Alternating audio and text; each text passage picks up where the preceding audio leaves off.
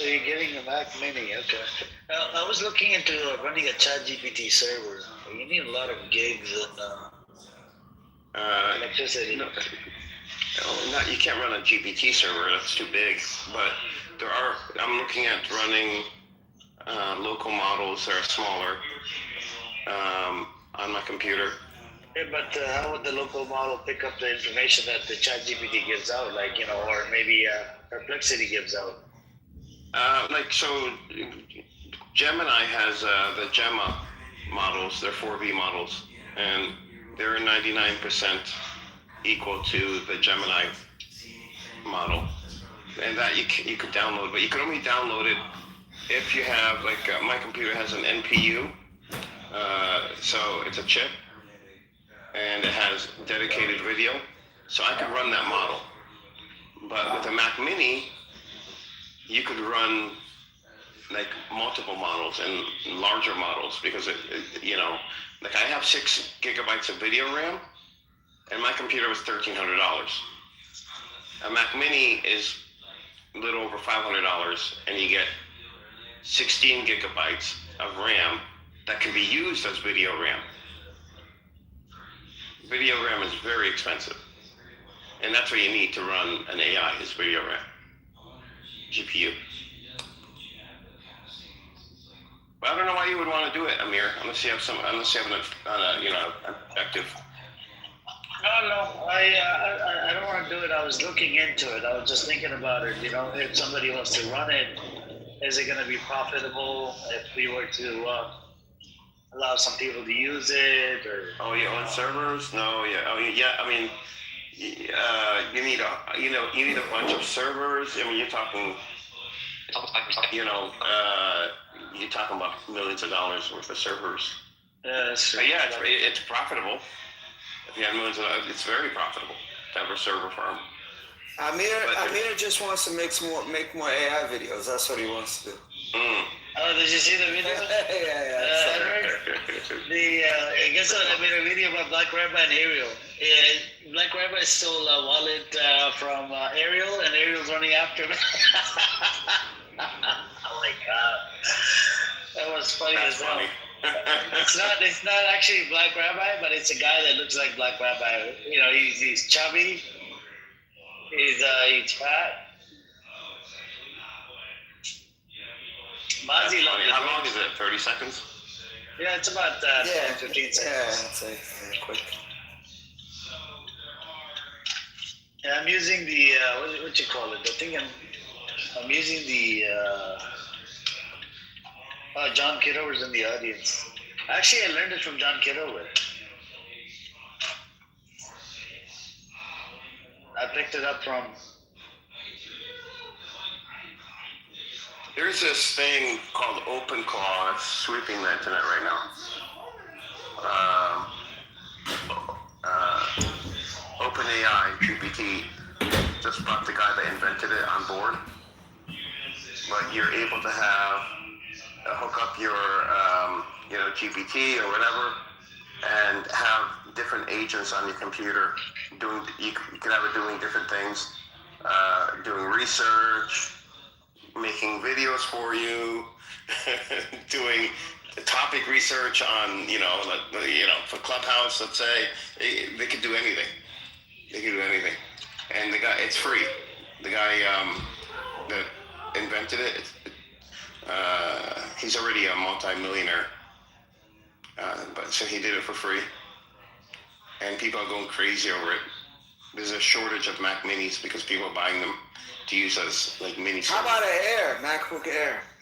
No, has to be a Mac Mini or higher. Mac Air doesn't have that feature where it takes your RAM and uses it as graphic processing. I think mine does. Does it depend on what year you've gotten it? I got mine last year, my MacBook Pro. I got a terabyte. Oh, yeah. Well, MacBook Pro is not a Mac. It's not an Air, is it? Bro, I just said MacBook Pro. That's strike 2, bro. Strike 2. Well, you said Air though first. I said how about you getting an Air? I didn't mean I have one. I think the MacBook Pro does. I think it does. I haven't looked into it because they're more expensive and people are buying the Mac Mini just for this one That's service. what I'm saying. If the MacBook Pro is a stronger machine, it definitely can support. I'll look it up. I believe as long as it has that feature, and I'm pretty sure it does. Do you know how much RAM you have? I just know I have a terabyte. I have a terabyte of that's all I know. It should be 8 gigabytes, 16, 24, 32. Those 30, it's either 24 or 32. It's one of those. Oh, okay. So you could definitely do it. I'm going to be doing it in the next few days, so I'll let you know how mine works out. All right. On my computer, not a Mac. Right. But you could do it like for music, Mozzie. Like, let's say you have something that you're working on and you want to edit it. You want to edit it, and you could have the the AI do the editing for you on your computer. Yeah, I don't know. It's kind of you gotta with music and with editing video. Sometimes you gotta go in with a scalpel and really be surgical. So I don't know if I trust it to. You know what I mean? Maybe initially, but then I gotta go in and do what I gotta do anyway. You'll be surprised. It's not like the AI does it itself. It employs, you set up very easily agents that are specialists in certain things. So you have you're like the CEO, and you have your various directors. That's how people are setting it up. But it depends on what model you use. Right. I mean, some models are open source, especially the Chinese ones. Mm-hmm. Right now, they're extremely precise. I mean, they can write code for you. They'll literally write a skill and save it so that they could use it next time. Like, they'll learn, and they could do editing down to, probably more precise than what you could do, and quicker. But you could just tell it, and well, I want this to sound, I think the bass is a little too heavy, or my voice is being, too echoey or whatever. Yeah, exactly, or melding in with the background too much, it fixes it. I'm gonna give it a try. But it does so much more, though. I'll let you know. And people are starting to use it for crypto trading. That's pretty crazy. That's crazy. Hey, Amir. Where's Teddy? Teddy knows about this stuff too. He should be into it. Hey, Edward, you ever heard of the U.S. and Israel supposed to be moving Palestinians to Greenland? No, it'd be too cold. I mean, if we did move to Greenland, they took us to move there. I don't know. I don't think they would, because Greenland has so much resources under the ground. I don't think they'll get Palestinians. You know what's interesting, man? You know, it be them people that always say them theories on TV.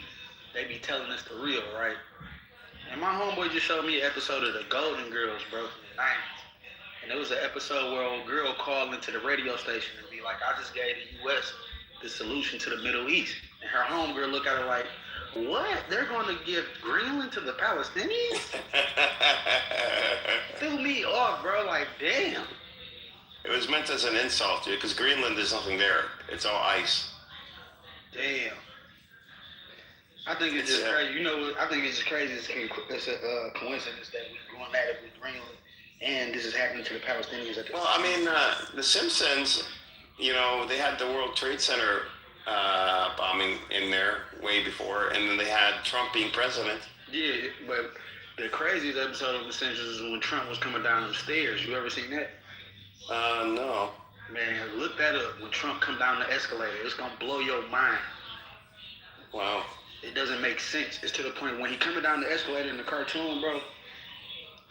Somebody drops a poster. It's a girl with a yellow shirt on next to a girl with a blue shirt on. Like, the small details in the cartoon really happen in real life. It's gonna blow your mind. Well, what's a yellow shirt and a blue shirt mean? I don't get it. No, what I'm saying is, like, when he come down that escalator, right? In the cartoon, if you see a girl with a yellow shirt and a blue shirt, right? Go look at the real video of him coming down the escalator. Everything that's in the background is in the cartoon. All the small details. So Cash, this is true, but like you can say that like Trump set it up, like he picked up that episode and just that He could have did that too, but yeah, but he could have did that too. But what I will tell you is, right, it's too much. They came out with a I cartoon. know he's a mind fuck. Like But listen to me though. The cartoon came out before he walked down the escalator. I know. No, but the Simpsons have predicted a lot of stuff. It's not only that. They've predicted a lot of shit. It's pretty spooky.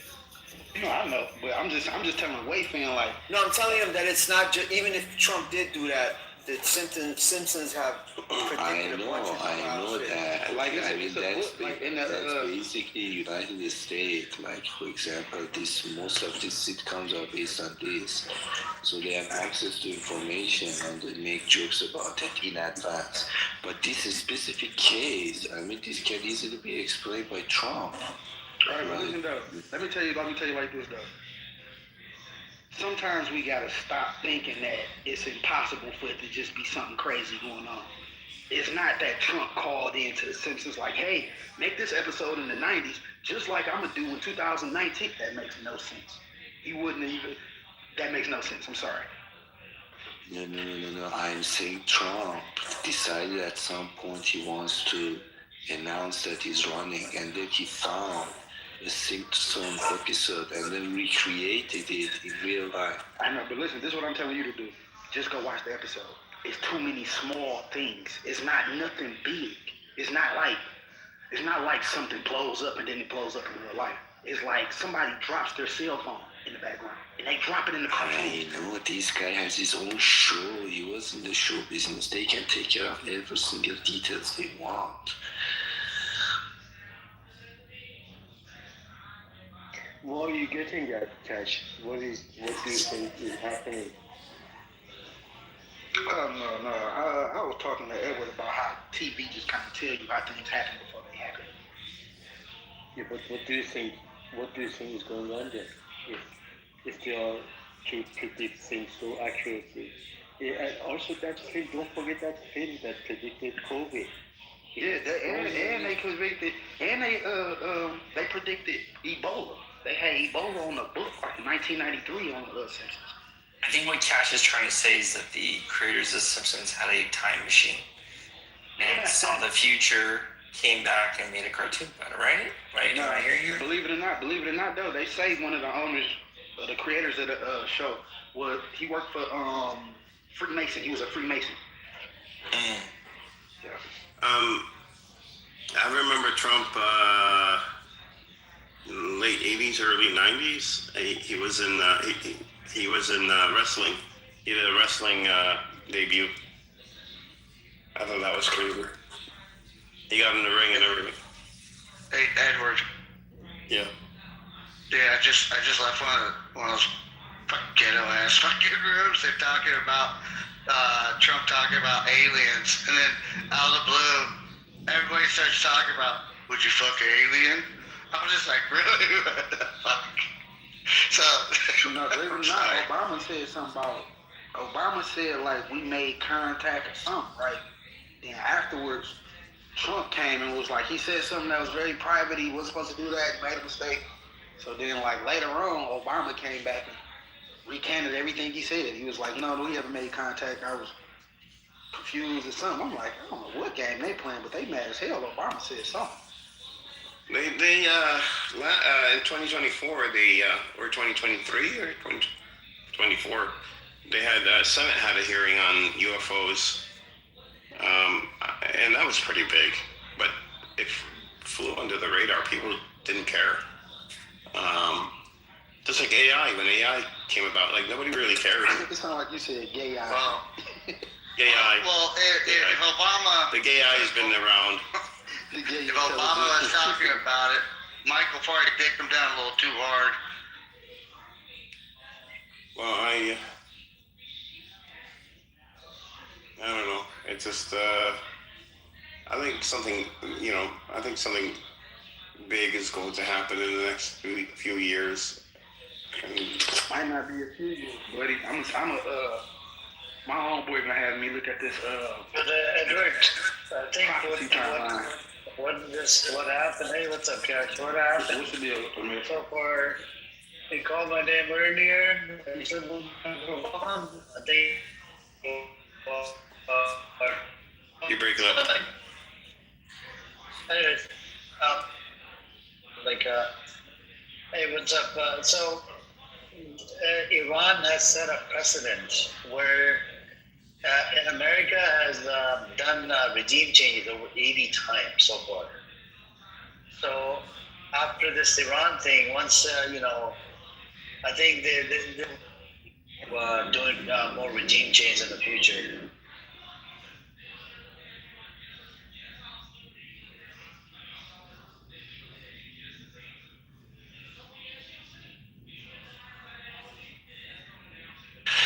They will not be able to change this regime. Don't worry about it. Amir, you got 2 houses, you got 2 rooms open.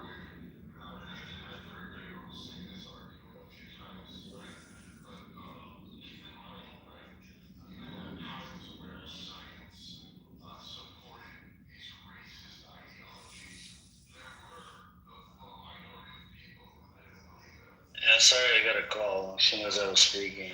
Can't do this. What I was saying was Edward Lefty. I was going to tell him set a precedent for because if everything goes through with the if the sanctions get removed or whatever, this would be the last time they're running their tests to do the regime change, and they won't be able to do it in the future. I think so. I don't know. But Cash, what were you saying in the chat? Can you hear me? Yeah, I talked to them about it. They said it was a joke. But no, I had watched some earlier when they was joking about moving the Palestinians to Greenland. And it was just a weird coincidence that an old show would say that in America really acting weird about Greenland and Palestinians right now. So I had to confirm that they weren't what they were trying to do. Oh yeah, there's too much propaganda on the internet, on TV as well. Everybody got their own way to look at Mainstream it. media is just full of bullshit, man. And the way American government has indoctrinated America, it's just, Hey, I meant to say this too, man. No matter how much he act like he don't care and how much he act like he got tough skin, hey, I got the black rabbi yesterday. I pissed him off.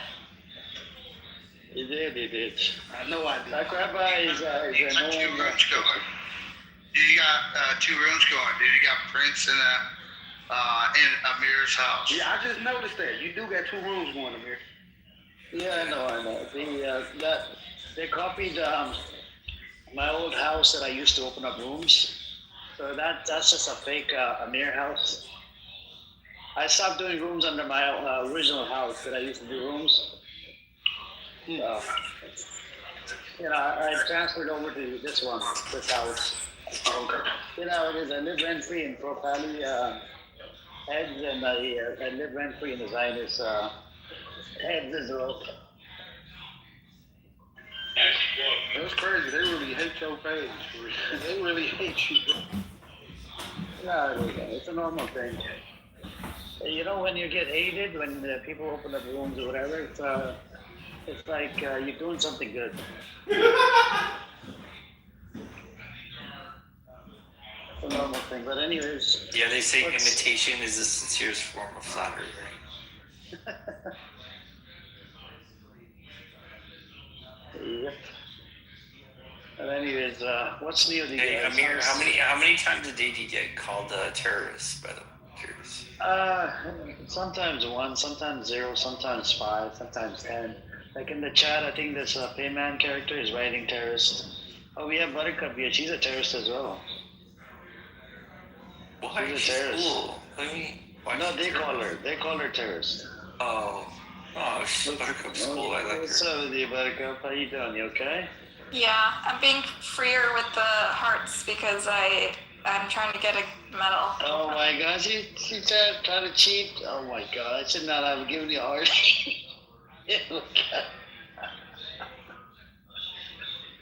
Oh.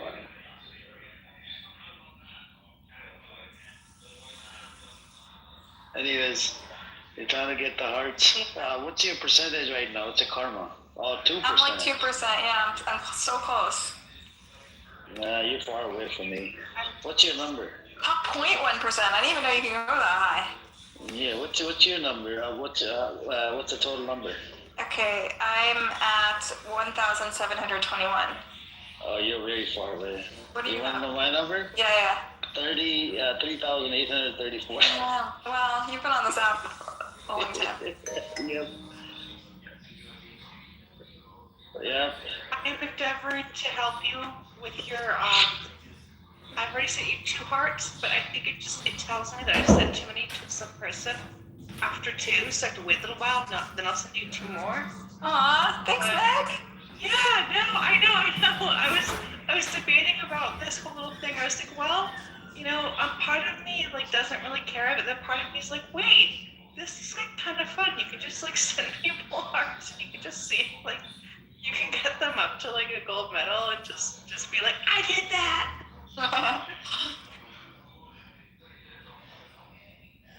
It's funny. I don't think it's moving the needle though, these hearts. I think it's like the next day you see like like I remember yesterday during a room talking about this. So we get a lot of karma.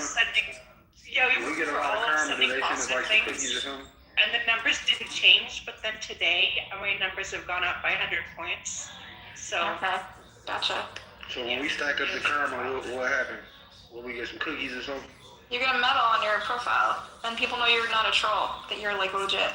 Oh, okay. I mean, it's probably some big social experiment. Well, that's not right, because Amir is like the biggest troll on this app. I think this was like some scam to get us to sign off on some new agreement that we're allowing ourselves to be used in some social experiment. Oh, like, yeah. No, they made us all re-download the app. Suspicious. I'm going to be the only person with negative karma. Who has negative karma? No, I'm just playing. I only got like 500 though, like 555.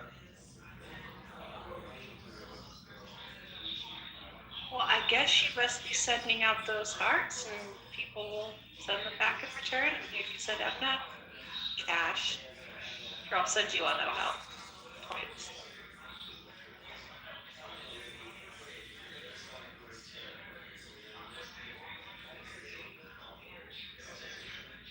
Cash says they're trying to relocate Palestinians to Greenland.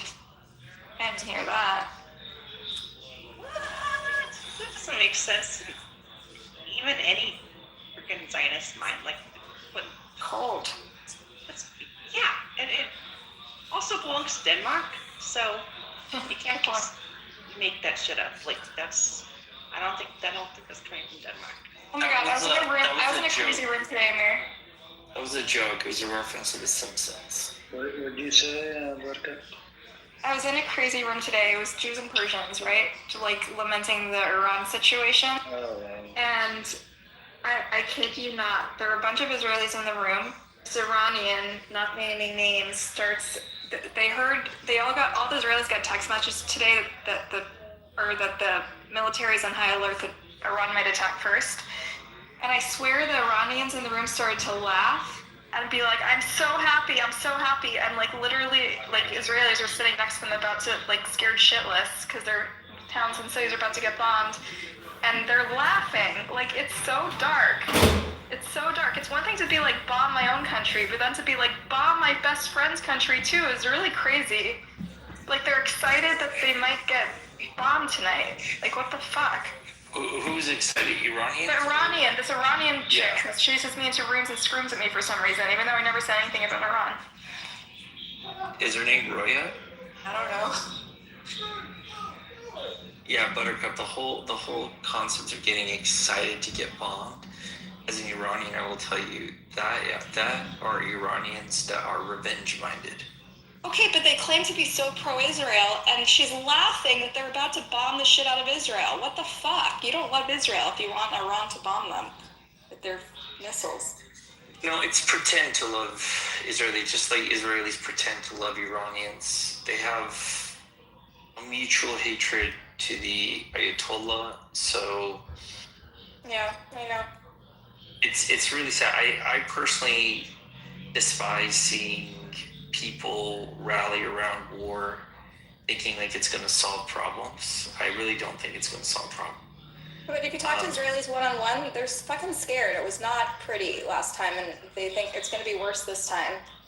And they don't want to get bombed. And so they're saying, they're trying to show their support, but at the same time, it's like she's fucking laughing that they're going to get bombed tonight. I don't know. I don't want to quote M. Rose, but I believe she said the other day that apparently she got some sort of evacuation order from the neighborhood that she was in. I'm not sure.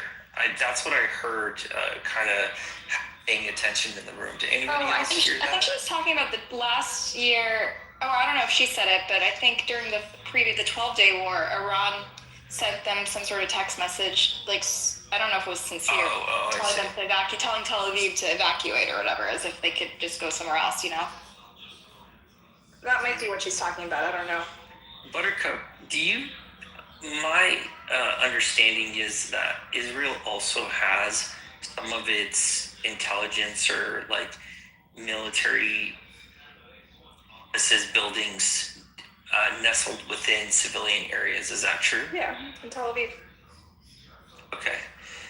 Is that, so if those become targets and civilians get killed, would that, would you consider that as Israel as using their civilians as human shields? I'm not one of those human shields people. I'm not a pro. I'm sure, I understand. I'm just saying, and I'm not saying this is your like position, but you know, when Israel was attacking Gaza and saying, you know, we're going to find 80% of Gaza because, you know, Hamas is underneath in tunnels. Well, and they made the human shield I know the talking points. I know the talking points. I don't know. I listen. I think people should not bomb each other. Period. I'm with you on that. It's like, who's the guy? I'm trying to remember the author's name. Let me get the quote. Finkelstein said, if you ever feel useless, remember it took 20 years, trillions of dollars, and 4 U.S. presidents to replace the Taliban with the Taliban. That's a good one. But, in that, you know, I was telling him, like, okay, no disrespect to anyone who's Afghani in this room, okay? But if the U.S. was not able to take over the Taliban, which is a bunch of dudes using Soviet era like weapons and all that, they're gonna now easily be able to replace the Islamic Republic. Like, I would say the Islamic Republic is the most credible opponent that the U.S. has faced since World War II. A lot of Iranians thinking. Taco, just to let you know, they're not just horseback with Soviet. I fought in Afghanistan and Iraq, so they're a little bit more educated and more modernized than what you described. But compared to Iran, how would you compare the Afghan military? To tell you the truth, I think Iran, I think their militia would be better armed in Afghanistan, in my opinion. I would say, I think the Iranian people probably have better of a fight than the Afghani militia, in my opinion. And so why do you think that the U.S. was not able to install a pro-democracy in Afghanistan? Because the majority of the Afghani public wanted the Taliban. They weren't so opposed to it, especially if it got rid of the Americans. oh look, Americans are gone. Okay, welcome back, Taliban. Okay, well don't be too mean. Oh well, you guys are mean. Okay, well at least it's a local government back. Most of the Afghanis who are still in Afghanistan want the Taliban. Like the men want the Taliban. It's more the What about elders. the women? The elders, hold on, the The women elders. don't So like, count. yeah, Women I've in got- Afghanistan don't women in Afghanistan don't count at all. Yeah, I second that with her. I saw that a lot. It's the elders. So like certain regions that we would go to, you're really most of your communication, most of your dialogue would be with the region's elders, and so. I mean, I can just talk to you about experiences. Like, I know we would have up on OPs observational points or positions that we would say, hey, if you guys find someone or you guys know someone who's a terrorist or listed as a terrorist group against us, we will pay you for that information. The problem is, it turned into, how would I say this? If there's a local dispute against individuals, and let's say one of them died, that the elders were just saying, hey, we killed them because they're terrorists, and they would bring it and then they would expect payment.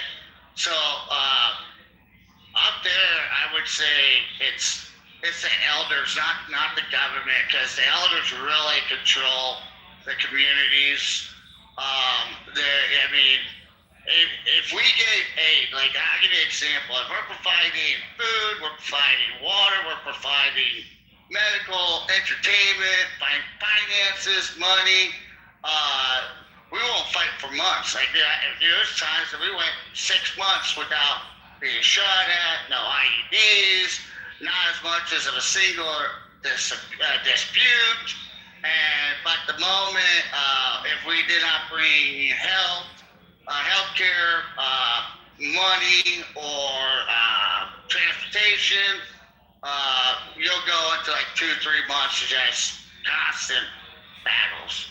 But that was all over the rural side of Afghanistan. In the city's different. Hey, Steffi, you got to be the countryest on the white boy out. But the thing is, Steppy, if you invade a country, right, of course there's going to be animosity. Nobody wants America to invade any country. They spent 20 years over there, and in the end, what did they do? They left the moles over there, and the moles got butchered and slaughtered by the Taliban. The moles were originally promised that they were going to get. No, I know, but they were originally promised to get a citizenship or like some sort of refugee status in America, right? Dude, it broke my heart, Amir. Dude, it broke a lot of American soldiers' hearts. Understand that. I really want you guys to realize, because I broke bread with these people. I've talked with them. I helped them with educational. I watched, promises. I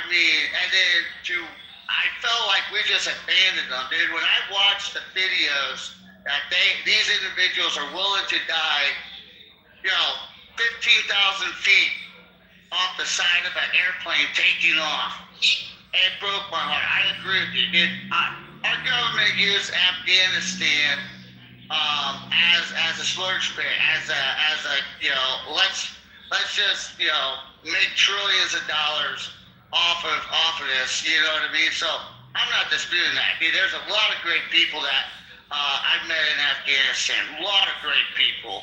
I've met great people in Iraq as well. I'm not justifying anything.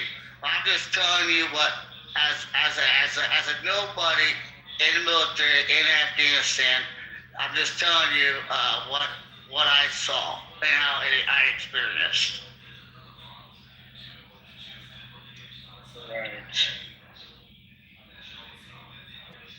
Right. Good.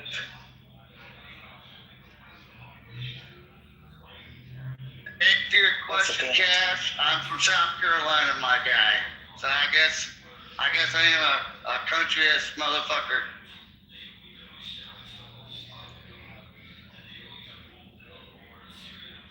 Okay, to go back to Afghanistan for a second though. If the point of invading Afghanistan was to go after Osama bin Laden, right? I get it. But when the war shifted to quote unquote war on terror, right? Would you guys then not argue that replacing the Taliban with the Taliban did not achieve the objective? Afghanistan was a shitty objective, dude. We got data proving that, we had the 160th Airborne in 2005. They found they were in a direct mission going to Osama.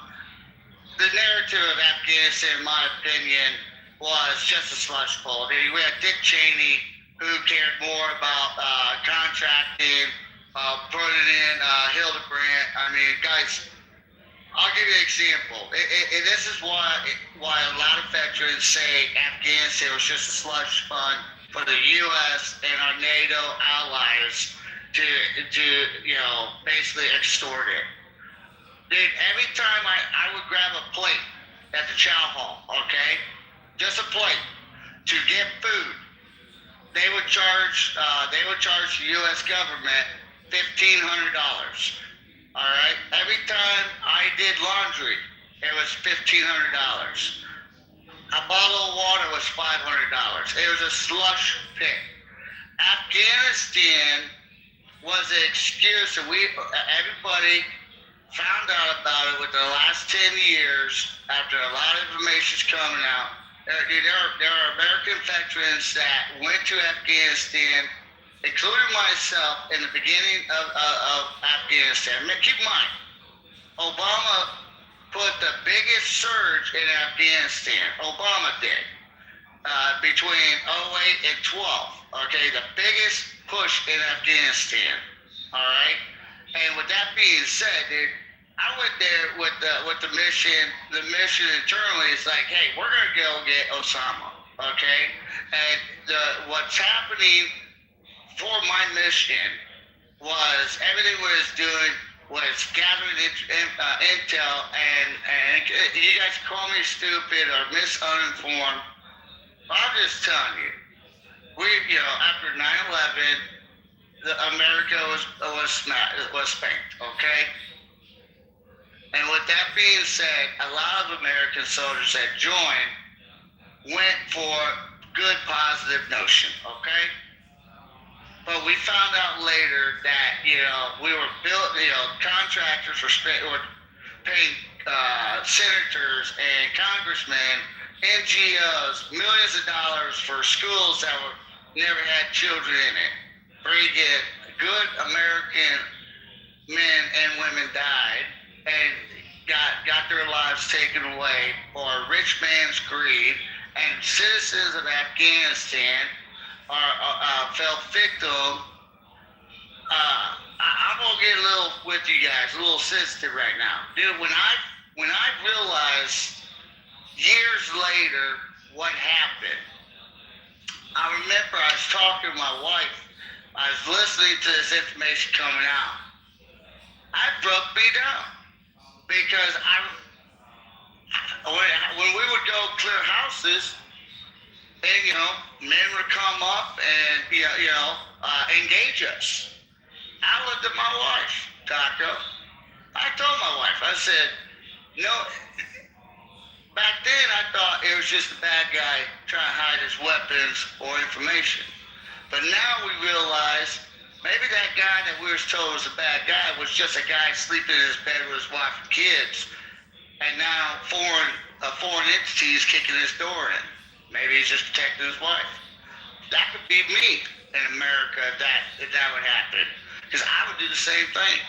There are a lot of American veterans that realize that information of it being a slush pit, and the fact we could have got to Osama bin Laden sooner. But it got dragged out 20 years for a slush pit for Congress and NATO allies. to get rich off of people suffering. And for that, you call me a bad guy, you call me whatever you want, whatever will help you sleep at night. Those are the demons that I gotta live with for the rest of my life. When I was there, I had a mission focus, keep my guys alive, keep myself alive, go home. I did everything humanely. I did everything within the Geneva Convention. I did everything with morals, you know? So don't hold that against me. I made sure I did my job right, even though my country did me wrong. And Steppy, how do you feel that other U.S. soldiers could potentially be dragged into a war that is not for the reasons that the West is claiming they're going into war for?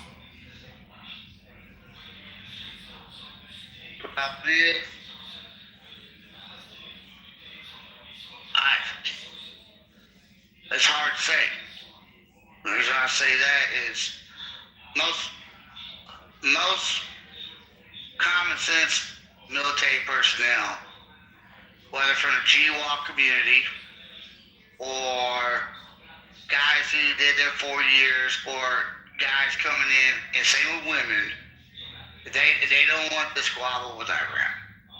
Not because America can't, not because our American men are cowards. No, it's because we don't need to be invested in another 20-year war. Most American soldiers don't want to be involved with a potential slush fund in the future. That's how a lot of them feel. If they get told they have to go, they'll honor that nobly. You take that check to the bank. I promise you that. But if you want to say they want to be involved with it, no. But that's what that's what our nation's calling us to do. Morals and honorability as best, and within the international law and Geneva Convention, they will hold that true.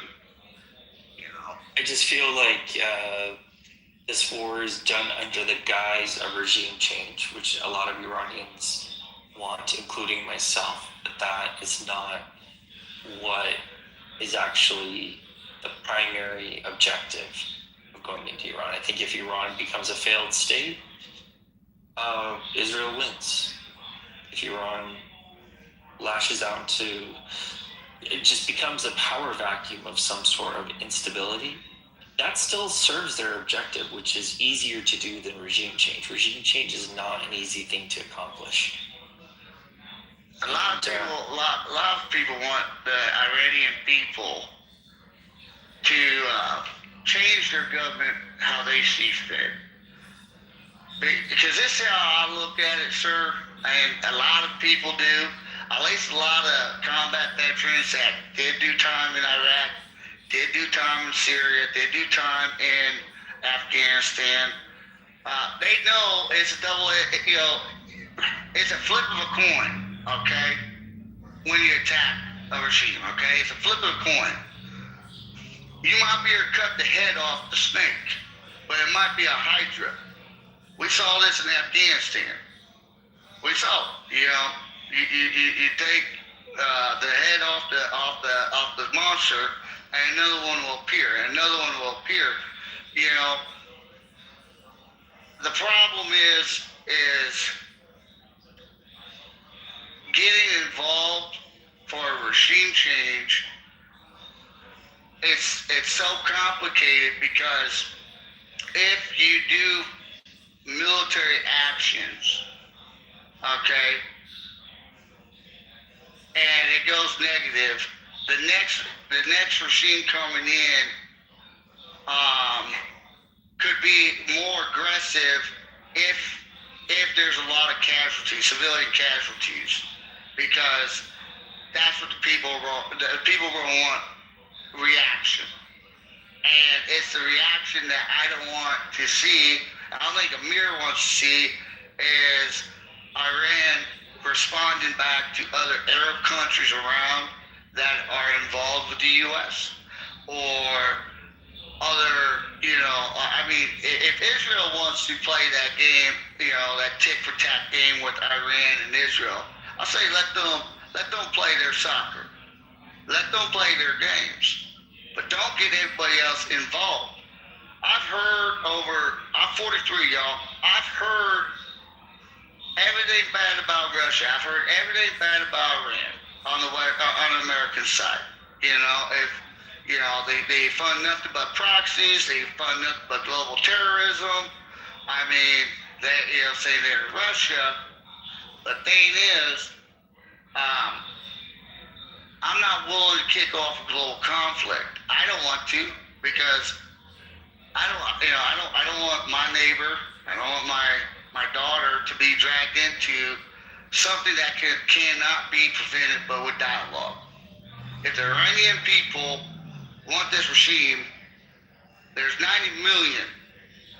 And the people, the unity, I try telling this a lot. Unity is what scares a government. We see this in America, guys. I've debated this with others. Why does America like to keep...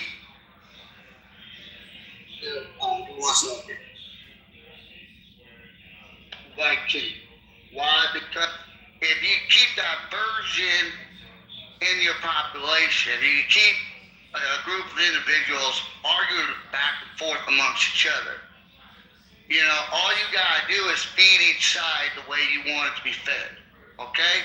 But if they were to unify and become one and agree and work together, success will overtake. The people, through their success of being together, will overtake. I can see that in Iran as well. If the two groups of opposition are able to come common ground and say, hey, the regime's gone nuts, our government's gone crazy, and they unify together, a regime will not be able to survive because the masses triumph. Same thing, and that's just how I'm babbling right now, but that's just how I feel. I kind of want to see Iran without America getting involved. Now, if Iran was to attack military bases without, reaction because of what America did, if Iran made a decision, hey, we're just randomly going drop a bomb on a U.S. base in Qatar, out of the blue, for some reason.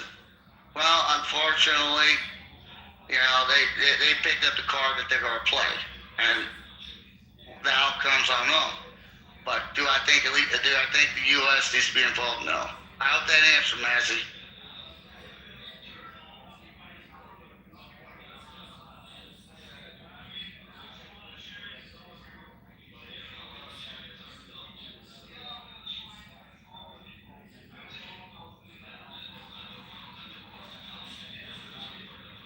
Did I ramble too much? No, Steffi, that was good. Thank you for sharing your point of view. I mean, look, Stumpy, so with these wars, right, the politicians usually tell their soldiers the lies, right? Just like they told the American public the lies. And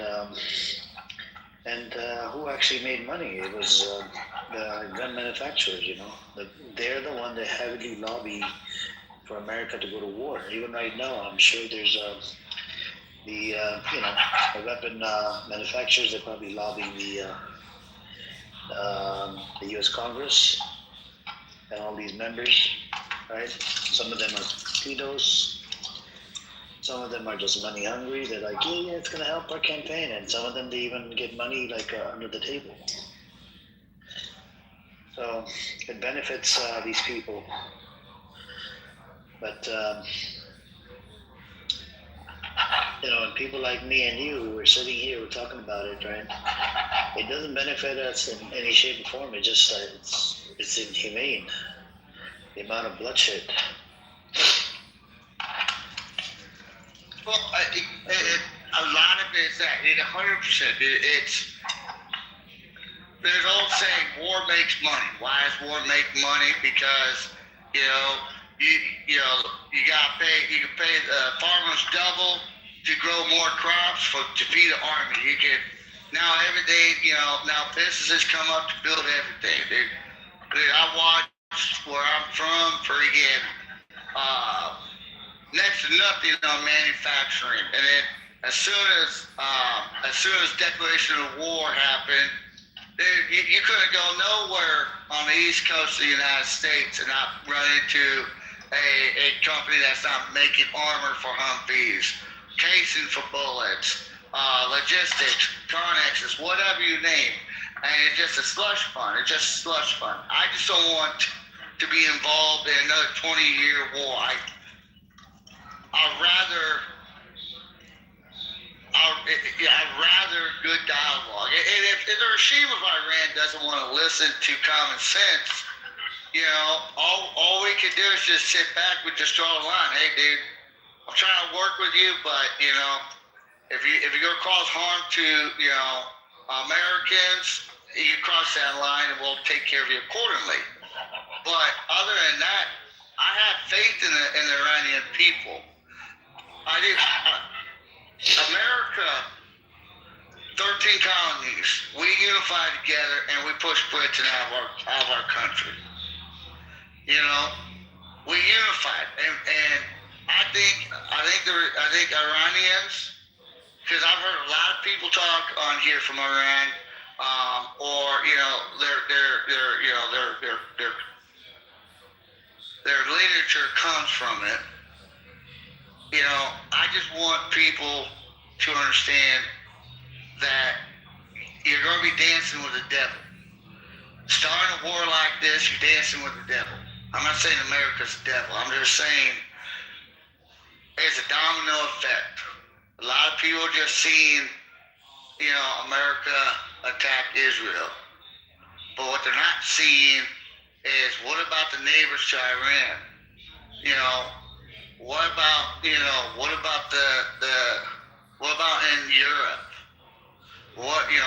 What about the friends of Iran's, Russia, who's already in a campaign? What about China? You know, it's a big domino effect that's going to bonder up and it's going to explode. Before you know it, it's not just going to be America, Iran, and Israel, and Egypt, Palestine. It's not. You know, you're going to have Europe involved. You're going to have Russia involved. I mean, it's going to be so spiraling into a hurricane that when that hurricane gets past, historians and guys like you and me and Amir, we're all going to come here and we're going to cherry pick every event from the masses of children's death, from the masses of inhumanity of war, you know, and we're going to cherry pick this, and we're going to argue amongst each other or argue amongst everybody else who encouraged this, while we're all still in shock after the end. So let's all pray and have good dialogue that our governments can get this ego off their chest and try and afford this.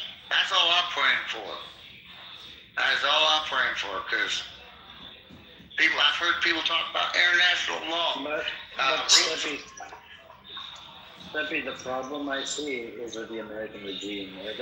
Look, Iran, they have their own problem, but I feel like American regime is, I don't know what the hell is wrong with it. I mean, look what they did to Venezuela, right? I feel like there's a big problem with the American regime, because why would you want to go and bully other nations? You know what I'm saying? That right there, the more and more I look into it, it's like, it pisses me off. Why are you bullying other countries? Let them live the way they want to live. Why are you there to bully them? Like, Venezuela, Afghanistan, Iraq. And do you know Iraq is still under occupation, Steffi? Yeah. And it's so crazy. It's like Iraq at one point, the money would, the oil money, right? Whatever oil they sold, it would get deposited into American account. And then America would have to approve the money, or how is it going to be used in Iraq? Like the Iraqi officials have to tell the American they have to provide receipts. Isn't that crazy? Like, what is America? I know. Hey, dude, I know. And I hear you. You know, I do hear you, dude. Very good. You know, America's always had a big problem. We see the splinter in all the other countries' eyes, but we can't see the plank in our own. I hear you, Amir. I'm not justifying it, Amir. I'm just saying that the problem is, I believe the problem is on our side. They have their own problems, right? Their internal problems, Iran. But, at the same time, we have our own internal problems, and America is just, I don't know, like, at least, I looked into the regime change, right? I was talking about this earlier. America has gotten themselves involved in more than 80 times. They did 80 regime changes. Can you believe it? Throughout the history. Listen, I don't say we're saints. I don't. I think in America we would see a lot better if we was able to have term limits on our acting Congress, senators, and House of Representatives, because yes, we elect the president. Yes, our president every 4 years, during that 4 years, is influential in how that individual sees fit. Okay, so every 4 years we get a new regime.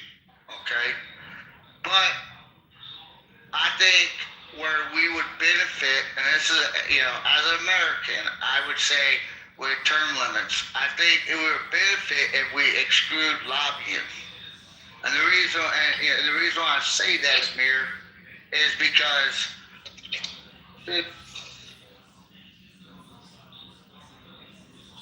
Venezuela situation, we hear about America putting itself in other situations outside of America. But I think it's because of our internal regime, like you call, putting their own interests, not the president's interests, not the people of America's interests, but their own corporate interests to that part. And so I believe if we're able to regulate a quicker turnaround of congressional members, of senators, of judicial members, and senators, I think we would be able to mitigate and minimize our campaigning and being involved in outside of America interests. And that's where I stand on it. I see your point and I understand it and I hear you. Because I have the same concerns too. Why are we engaging ourselves in Venezuela? Why are we engaging ourselves in outside of things? When it comes people, when it comes to our borders, I want strong borders. There's nobody here that can't complain, saying that they at least want their borders to be closed and regulated. But other than that, do I think he's got a little deranged on the way he presents himself? Does he talk a little too New Yorker sometimes? Yes, I agree with that. But I think it's internal besides the president. Because we only get a president for 4 years unless he's elected for another 8. He's delegated to what he can. He can do executive order, but it will get placed upon the judge and it can be shut down. Granted, it might be 80 days in effect, but it can be shut down.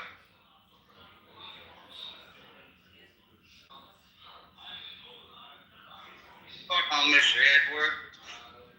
But I think he might. So we're just talking about how the U.S. lies to the U.S. military, the soldiers, And what Steph, you were saying, that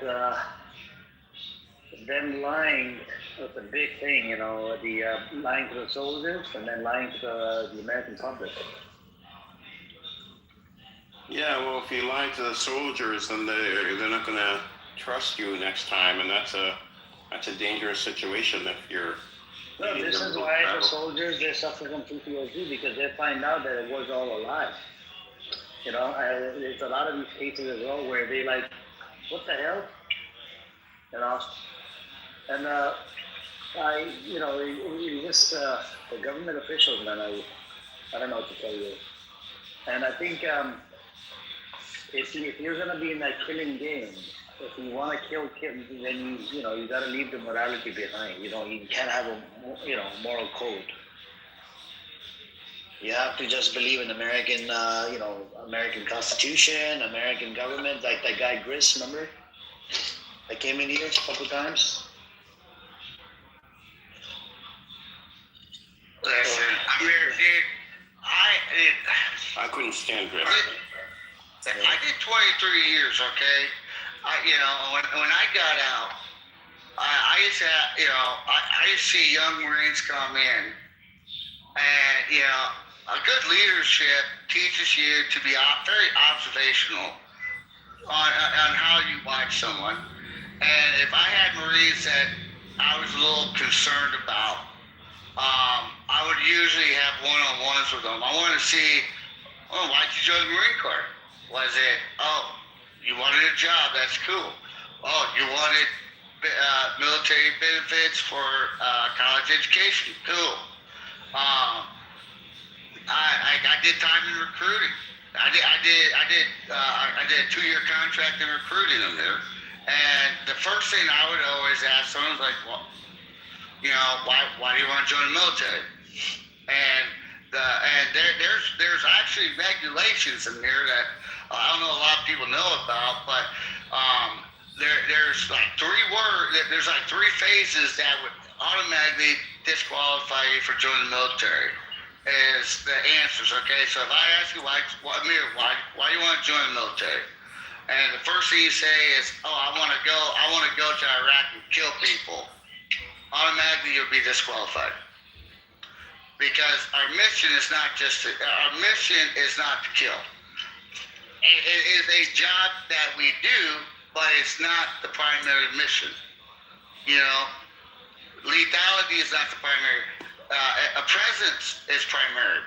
If you gotta engage someone, you gotta engage someone. But if you're just coming to have a lust of killing, that's not an individual that we want on the team, because that individual he's lusting for the lure of death, and because of that lure, a human being mentally there is unknown on how that individual will react.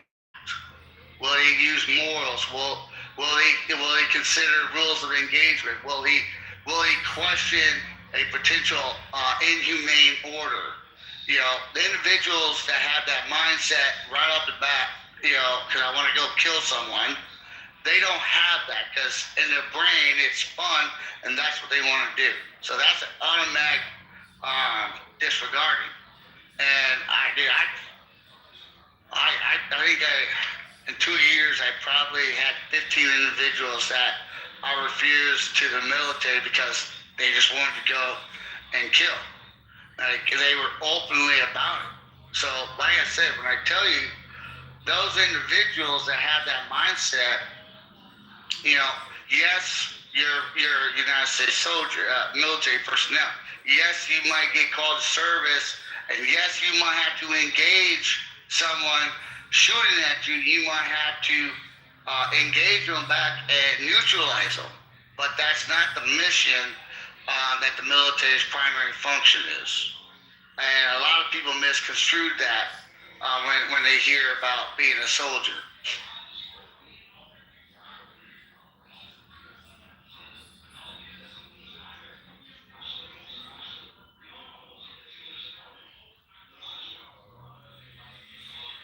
So, reading about. Steppy, were you based out of Camp Pendleton? base out of Pendleton. I did my boot. I did my recruit depot, but I was out of 29 Palms for the longest time. Okay.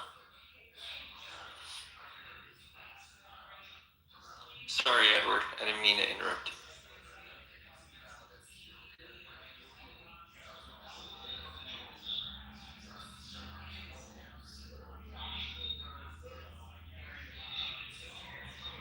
It's okay, Clarence. So I'm reading up on the Board of Peace today, and $7 billion has been raised, and the U.S. also put in $10 billion, so $17 billion so far.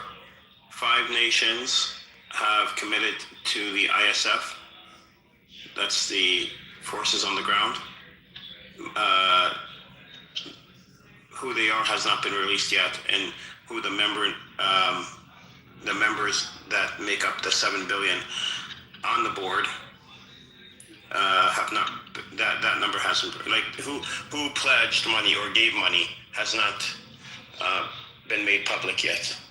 And Israel is not allowing the technocratic government to come in. How would that work? I don't know. We have to see. GPT, when I first asked it said there wasn't any meeting of the Board of Peace today, but it didn't run a search. You know, sometimes it does that. And you know what it said to me? It said, "Be careful about what your friends on Clubhouse tell you. You should verify the information first." Just take whatever you hear in Clubhouse gospel. Especially the Reza Pahlavi supporters. They are the best ones out there. They speak nothing but the truth. It's fine, but I didn't say anything about They're worse than Zionists. They're worse than Zionists. Oh, yeah, whoa. What do you Easy up here. Bro, you don't support Reza Pahlavi. Calm down. No, I'm saying worse than Zionists? Come on. No, I'm talking about in relate to information. Like, you know, when you talk to them, when you try to question the narrative, right, about the Reza Pahlavi, what is the definition of trade? I was doing this, mental gymnastic earlier, and the guy is like, Goril, his name was. He just playing games. Oh my God, that guy! Oh, yeah, he was playing games. I gave it to Mazi to play games with him, and he's like, Mazi-chan, why don't you come to our room? Mazi, why don't you go to their room? This is run by Roya. Why don't you go to their room? Here, Amir, question me and I'll answer like the Reza Pahlavi supporter. Go ahead, let's have some fun. Yeah, what happened to Mossadegh? Was he part of the Iranian regime? It was not a CIA coup. That's what you leftists like to say. Yep. Was he part of the CIA? I mean, did the CIA topple him, or did? No. If you look at the Constitution of Iran, the monarchy Shah gets to appoint him, and he also gets to take him away. So. Wow, and he wasn't won democratically, right? Well, the parliament was chosen by the Shah, and the Shah gets to affirm whatever or depose whoever the parliament selects. Yes, that is. Yeah, but he wasn't democratically won. He didn't democratically win the elections. He took over. He just hijacked somebody else's. It wasn't democratically chosen by the people, but it was democratically chosen by the parliament, Amir. That's what you terrorist supporters don't understand. Come on, let's go. That's the thing, man. What about the grandfather of the Shah? Didn't he ban the hijab? And he said that you have to wear like Western clothing. He did. He didn't want to see them running around looking like ninjas. What's your problem? Mini bikinis. You want the his boy was Ataturk. He went there, saw that women were educated, and decided.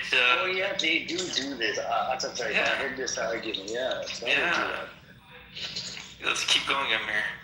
They're worse than freaking Zionists, man. Tell them. Yeah. When it comes down to but this. Listen, Amir, when our Lord and Savior Donald Trump comes in, he's the next Messiah, by the way. When the clouds from heaven open up and Donald Trump comes into Iran, That's Lord. Then and who's gonna be paying your That's paychecks, Daddy Amir? Trump. That's Daddy Trump. No, not Lord and no. Savior. It's Daddy. No, Jesus Christ bows down to Donald Trump, Steppy. You gotta get it right. We call him Daddy. It's Daddy Trump. No, he's higher. See, a lot of people mistake the Trinity as being the Father, the Son, and the Holy Ghost. It's actually the Father, Donald Trump, and the Holy Ghost. Hey, when do you become Christian, Taco? Wow, I actually need to know. What do you follow? I am Who do you a follow? Reza Pahlavi supporter. Amir. But Reza Pahlavi isn't he Muslim though? He's Muslim, right? Listen, it's Listen, it's complicated. it's listen. If he was Muslim, he wouldn't. Listen, his wife is in open relationships. Okay, he's a very liberal. Oh yeah, that's what I heard. That was.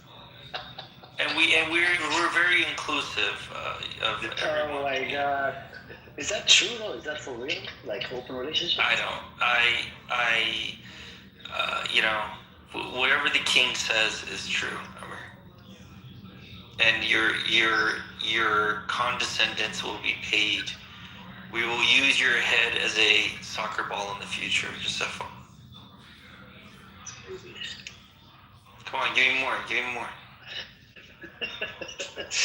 Does he have experience? This was a new one today. Does he have experience? he hasn't been to Iran in 40 years. Hold on. You're gonna shit on Reza Pahlavi? Do you have a better option? Huh? Do you have a better option? No, but the question is, does he have... Oh, so you want to shit on? So you want the regime to stay, huh? That's a good one. Fuck you and your critical thinking, Amir. I don't appreciate that. There's a script that you must follow, okay? Fucking get in line right now, or you're. I think you should, just like the Israelis, they came up with the Hasbara. I think we need a Hasbara book from It's not Hasbara. It's called The Undeniable Truth, and you are a terrorist supporter if you try to use your brain to think otherwise. Just. You can't think logically when you're. It's just oh my God, cognitive dissonance, huh? Amir, you know when. Think of a standard alarm clock when it rings in the morning when you want to wake up. You know what sound it makes? Do you know what Netanyahu and Reza Pahlavi supporters, what they hear, what their alarm sounds like in the morning? Like 6 a.m., what sound it makes? What sound? Terror, terror, terror, terror, terror, terror, terror, terror, terror, terror, terror, terror, terror, terror. That's a funny one, yeah. I'm sure you guys have a lot of memes on Reza Pahlavi in the Farsi, right? Reza Pahlavi is divinely inspired, so I would appreciate you if you stop making fun of him. Do you have a better solution, Amir? I'd like to hear it. Do you have a better solution? I think there is a way. Maybe, I don't know. I think it's up to the Iranian people to topple the regime inside. Can't they topple it? 60,000 people, 60,000 of our people were killed in 2 days, Amir. That's about 5 times as many people that were killed in Gaza. So, what do you want us to do? That's true. That's another thing. They inflated the numbers like crazy to minimize the genocide of Gaza. And I think it's the... No, that it's number is correct. That number is correct. That's correct. Do you remember Alex New York came and said 230,000 people died? Oh yeah, that guy. Something else. That might be a little inflated. No, but seriously, 40,000. I agree with that. Isn't it 36,000? No, but the thing is, here's the thing. When you think of Gaza, that the IDF has claimed that 71,000 people were killed, and that's like the official number, but we know that there's more than that because who knows how many bodies are under the dead rubble, right? I think the IRGC claiming that only 3,000 people were killed is just like saying that 71,000 number in Gaza. We know it's more, we don't know how many more. Is it 12,000? Is it 80,000? Is it 40,000? Nobody knows. But Amir, I did see some sick shit, man. There were 2 days ago was like the 40th day after that massacre that happened in Iran. Mm-hmm. People were going to their funerals for their loved ones, and the IRGC was opening fire on them. Like, that is some sick shit, man.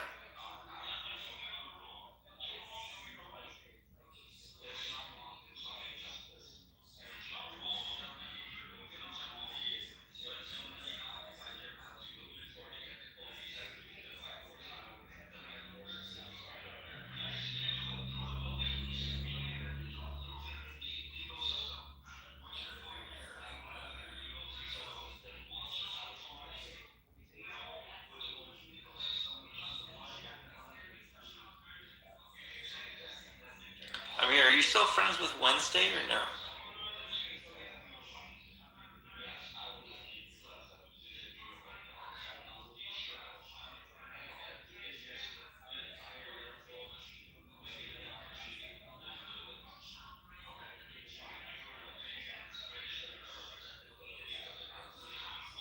So it looks like Indonesia, Kosovo, Kazakhstan, Albania, and Morocco so far have confirmed they're sending troops to Gaza.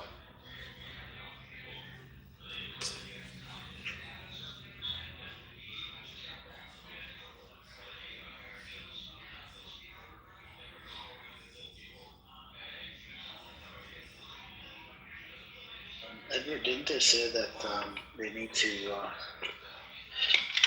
they need protection, and they're going to be on the yellow line. They're not going to be on the Hamas side. All that's reported is they committed troops to Gaza. Jordan and Egypt have committed to training Palestinian police, a new Palestinian police force in Gaza. That was what was reported, and a total of 17 billion raised so far. So no decisions made at this meeting.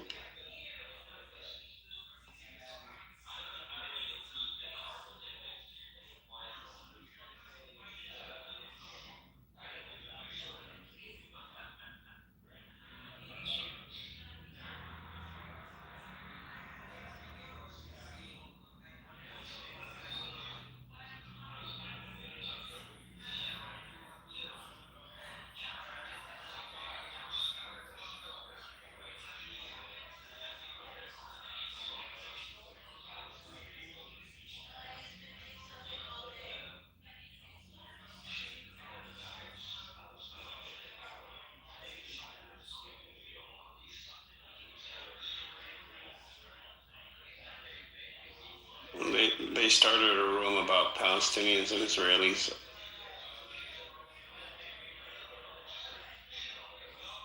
I went in it for a minute. It was... Oh, and Amir's house? I know. No.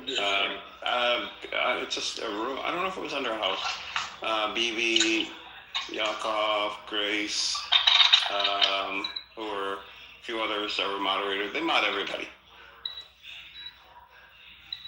And Norm is in there.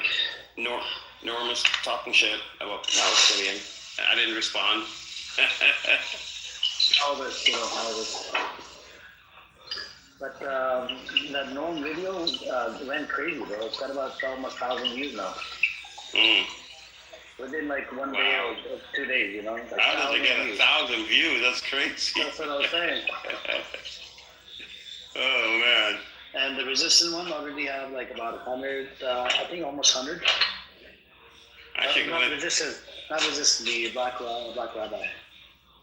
I should go in there and tell Norm, in front of everybody, Norm, the video of that mirror, is it in your name, the website? Yeah, it's on the YouTube, yeah. Okay.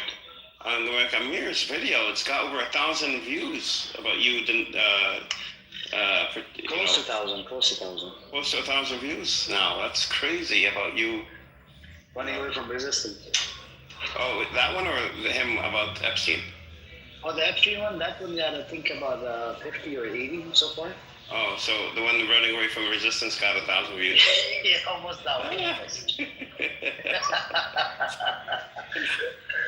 I should go in there and tell them. I don't know that the room is open or they're boring. They have nothing to talk about. So Yeah, that's all they do.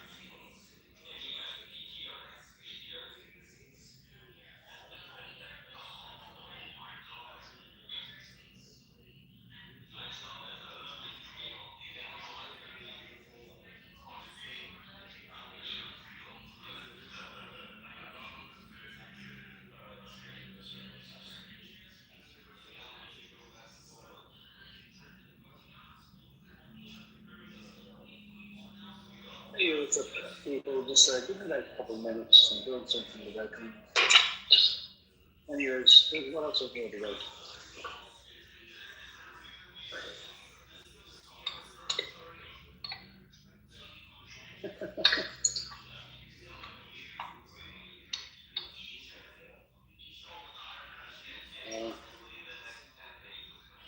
Um, who else is in the audience? Let me turn off. Anybody wants to come up, they can come up. And relate to this Iran thing, I think America should stay out of it. Because if America doesn't stay out of it, it's going to be really problematic. Because America is going to be attacking Israel because of, America is going to be attacking Iran because of Israel. Because Netanyahu is in America to convince, Trump to do the attack. That's the crazy part.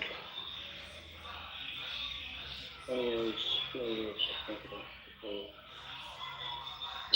Anybody else want to come up? You guys all can come on up.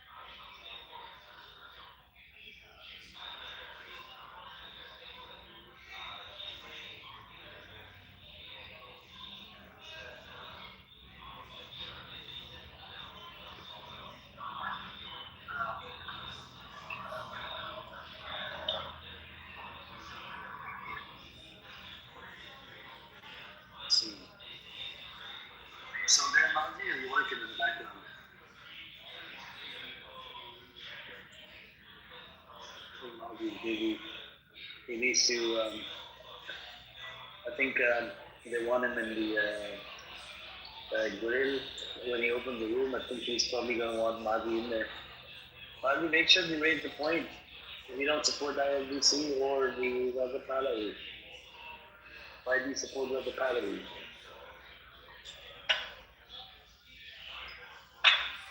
He's got a big thing going with the parody thing. Goril and that other girl that was in here.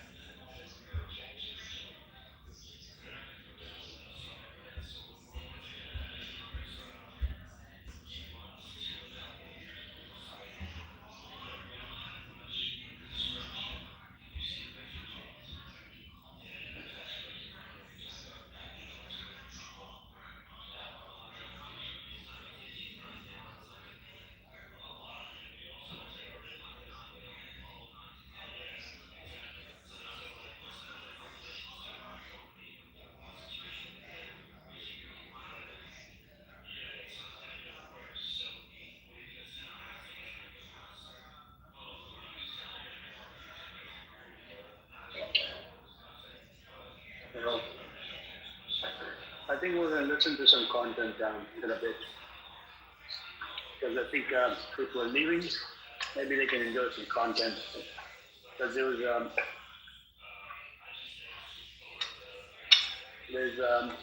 there was debate that happened. I think I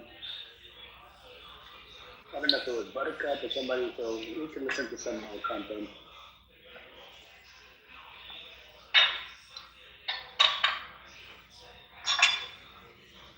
Anyways, I think Fire is sleeping.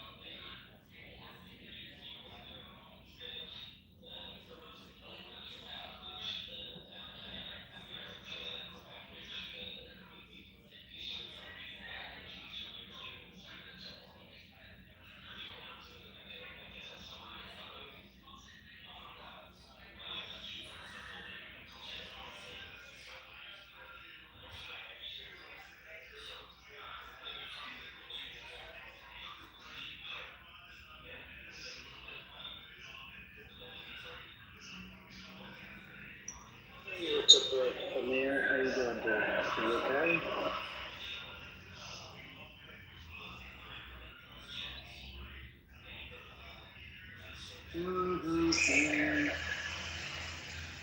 That's because the attack does happen on Iran. I wonder if whoever probably supported it start siding with the IRGC or with the opposite side, because they would want to see the attack back, and I think they would support the attack back. And that was one of the other things was mentioned on the radio channel that people are tribalistic, they're very tribalistic. Hi guys. Hey, how you doing, Dave? I have just realized that they're so brainwashed. Who are brainwashed? Like the Zionists, the brainwashers really, the IDF, they're so brainwashed. Like I had one of my friends, she was called passing with dogs. There's too many of these people. No, like the screenshot is like they're dogs, you treat them like fucking dogs. I took a screenshot of it, I was shook. He was born in London. Yep. Did 1 year in the fucking IDF, what the fuck? So do you think he killed babies? Oh, He could have. well, yeah, you didn't see them apparently. Apparently, according to him and his family, though, the people, it's what did Hamas do first? But why does Hamas exist? Yeah, it was propped up by Netanyahu. There's an I don't article. know, like so even for Hamas to exist, that's it. Like, let's go back to the way back when. So they never want to go back there. They're going to talk about it now. They don't want to. Why did these things happen? What made them happen? You know. It's really, these people are just demonic. We were comparing earlier today these people that support the son of Shah to come back in Iran, and what you call it, and the Zionists. They both are suffering from cognitive dissonance. Literally, like the reason is, look, first of all, I agree there should be there should be a Jewish state because they've been persecuted for a long time, but it should not come at the cost of killing fucking people. It's true. Like, think that if you come bomb London, come bomb Germany, bomb the people who actually fucked you up the first time. Go and attack those people. Don't go and attack some random child who's got nothing to do with your shit. But they can't get away with it. They do what they can get away with. And it's so fucking sad. You know, angry. I'm angry. I'm annoyed. As a black person, I'm angry. Yeah, it's just you could only do so much of the power, you know. No, but I think that we're not like, if we're doing what they were doing, it'd be a whole fucking crisis, right? Mm-hmm. But because I guess they're just white enough, it's okay. And sorry, I'm just sorry, but like I was just so shook. I'm so sorry. No, it's okay. I hear you. Just the problem is, I don't know why there's still people that are outsiders. They support a Zionist entity. No, they like, can have the state, but they can have it somewhere else. I mean, you can have a state, but you cannot have it at the cost of killing other people. That's what I'm saying. So right? This is how it was created in the first place, though. Like the first Israeli prime minister was like, I'm a Palestinian. Like you can be like Lebanon without fucking Hezbollah. Yeah, no, but the state was created by ethnically cleansing Palestinians. That's how state was created. Exactly. So, like you're attacking the wrong people. No, but they're all connected. So they still believe in this Zionism. No, they're still colonizing land in the West Bank. They're still they took over the land. The ones who you're attacking, they're actually your friends. They were your friends to begin with. The ones who you're bombing and killing were on your side, and you wonder why they hate you now. No, they're not on their side. Come on, they're in the occupation. In 1948, what like when like 1948 and 54. Yeah, 1948. There was a mud farm. Yeah, but I'm trying to say, like, the people you're attacking, they don't have an issue with you until you attack them. When you start they had an issue with these people for the occupation. With the British and the Europeans. So British decided after 1939, those white papers, British decided not to give them a state. And then actually, and then 1940, we feel bad. 1940 to 41. After like, basically what happened was Yeah, but that had nothing to do with British. That was a no, US it does. partnership. In the tree though. I'll tell you, like, so in 1948, right, for the British purchase gave away, like, British wasn't. That's what I'm telling you. British wasn't part of the UN partition plan. 47. the Balfour Declaration. Balfour Declaration. That's what I just told you. Early on, they did. The British did, give them that. Okay, you could have the Jewish nation, but at the same time, hold on a second. At the same time, you have to give the other people the same rights. And by 1939, after the Arab revolted, the revolt that happened after 1937, 1939, the British came up with a new deal. It was a white papers. It made no migration of the Jews anymore. Yeah. No more Jewish state. It's going to be one independent state, which where everybody will coexist under one state. You see what I'm saying? And that was a deal. Right, but can I add to that though? And when I say the British, after that they did terrorist attacks. They killed the leader. Hold on, they killed a British leader, a British mandate in 1945 in Cairo. They did terrorist bomb attacks like King David hotel bombing and train attacks in 1946. 1947, they killed 2 more leaders of British mandate. Exactly what I'm trying to say. I think, but in the same breath though, like for me, I look at it this way: the people who oppressed you, were the British, the Europeans. Come and bomb us. Come and bomb London. Come and bomb Germany. Like, don't bomb the people who were just chilling and were like you were chilling. You know what I'm saying? It's like you're going for a scapegoat. Who are you talking about? The British bomb who? I'm talking about like the idea when they bomb. Well, we have a joke. We can pull it off by Palestine. Yeah, but the Jewish militias are the one that did the attack. Exactly. That's what I'm saying. So when they want to, instead of bombing the fucking random civilians, they should bomb Europe. Come and bomb Germany. Come and bomb London. The ones who literally turn Nazis. Like they're occupying Gaza, and they're occupying the West Bank. I'm agreeing with you. I'm saying what I'm trying to say to you is like the IDF should go and bomb the people who fucked them up the first time. Come and bomb the European nations who fucked you up. Don't attack people who were just there when we sent you there, because there's easy scapegoats. I live in London, so that's context. Right. I got you. Like, we know we fucked up. Like, and it's like you never bomb London because you know you can't get away with it. You can bomb Palestine because you know you can get away with it, and that's the issue for me. Also, sorry.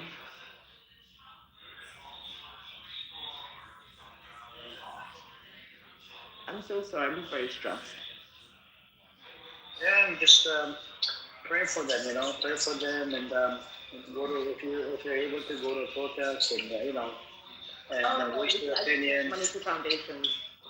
People protesting sometimes. I feel like money is what they need food and water. That's what they need. Right. Yeah, just do whatever you can. But it's just. As a black person, it's fucked. Because imagine me saying, let me enslave everyone else, because I was enslaved once upon a time. What'd you say? It's like, as a black person, it's kind of fucked up. Because imagine me saying, let me enslave everyone else, because I was enslaved once. Well, I wasn't, but people would look like me were. Like, that would not be okay, right? Yeah, I mean, it would be okay. Yeah, but I don't know where this example is coming from. Let me clarify. So imagine every black person say like, oh, because we were persecuted in the past, we should persecute everyone else. Yeah, that's that would not be okay, right? That would not be okay. Yeah. So why is it okay when someone else is doing it? It's true. I mean, British, the U.S., they're giving them a green light to kill as many as they can. No, they're just idiots. These people are just demonic. Oh no, they're all Nazis. That's why they're so guilty. Yeah, I mean, these people were. It's true. Money doesn't talk. Money screams in your face. Money talks, bullshit walks. No. Money talks and screams. Money's a megaphone with legs. Right.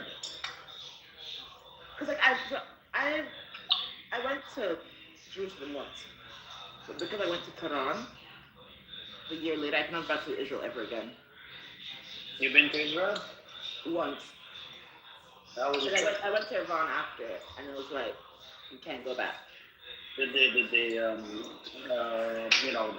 you a hard time at the airport? Oh my god, dude, like, you know, like the tension in the airport is like, go like sell in the airport. They sat me in there for like 3 hours.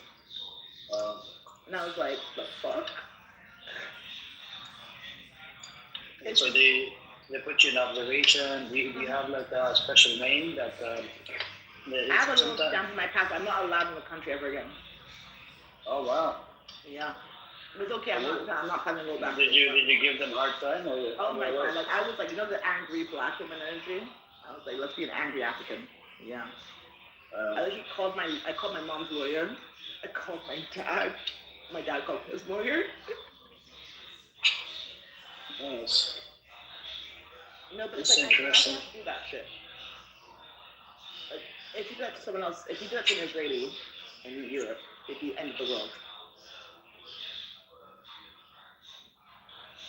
You know?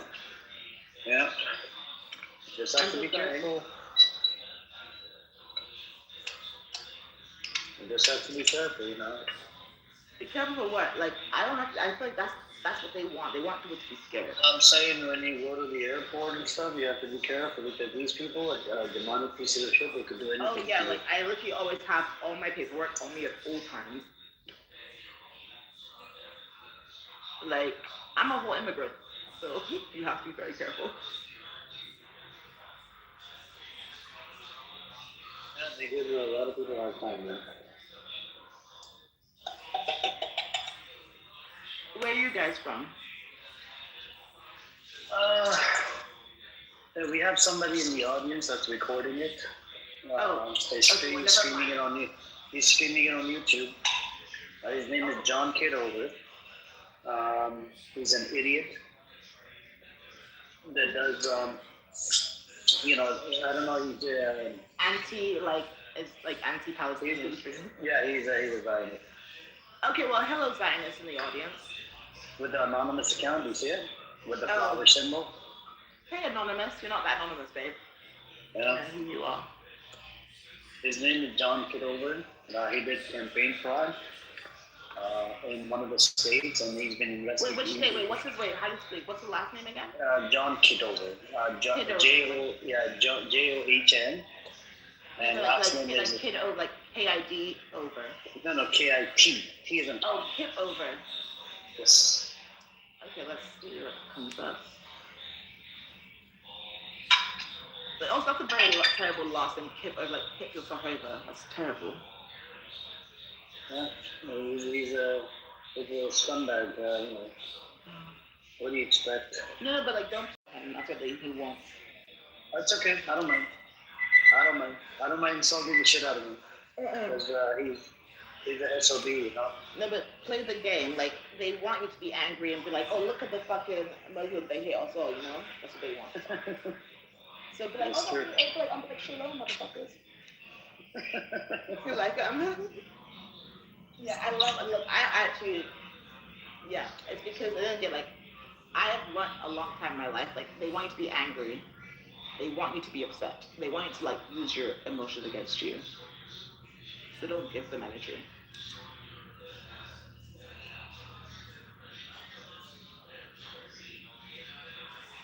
Fuck you, John.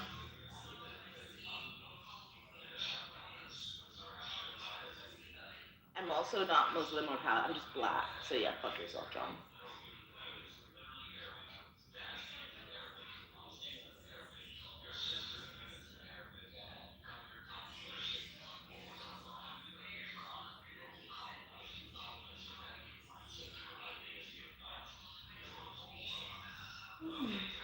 Oh. Give me a minute, B. Give me a minute.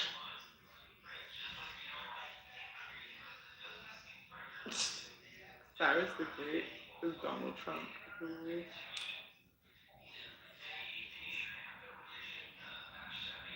Wait, it's Ramadan, right?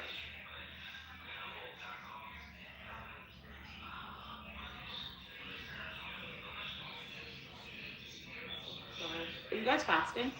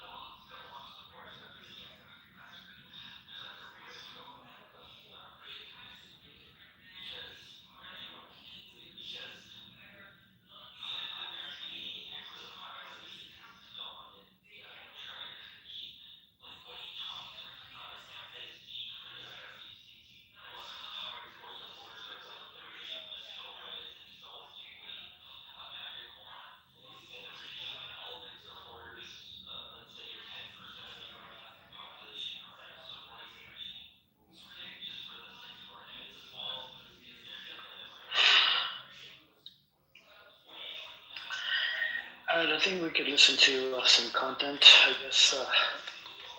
Hey, what's up, Edward? What'd you do with the norm? Huh? Did you tell him? No, I couldn't find the room. I think they closed it. Probably They don't. locked you. No, they don't. They don't open them for very long. They don't? No, the Zionist rooms, when maybe, and them are involved, they just open for a little while, then they close.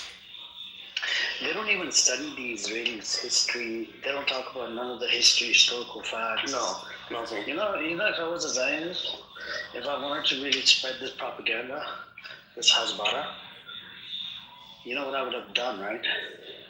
Don't give them ideas. I would have spread, but then, somebody would need to fund me, right? Because the Zionist scumbags, they have a lot of money.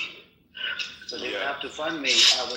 I would run it all day long, and I would Every one of them, a bunch right. of Zionists. I would come out with a bunch of Zionists and spread the hasbara, and I have the hasbara book. I'll spread the history, and then I'll skip some of the historical facts. That's how you do it. We have Sergio down there. Sergio, would you like to come up? You ready to surrender, Sergio, to the Pope Alice? Yes. Are you becoming anti-Zionist? How are you, Pakistani bullshit? It's okay. I'm okay. I'm okay, Ukrainian bitch. I'm good. Wow, I'm good. I'm good. You must, you must make some conclusion, because sometimes you say Russian, sometimes you say Ukrainian. I don't know. You sound Ukrainian. Pakistani, You sound Ukrainian. Pakistani, Habibi, you don't know Yes, anything. yes, I'm not Pakistani. But When I come into your but room, anyways, you must it's shut okay. up and listen. Whatever floats your boat. You mute your microphone. Mute your microphone. When I come into your room. Oh, you think you're almost now?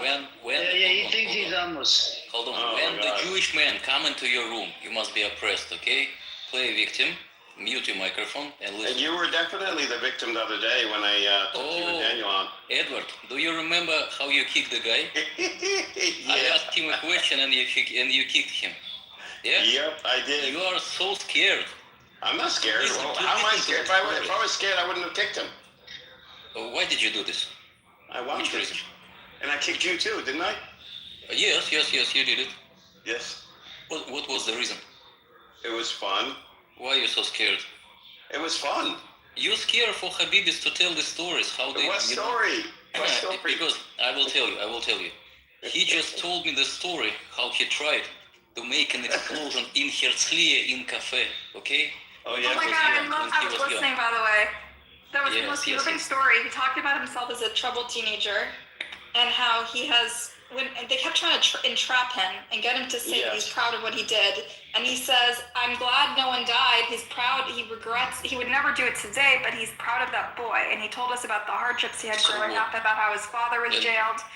And I think anyone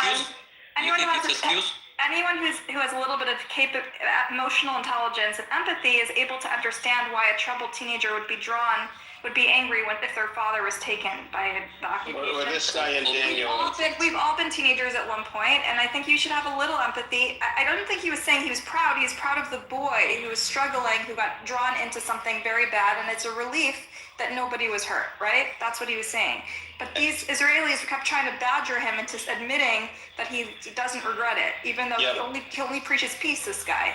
Well, he had a rough and tumble adolescence. Like many of us, right? And he overcame it, and now he's a very happy, peaceful person. Sergio wants to get him, and he tried to. They failed. Him in I was incognito. They failed. They were badgering him, and he did not support terror. No, this isn't Amis's room. This is a different room. This is afterwards. And Sergio tried, because him and Daniel went after me, and they presented evidence which debunked their own claims, and they got mad. And then they went to tried to turn to him and said, "Did you say this, this, and this?" And then I kicked the guy out. I was mad in Amos' room. I kicked him out before he answered because I knew what they were up to. Guys, let me say. And if you ask him now, Sergio, if you ask him now, he would deny the whole thing. Yeah. Everything. Yes. Okay? I've seen Mood trying when to you badger talking, him into saying just things, stop and for a I'm little, so okay? proud of Buttercup, you talk a lot. You talk a lot. Just No, she doesn't talk enough. I thought it was beautiful what he said. You're fasting about how you're saying, but he forgives himself. A lot of us, have trauma or a past, bye guys. and he was able to become a good person. He was able to overcome a lot of trauma. Can't handle it. Scaredy cat. I think he blocked me, by the way. He's scared of me. He doesn't like me either. He hates me. Him and Daniel. Judy went into his room yesterday, and he literally just started to make her condemn ISIS, make her condemn October 7th. She's like, I don't live in Gaza. I don't know anything about October 7th. You make her condemn Hamas, try to put herself in Hamas's head. What are they thinking? She's like, how the fuck am I supposed to know? I live in the West Bank. Like, he just doesn't get it. And so it was just like a long series of interrogations of him asking her to condemn things. So I'm just like, if you want her to condemn Hamas, you got to condemn the KGB, you got to condemn Stalin, you got to condemn the war in Ukraine. You got to condemn Putin. You got to condemn, Yep. Yeah. Well, Lenin. Who else? He got The Bolshevics. Daniel. Are you going to condemn the Bolsheviks? I didn't hear a condemnation, and he's like badgering her. It's not a good enough condemnation. He's such a nut job, that guy. He is. He gave me, and this is last year. Buttercup, are you gonna keep the fast? I'm not Muslim, but I will for you, Amir. I'll give you a green bean for one day only. That was back in the Zionist. I know, I'll do it for a green bean. You should do it. You should. One day, and it would drive them crazy. It would drive them crazy. It's funny, they also are asking me if I'm fasting. Who? The Jews. Wait, they think you're Muslim? No, they're joking. Oh. Their excuse of why a Jewish person would be opposed to blowing up innocent people is that they must be having an affair with a Muslim person or an Arab. Yeah. That's the only hypothesis. They sit in the rooms for hours hypothesizing about what's wrong with me and Emrose and psychologically what's wrong with us. and this is just one of their popular theories. Yeah. Well, Daniel and him went off in Amos's room the other day because they tried to entrap him in Amos's room. That same guy, and I kicked the guy out himself because I was mad, and I was like, no, you're not going to ask him those questions, and I kicked him out, and they got so mad, and then I had to talk with him and let him know. Yeah. I told her to leave. Like, it was really rude. I came in there. She came in there in good faith, and then they just badgered her. So we were just like, yeah, forget it. And then Shape was amazing. He went in there and just like handled them really well. Yeah, he's good. He knows what he's talking about. Shape. But like, I don't think they get it. They think like every Palestinian is like knows Hamas and intimately.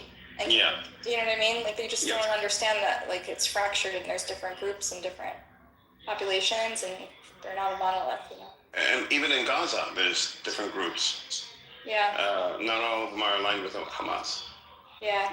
Actually, she said something really thoughtful. They kept saying, well, what was Israel supposed to do after October 7? You know, after they made her condemn October 7 like 16 different ways before, and it still wasn't acceptable to them. Then they said, well, what were they supposed to do? What was Israel supposed to do after October 7? And she said, you know, what is my family supposed to do in the West Bank? Like, what would you do if they were getting bombed and didn't have freedom of movement and don't have water every day, etc.? What is there to do, right? And they have settlers that are coming every day and threatening them. And they didn't have an answer. They said, oh, it's complicated. She's like, that's exactly, it's complicated. That's exactly what they say, though. It's complicated. It's not really. And so she responded, that's exactly my point. It's complicated, you know? Like, it's simple when they need her to condemn October 7, but it's complicated when her family's been suffering for 70 years, you know? Yeah. And that's what Israel portrays it as a very complicated situation, very delicate, and no one understands it. And they've been doing this for decades. But I think that's not the case anymore. People understand it pretty, on a basic level. Like, you're outside of your own land that you call Israel. You shouldn't be there. You should go back into your own land and leave other people alone. I mean, they also did the religion thing. It's all about religion. They're going after us because we're Jews. But she just like pointed out their hypocrisy, because they're like, don't we have to defend our citizens? It's an obligation. She's like, but what about us? When don't we have to defend our citizens? And they just made her condemn any kind of defense, right? Like any sort of defense at all. They won't allow her they won't allow the Palestinians to defend themselves, but say, well, we have an obligation as a real state to defend our citizens. Since you're not a real state, you don't get to defend yourselves. So let me think about Caleb. A few things. He did say Palestinians have the right to defend themselves. He did? Yeah, he did, in the chat last year. In here. Wow, you guys don't let anything go. What? Remember everything. No, I just remembered that because that was pretty profound. Yeah. I don't. Amir, he remembers everything. Me, I forget like what happened yesterday. Yeah.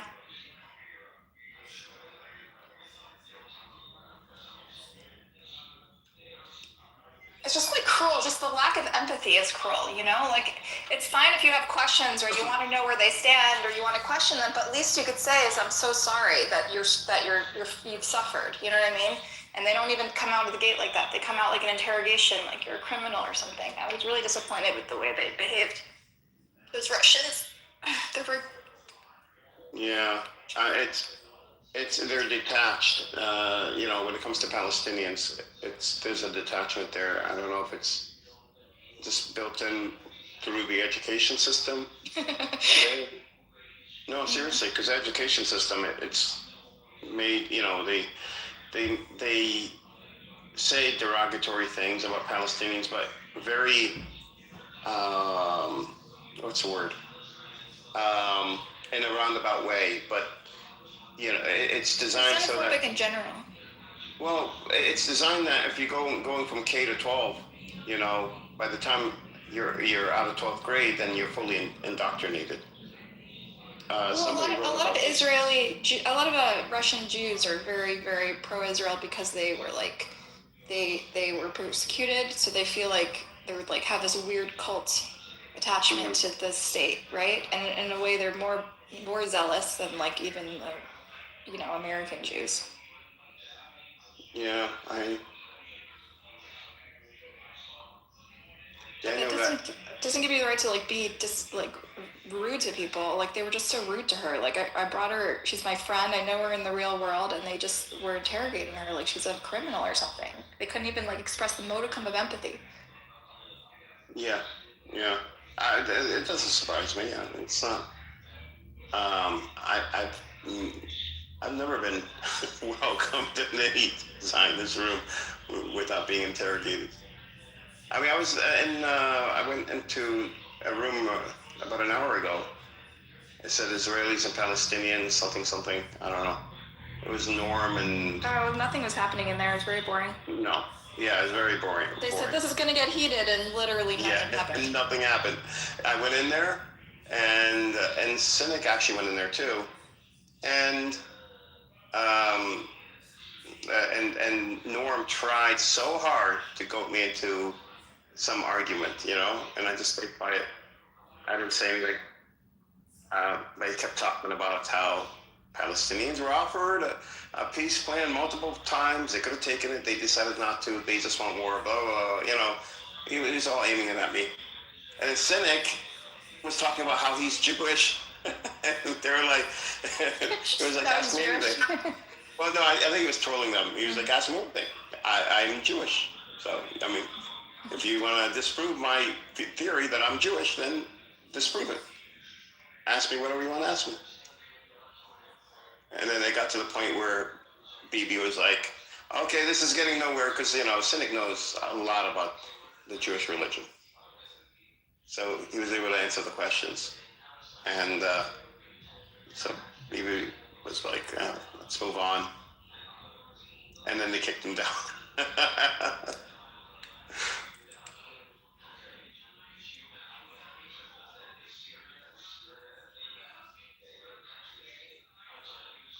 I read a good article today in Haaretz about American Jews rejecting Zionism. They're like desperate to find another way to be Jewish besides Zionism. And they had like a huge convention for progressive Jews in Boston, and they were just trying to find a different path, like that doesn't involve attaching yourself to a state and making that like your whole identity. Yeah, that sounds healthy, actually. I was happy to see it. Last year, they held the first anti-Zionist Congress in Austria. And I think it's going to be an annual event. They're holding it again this year.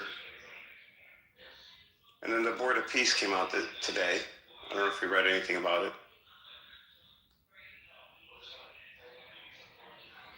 U.S. is pledging $10 billion.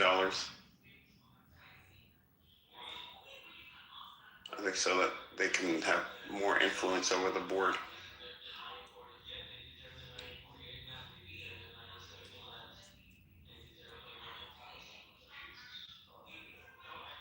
I put in the chat that article about American Jews rejecting Zion. Let me copy it. I removed the paywall. If it doesn't work, I'll put the original one. Yeah. A lot of people showed up?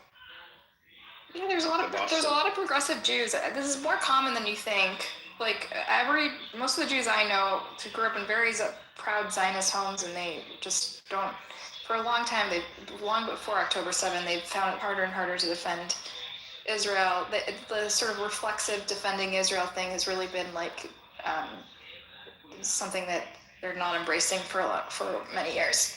Yeah.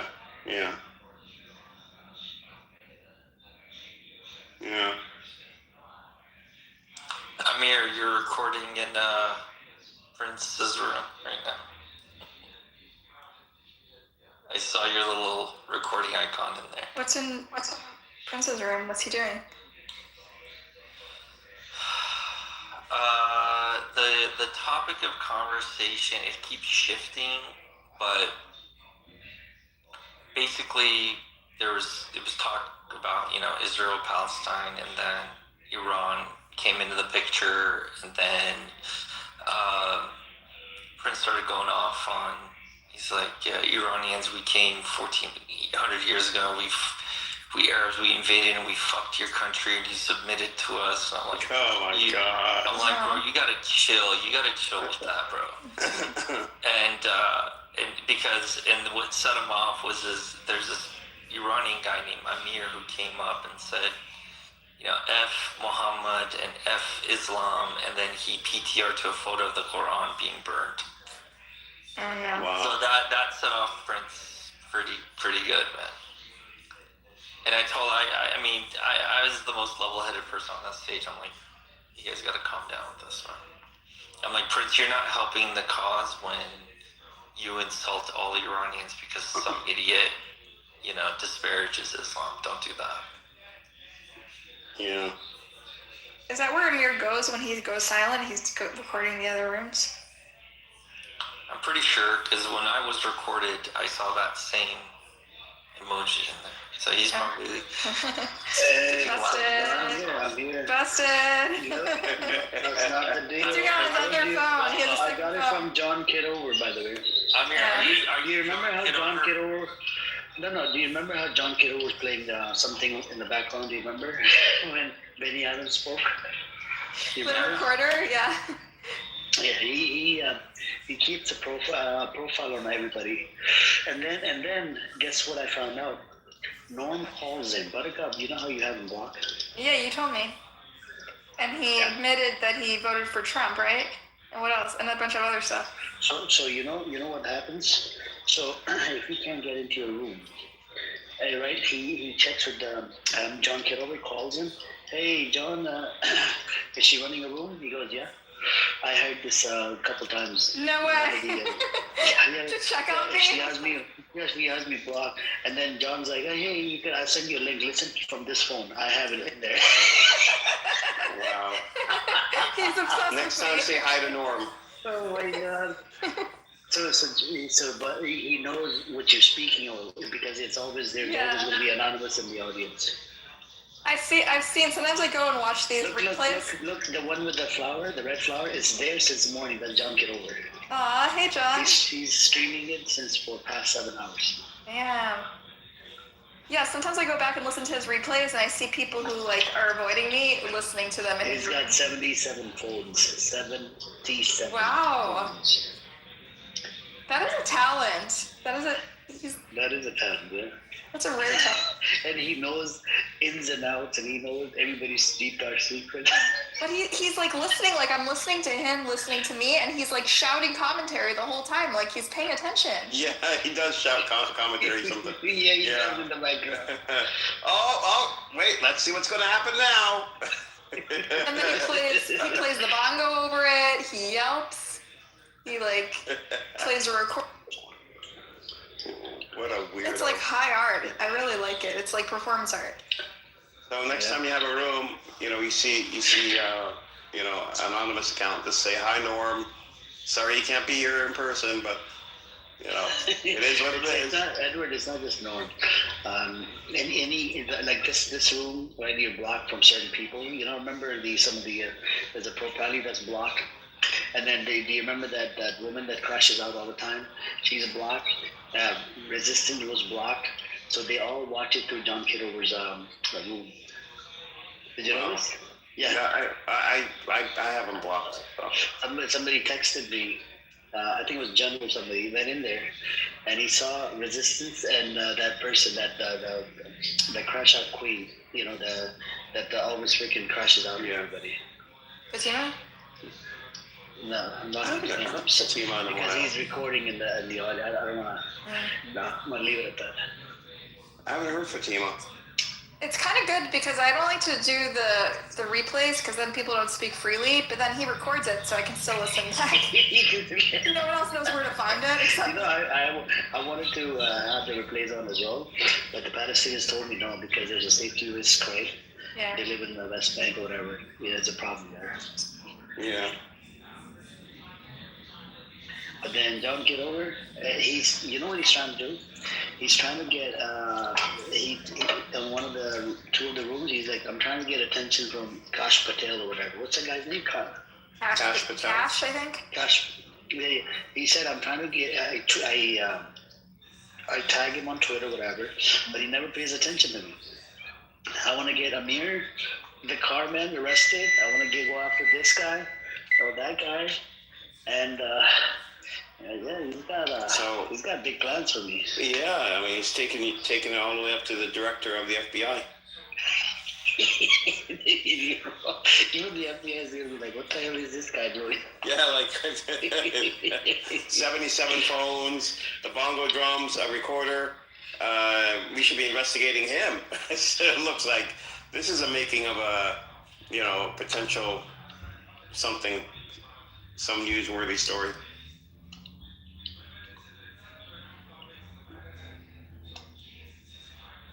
What? 100%, 10%.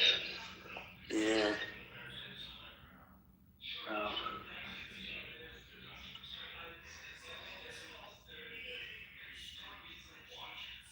So that's where we're at. The Israel room is lame because the dumbest people are hosting it. Like the people who have no opinions of their own. Grace. Yeah. Yeah. Yeah. The one that said you're not a journalist. She's so scared of me. She runs out of the room every time I come in. I don't really hear her talk very much. Was she a mod? I don't know. No, I don't know if she was a mod. I'm almost. She was. Remember I yelled at her because she kicked out Mood? No, not Mood. She kicked out a different one, Mr. Raj. And because he was about to translate the video for us, and then... No, we weren't in the same room together, you and I. Oh. No. I think you came before me. I yelled at her because she wasn't a good mod. Yeah, you might have been there before me, but I don't think you were not there. Definitely not. You were not there because you would have jumped in when Daniel and Sergio were presenting their articles. Like Daniel made the argument that Palestinians came up with and spread the 40 beheaded babies and all these other claims. Oh my God! Come on. And he goes, here's an article. And I go and I read the article. I'm like, Daniel, this article says it was done by, it was, originally on I-24 in Israel. It came from Israeli sources. There's no mention of Palestinians. He's like, okay, let's move on to the next topic. How about this? Daniel, and he does it all the time. He gives articles that debunk his own claims. Yeah, maybe don't bring attention to that story if you're on the hospital. There was no story. He made the claim. I know, but he's bringing attention once again to this huge fuck up, Yeah. And I'm like, Daniel, I'm positive that I've never heard this claim being made by anybody. He goes, oh yeah, well I'll show you. Here's an article. And then Sergio was putting articles, because I don't remember all their claims, but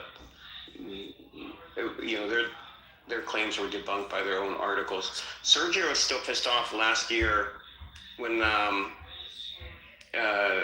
when the UN came out and said there was no systemic rape, or it wasn't a systemic practice in Hamas. And he gave me an article last year, and I went to, it had the source in there, and I went to the UN report and I read the report.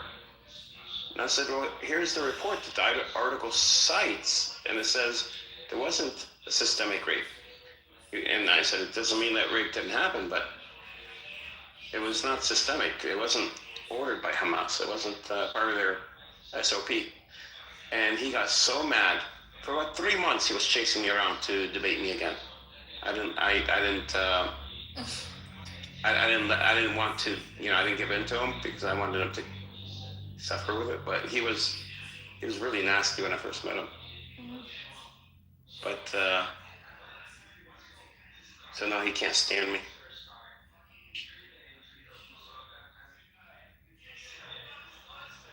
But that's okay. I have top 0.5% Karma. Yeah. Yep. You're well loved on this app by everyone else. I don't know how this thing works because My karma is still up there. You can't beat it. Hey, what's up, Velvet? What's up, Benny Boy? Welcome, Velvet. Benny has 0.1, which I don't understand. No, I have 1%, not 0.1. Oh, 1%. You're still behind okay. me, Benny Boy. I am, yeah, because I'm just a goal. Oh. Oh, okay. I thought it was 0.1%. That's how likable he is, right? Like he runs around hating Jews, but he's still one of the most liked people on the app. Isn't that amazing? No, So, he calls himself Benny Good. Isn't that like Is that a coincidence, you think, or is that? no, he is Jewphobic. He is Jewphobic, but he's so likable just the same. It's such a paradox that people still. I'm not sure about that. I don't like him. Oh, what? You don't like Benny Boy? No. Yeah, you do. Yeah, you do. You like me? He's okay. He provokes everyone, but everyone likes him anyway. 'Cause he's likable. Benny just drives me crazy Is sometimes. that your way of admitting you like me? No. So, Don't get too excited, Benny. Calm down. Oh. Where's M. Rose? What's going on in Israel? They went on a high alert yesterday. Don't worry about a couple. I like you too. You're really low, Benny. Which necessarily is not a complaint. I'm just. No, I'm just saying, don't worry about a couple. I like you too. Thank you.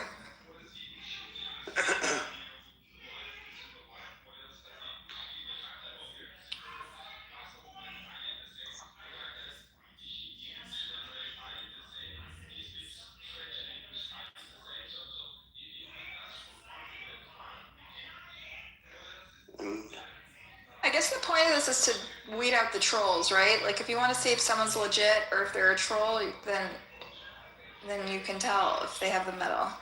There's a certain threshold. I don't know. I think they're getting. I have a medal and I'm a troll.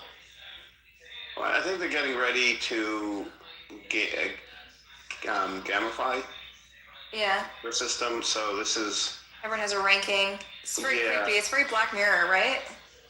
And then, so people on stage can bring up, mods could say, okay, that person, is in the top 2%, we'll bring him up. That one is not even anything, so we're not going to bring, to make it more. And I don't know. I think they're getting ready. They want it like TikTok. Yeah. I think that's what they're trying to do. Yeah. But I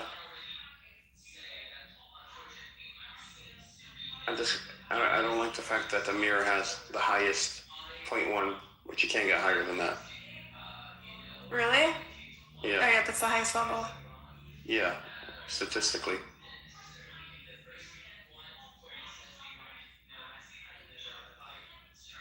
I'm gonna just start opening up rooms with nobody there, just to get my number up.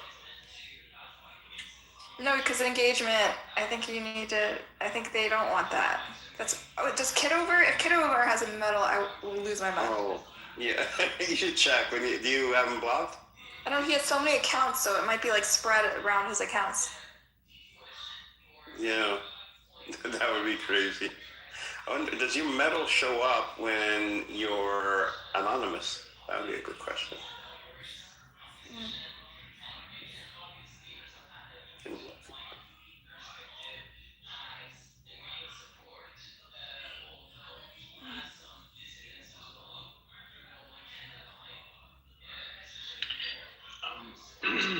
So what's the deal? You guys are trying to compete, trying to win against me?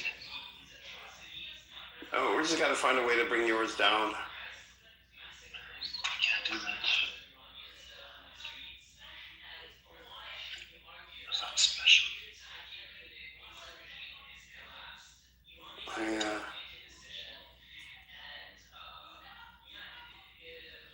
I get my OpenClaw and AI set up on my computer.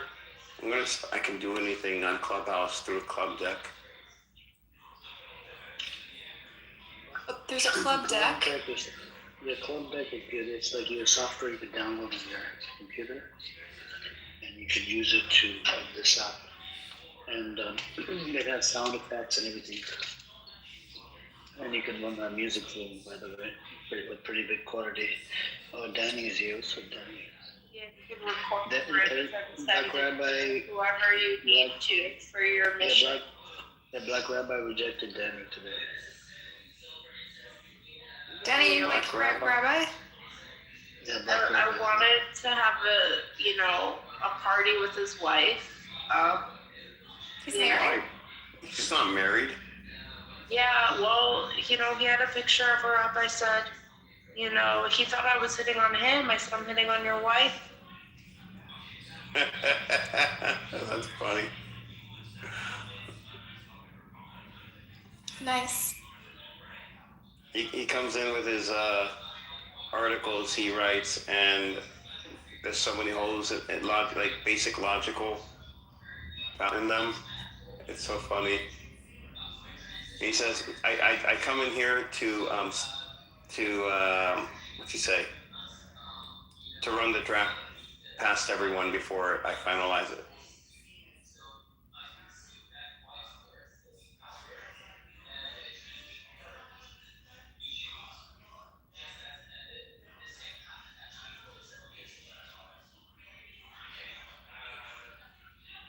Did you go into so they opened up a geopolitical room under my old house name. You did? Who? Yeah. Yeah. Who else? Who else? Yeah, my nemesis. My nemesis. I don't. I mean, well, is he Palestinian or Zionist? Jack is Palestinian. You know Jack? Oh, Jack. You said Jack. Yeah. Okay. Yeah, I seen Jack on yesterday. I didn't talk to him, but he was in one of the rooms. I haven't heard him on in a while.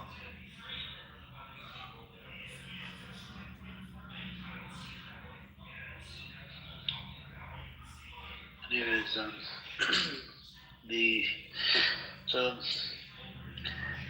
what's new? You said the Gaza border peace is not but the issue is they're not allowing technocratic government, so that's a big problem.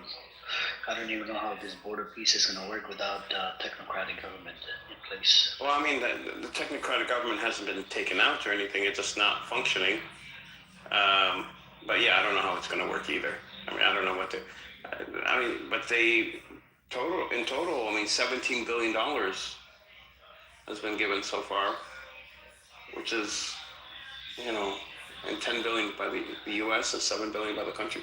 That's a lot of money to invest in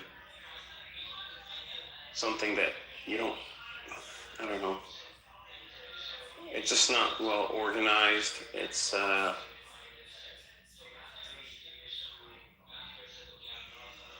and then Jordan and Egypt will be responsible for training the police force in Gaza. We're not even at that stage. We're still at the stage of feeding people.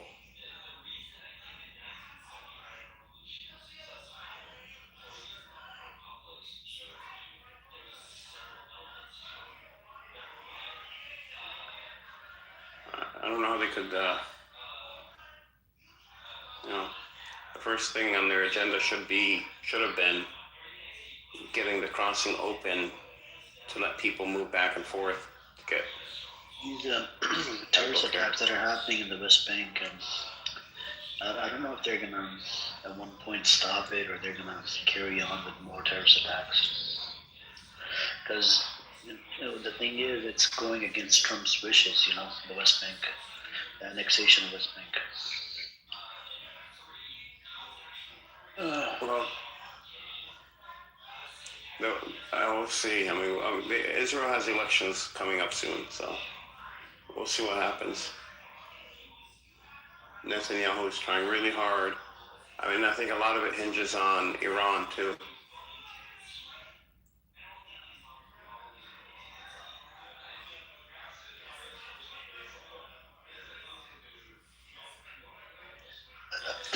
But if Are you guys seeing the tweets by Trump right now? What did he say? No, about aliens.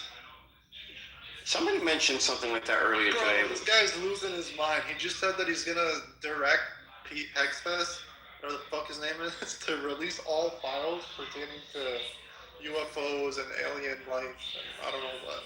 Just not. Anything to say, to cover up the Epstein file. I know, bro. You know.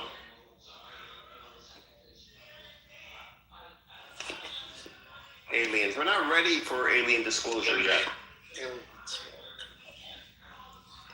Well, there could be aliens. There's no aliens, bro. How are you gonna say there's no aliens? You're Muslim, aren't you? Yeah. Well, Muslims don't believe in aliens. No. Of course we can. I'm not Of course we can. controlling or what. No, we could believe in aliens. There's nothing that says that we're the only ones out there. Actually, yeah, there's only Jen and Eds. No, those are just. The gym is described, but there's nothing saying that there aren't other planets or other life forms, or that We're nowhere mentioned in our religion. No, it's not mentioned. But we also are taught to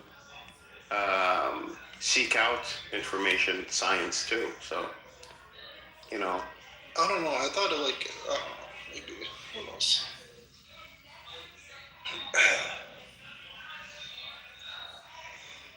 Maybe you're right, bro. Jews exist. but there've been how many hundreds of thousands of prophets at least. Yeah. But aliens, bro. What do you mean aliens? Aliens are just beings on a different planet. That's all it means. What's it mean to God? But the universe. I don't know. And he created the universe for us to explore, to know. Could be. Shit, what are you scared of? Are you one of them? No, I'm not. Are you trying to hide it? I actually wish there were aliens, bro. Dude. Fucking move to that planet right away and start Clubhouse over there. They're looking at us right now and they're like, the fuck is this Clubhouse shit, this TikTok shit? What are people doing? Here, bro. I'll be like, I'm here, come through to my room. What I wonder about is aliens. Would they have, because this is very distinct, the equivalents of like soda, like Coke or coffee. They'll have tea.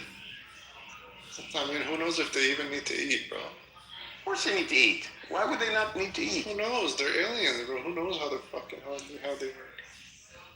Aliens from like our area of this galaxy would be very similar. Our area is crazy. Yeah, like our area. We're in a sort of not desolate area, but we're in an arm, so we jet out a little bit. But the stars themselves contain everything, like for this area.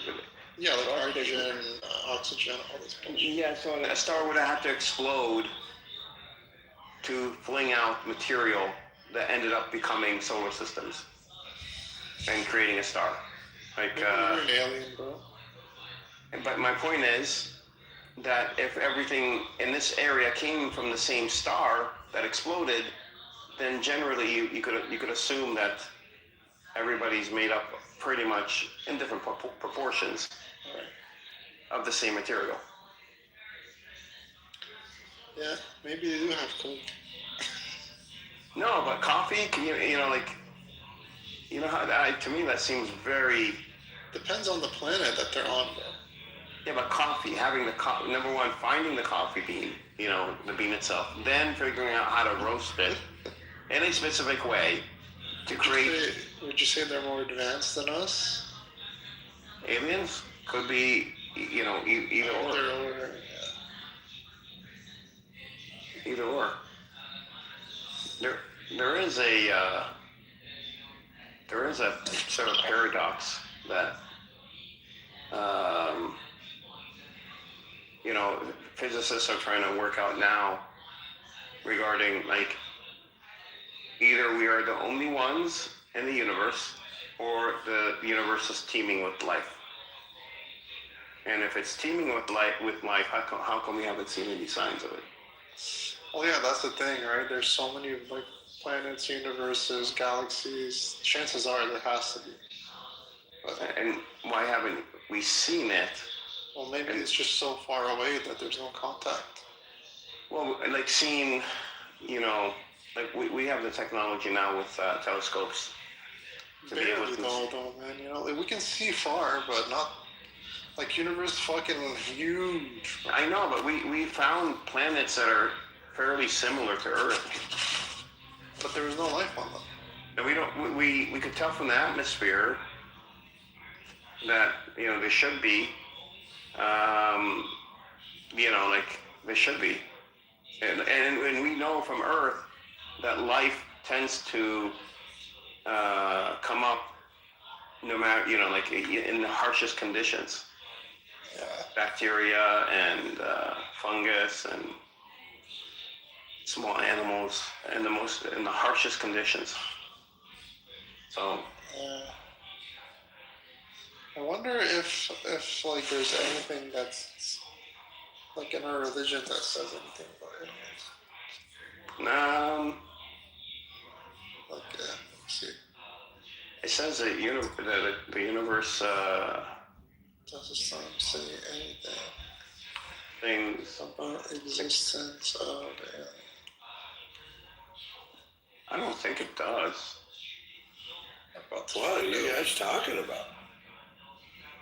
Alien. The latest news from Trump. What did he say? He said he's going to order the defense secretary to release all UFO and alien information that we have. Oh, I love this topic, by the way.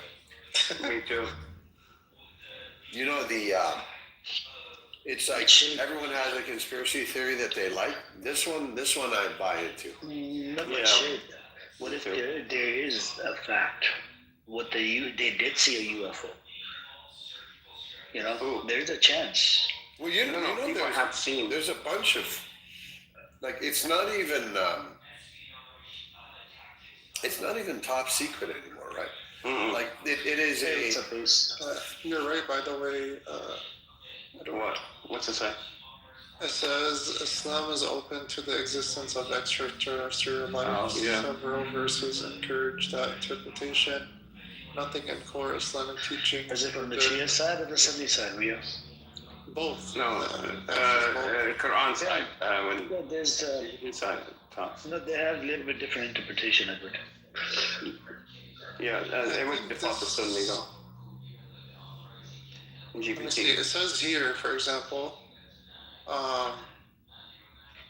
where is it? Scholars like Fakhr al-Din Razi, Anama Tabtabai, modern Shia, and various Ahmadiyya and Sunni commentators have interpreted this as a clear allusion to extraterrestrial life about some verse in the Quran. Finally, something we both sides agree on. Yeah. Well, there's the one God thing too. Yeah. Oh, yeah, that too. God, 5 prayers. There's a lot of stuff that we agree on between the Shia and Sunnis. The big question is, there was a report, I think, a long time ago. U.S. government, I think, did see the UFO. That was long time Yeah, that ago. was like 2 or 3 years ago. Yeah, like, what happened to that? It disappeared. They came out and said, all these sightings, were real. They couldn't definitively say or prove that they are extraterrestrial, but the descriptions of them, things moving, objects moving. So yeah. So you guys should watch the documentary, The Age of Disclosure. I think it's on Netflix. It's very good. Age of Disclosure? Yeah, Age of Disclosure. It's really good. And basically, the UFOs is right. It's like overwhelming evidence. The only thing you could debate is, well, is it another country? But like, how do they get the in movies and cartoons and all that shit? Like they're the same shape. Like how did they know? Actually, there's actually different shapes now. Yeah, the grays, that's depicted in on Egyptian hieroglyphics. Oh, there's a few different shapes. There's there's the classic one, right, the saucer, but then now they have wedges. And they have there's like tons of footage of U.S. Air Force pilots.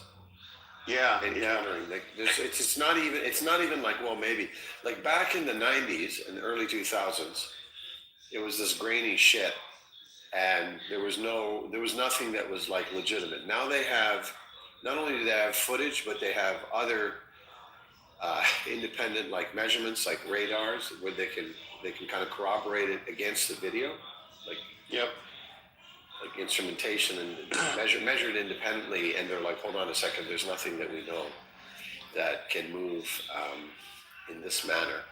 And make a 90-degree turn. Yeah, 90-degree, basically accelerating in a way that works against gravity. Like, it's not explainable.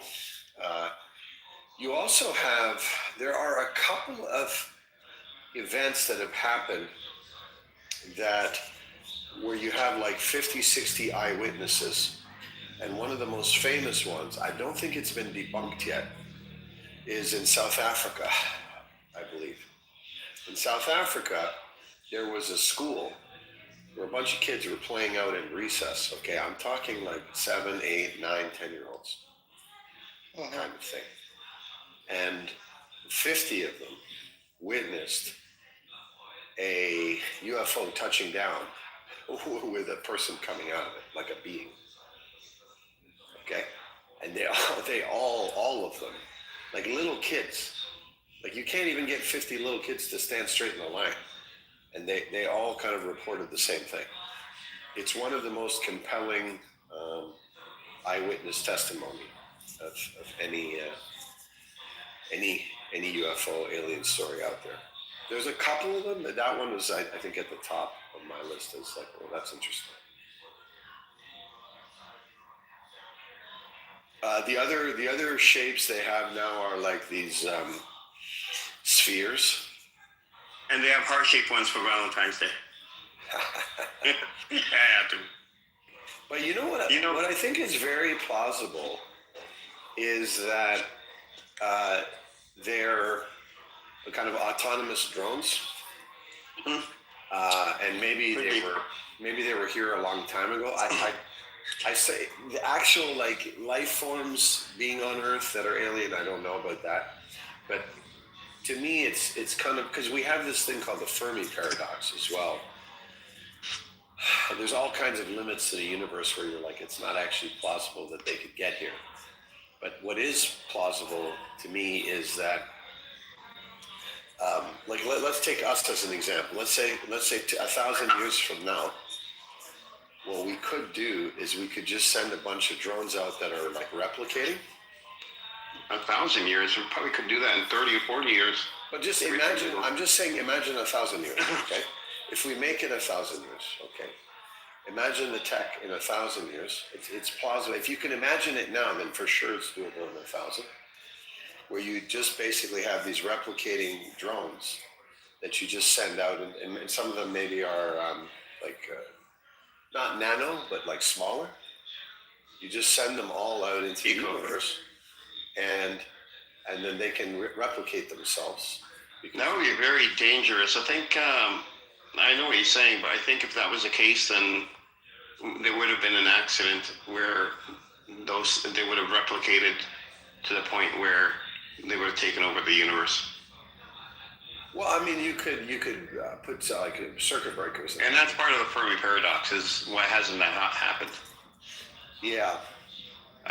But the answer would be, if these UFOs were UFOs that were created by, they're unmanned UFOs that were created by alien beings that basically spent their time just traversing the galaxy, then it all makes sense, right?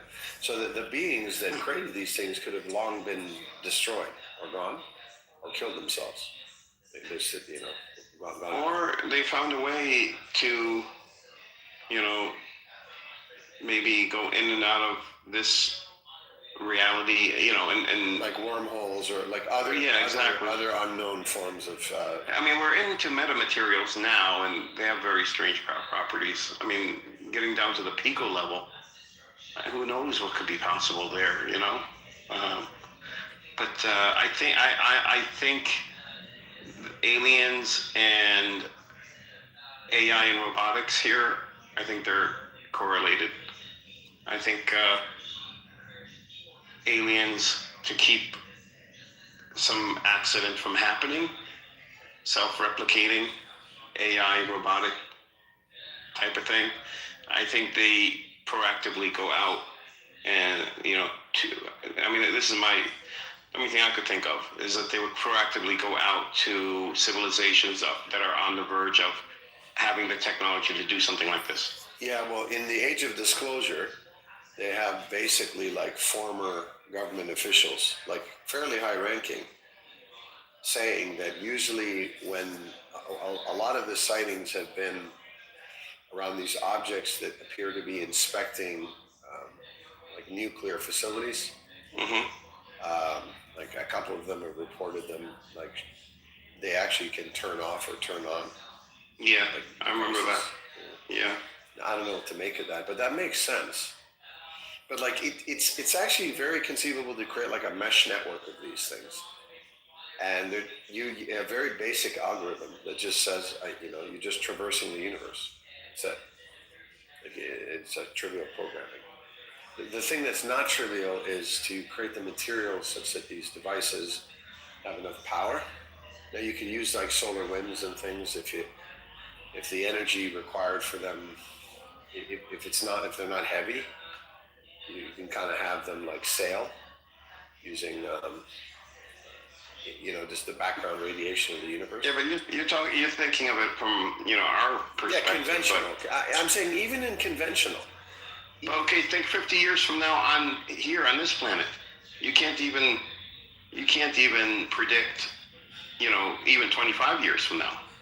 You have to be a bit careful with that because technology's it goes in spurts, right? It's not necessarily like you have Moore's law. Like we actually hit a limit with Moore's law. We got stalled in 2015, I think. And there was we weren't gonna double a processing power because we hit a limit, and then we stalled for a few years, and then someone came up with a new way to etch. Yeah, well, so I don't think it's going to stop anytime soon, and with AI now helping more and more every few months, I mean, we're having AI advancements that are, orders of magnitude better than the previous few months. So in just 3 or 4 years, I think AI is going to make a lot of breakthroughs for us. I mean, they're already solving unsolvable math problems now.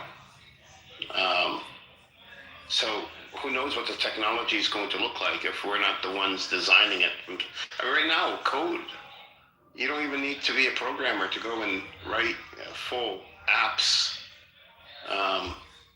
to do whatever you want. And this is today, Codex, that was released by GBT last week, uses agents, not just to write, but to plan the app out and then write it and use cybersecurity best practices, which was unheard of a year ago. So who knows where we'll be even in 10 years when it comes to technology. The coolest AI story still is the company Google acquired. They basically took a lot of the old Atari and Nintendo games, and they had the AI just like learn. Then the AI figured out on his own how to win and beat all the games. Oh wow. And they even came up with like, it found like certain like cheesy moves. So the only thing they told it is that they gave it a rule around, okay, if the game is, for example, you got to get to the next level without dying, that's the only thing they told it. Yeah. Or if it's like a Pong, they said, you know, the higher the score, the better. And so it was just goal seeking, you know. Yeah. Yeah. And they basically ran it through, and they basically have a universal AI now that could take a lot of the old 80s and 90s games and just win without any prompting, nothing. Just Google has. Have you heard of anti-gravity? I've heard of it on like Star Trek. No, they call it anti-gravity, I think, because it's supposed to be frictionless. So it's Google makes it. It's an app you download. It uses whatever AI you hook up your API key to it, and it could be used for code. So when you download it, the part on your computer, it can control things on your computer if you wanted it to, or be sandboxed. And at the same time, it's communicating with the other part of it that's in the cloud. And you can write code. You can it will bring in libraries, for example, and you could, for simulations, for like engineering libraries, you can design products. You could, there's a planning mode where agents are planning out everything, and you're asking questions, you're doing whatever, but it's going out on the internet, getting the information it needs to plan, and it's getting these Python libraries that are engineering libraries, for example, or law libraries, or whatever you needed, bringing them in and using them to create whatever project you want created. It's pretty amazing. So you could theoretically have a team of engineers or a team of business experts working on your behalf to create something that you want created that you would have had to pay tens to hundreds of thousands of dollars for a year ago. Is this all free? Yes, free. You could have it free, or if you wanted to pay for I'm using right now Minimax and Kimi 2.5. They both are like really, really cheap open source AIs. And it's you could do it for free. You could use Gemini with it if you wanted to, whatever API you wanted. Have you done any work with Claude? Yes, Claude is good, but Minimax 2.5 that just came out this month actually rivals Claude. So does Kimi 2.5. It also rivals Claude 4.6, Opus 4.6, their flagship. The Claude is good, but like Kimi, it will, it's agentic. It's an agentic AI. So it will, when it gets a task from you, or if you're asking it something, or you need to get something done, it will spawn up to 100 sub-agents internally and be working on the problem from all different angles, planning to execution, and comes back with the answer for you, whatever it is that you wanted. Vision capabilities are pretty amazing too. I think you should work on a new AI called Pally, and basically it tries to crack the code of Zionism. Just like 1,000 agents trying to figure out how to free Palestine. I mean, you could, but anti-gravity, you could actually use it to, for example, for Gaza, it will load all the urban development and economic and, whatever, all these libraries. Doesn't Pally sound like a bot? Like Pally? Pally, yeah, it does. Pally. It does. I feel like I've heard it before. But anti-gravity allows you to put in Gaza's. It knows Yeah. Isn't there a problem with these open source? The problem I see it is you have to train these AIs, right? No, open source just means that anybody could take it and look at the code and use it, as long as you don't sell it. Okay, you can look at the code, but the issue here is that you have to feed the information. Can it use internet for the information? Yes, yeah, no, they're just regular AI. You're talking about AI that hasn't been trained or something. I know what you're talking about. No, open source just means it's open to anybody to use. So if you get the open source, is it compatible on phones? No, well, it's like GPT or Perplexity. You can't download it. You can't download the entire thing. It's hundreds of billions of parameters. Yeah, it's on the internet. You can run local models. Yeah, you can run Gemma locally. That's pretty cool. But can you do what can I? So is it similar to what the Perplexity and ChatGPT and all these things they're for different purposes. Like the ones I'm talking about are for following directions long term, having an objective, and then going out and getting that objective done, or like to build a business plan, for example. You need multiple parts. So you're gonna embed that AI into a robot. No, you don't have to. No, you go to the website and you put in your credit card info and request a API key, which is a bunch of letters and numbers, and then you put it into, like anti-gravity, the program I'm talking about. GPT has one similar, but anti-gravity is very powerful. And you put it there, and then it then is in control of the AI, and it brings in, it decides the agents that it wants to create on, to get the work done, depending on what you want done, and it uses the AI just for thinking power. That's the best way I could explain it. It's like I was saying about Gaza, for example. You hook up one of these AIs or two of them, you could have 2 or 3 of them on it, depending on what task they're doing. And the anti-gravity, the app that goes on your computer, it's not an AI, it controls the AI.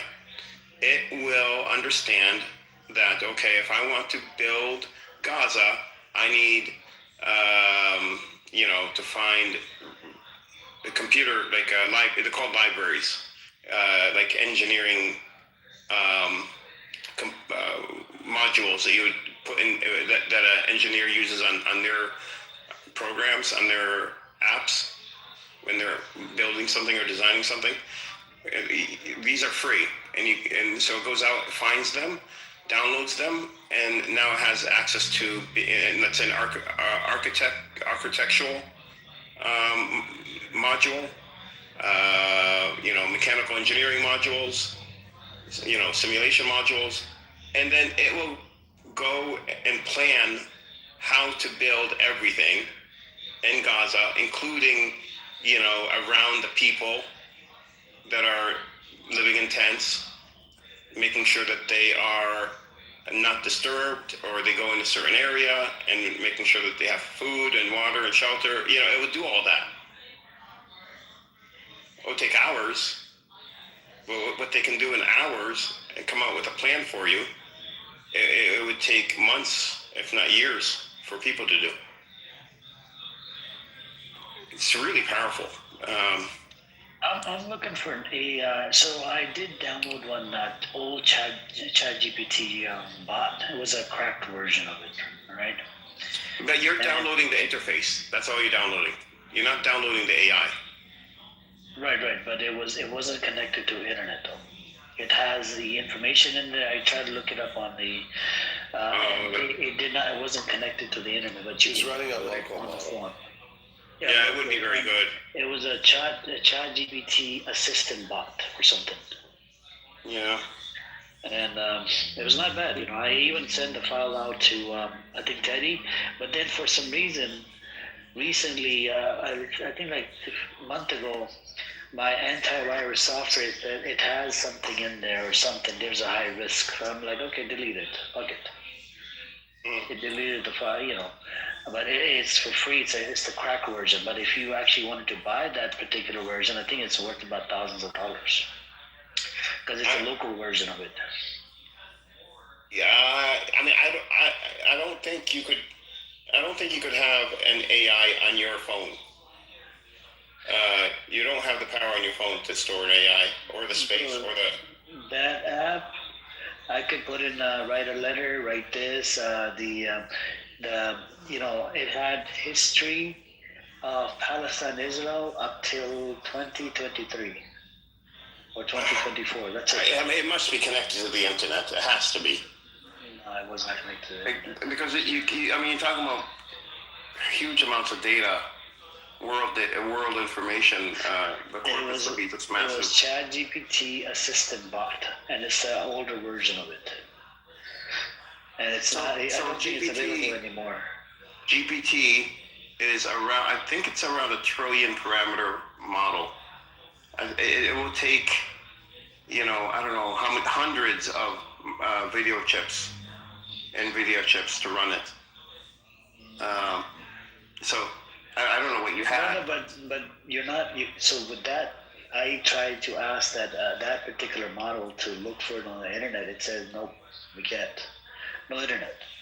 It was like a local thing, like you can put in whatever, it'll give you whatever. Like it even had the option you could upload your PDF file to like analyze it, whatever. Was it looking on your phone? Was it crawling your phone? Your phone's no, it's called ChatGPT Assistant Bot. No, but a lot of those local models, what they do is they index the content on the device.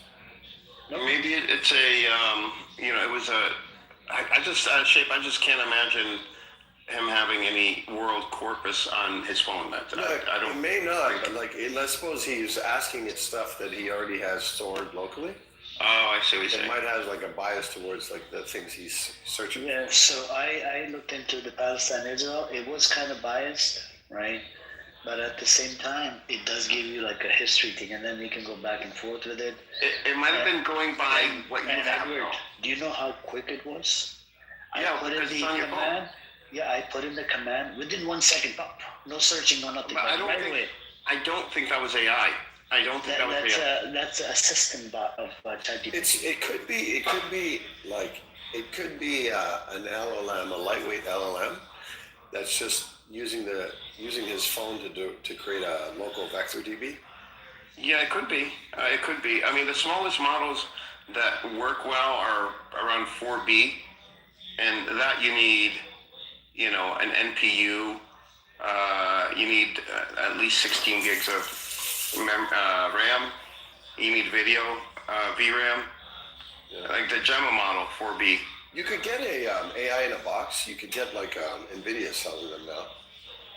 Yeah, their own, right? They're Rockwell servers. You could probably get one that's like semi-useful, like 20 grand. You know what you can get though for 20 grand, which is amazing. What you can actually get for under 600. You can get, which I didn't know this until the other day, a Mac Mini. Because you look up OpenClaw shape. Like everybody's going crazy over OpenClaw. Oh yeah. Yeah, it's a framework that was built to be able to use AI on your computer, but you're using a flagship model. You're going out and buying tokens, but you can create agents, and the whole system is made so that you can set up like a board of directors and have get anything done. Like it can make phone calls for you. It could be proactive. It's called OpenClaw. But so I've been looking into smaller models. Who built it? Peter Steinberger. It was like a month ago it came out, and OpenAI. It's called Chatbot. No, ChatGPT. Oh, the one that you were talking about. Yeah. OpenClaw, Peter Steinberger, and it was first called Claude-bot, CLAWD bot, and then it was a whole big thing, and Anthropic said you can't use our trademark, even though people were paying them money to use Opus for the for this app. And so he changed the name. He changed it to OpenClaw, and OpenAI said, well, we don't have a problem with that.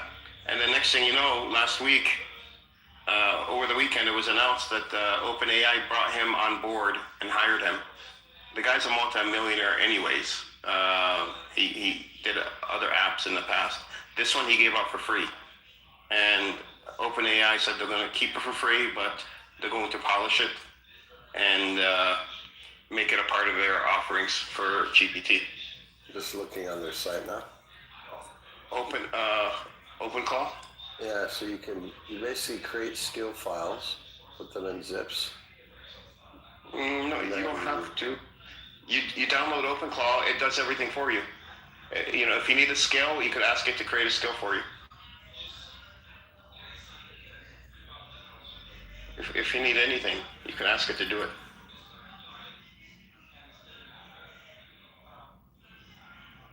But it seems like it's like you're leveraging Hugging Face. No, it doesn't. It doesn't. You don't need Hugging Face for it. It's a very simple app. It has like 6 different file types or files. One of them is the heartbeat, which is it pings your agents, whatever, depending on what you need to see if there are any updates, and then they proactively act. Each agent gets its own soul file, personality, everything, and you can have as many agents as you want. And they it's agentic, so it has its own browsing capabilities.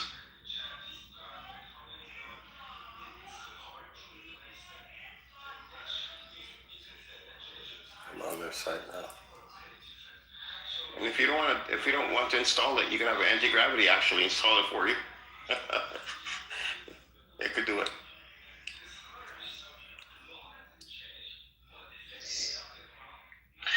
Hey, everybody in the audience, if you guys want to come up, you're welcome to come on up. We went from UFO to AI now. I think AI and UFOs are connected. I think they're connected. I think they're coming. I think we are going to have disclosure because I think it's dangerous to have any civilization out there that has a certain level of AI and robotics coming together. And I think they would want to make sure that we don't do anything dumb, like create a runaway AI that does its own thing and ends up contaminating the galaxy or something. Yeah, I don't think it's connected, but yeah.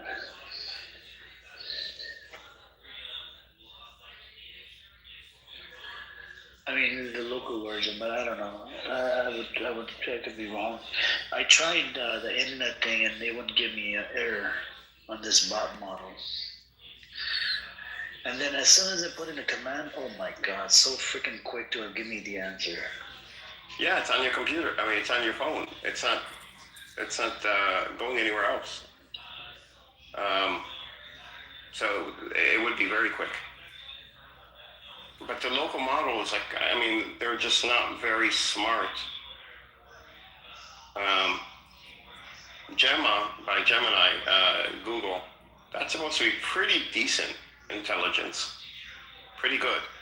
But that's still, that's still a heavy model to put on a computer. There's no way you can get it on your phone.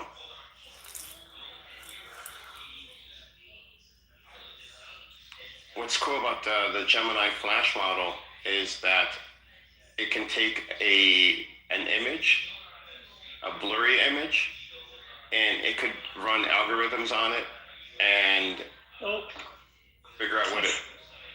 I forgot to tell you, Apparently, buying Google Drive, right? You know that big plan that they have, the I think 1 terabyte or like Yeah, Google One.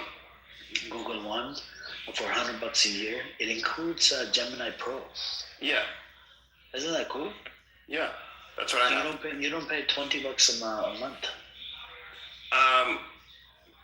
Yeah, it is $20 a month, but if you buy a year, it's $100, like $99 for the year. Yeah, but I'm saying if you buy the Google Drive thing, it includes the Gemini Google One. Pro. Yeah, but if you just want the Gemini, it's $20 a month, right? No, when you buy Gemini, you're getting the Google One subscription. You're getting a Google One subscription, which includes Gemini and all these other things with it. Anti-gravity. There's an AI that makes websites for you that Google has in there. There's, like you said, 1 terabyte of space. What else? There's a bunch of other stuff that they include. I get their emails to remind me that I have all these other services. But yeah, there's only one. It's only the one that you have. It's either $20 a month or $99 a year.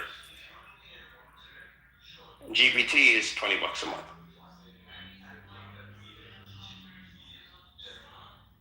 This open clause not super user friendly. It's not. It's not. I'm looking at it. But there are videos to walk you through how to set it up. It's not. I mean, for me, it's fine. It's just, it's not. So it means it's cheap to get. Oh my, sorry about that. It's cheap to get a Google the Gemini versus ChatGPT.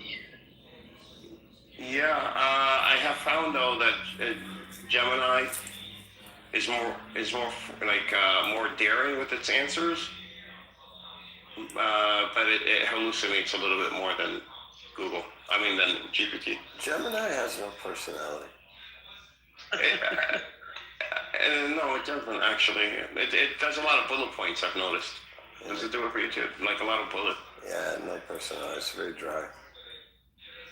It's still a better personality than the really powerful agentic models that are open source. They have barely a personality. They're mostly just raw power. It's like, don't talk to me, just give me the job. And that's it. Yeah, I think what Sam Altman's investing a lot of time in is memory and personalization. Yeah, so the OpenClaw handles memory it's a pretty interesting way, very simple way, very effective. Whatever you say to it, if it's important, it distills it, indexes it, and then chunks it on your computer and can refer back to it whenever it needs to. Same with any of the tasks that it's doing. The agents also talk to each other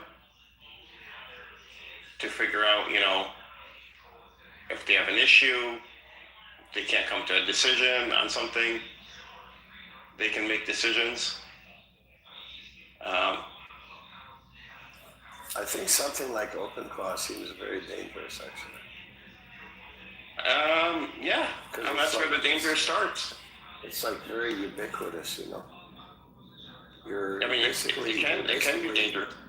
You're basically giving it seems like you're giving it admin rights to your PC. No, you don't have to. No, you could put it in a Docker. But yeah, you can. You can. It could do anything you want. That's the whole thing. It's unlimited. It's not made for dumb people. But there's going to be like a new level of AI that's, I guess, maybe sitting on top of maybe below the OS. Could happen. Like, how CrowdStrike, what's it, CloudStrike or CrowdStrike? You know how they shut down the world for like a couple hours, right? You mean with the AWS attack? No, you forgot. You remember, what's it called? Cloud or CrowdStrike? CrowdStrike. CrowdStrike. The WAF, the virtual firewall. Right. Basically, it installed itself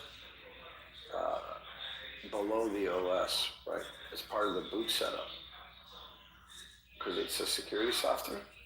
Yeah. And the update went wrong. And basically, like, I remember this. Well, yeah, when did this happen? 2024. That was in July 2024. Yeah, I remember this. Did you see the Ariel steals a Black Rabbi's wallet? No. It's in the chat. A new one? Yeah, Ariel runs after him.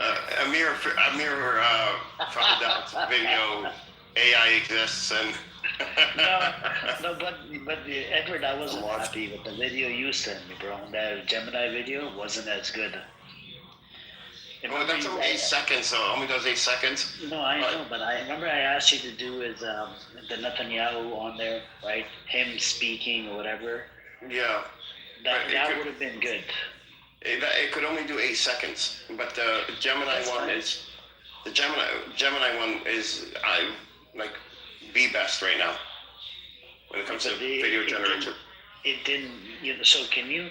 Is there a possibility you could upload a picture of Netanyahu and then ask Gemini to add like a? Well, it's only 8 seconds, so it's not long enough to give you much. That's the problem. You have to stitch the 8 seconds. Now they're coming out.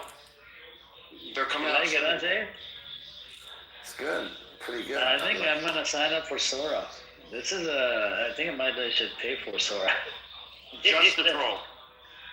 Yeah. Isn't Sora included in Oh, you don't pay for GPT. No, I use the Perplexity. That's fine. ChatGPT stopped using a long time ago, Edward.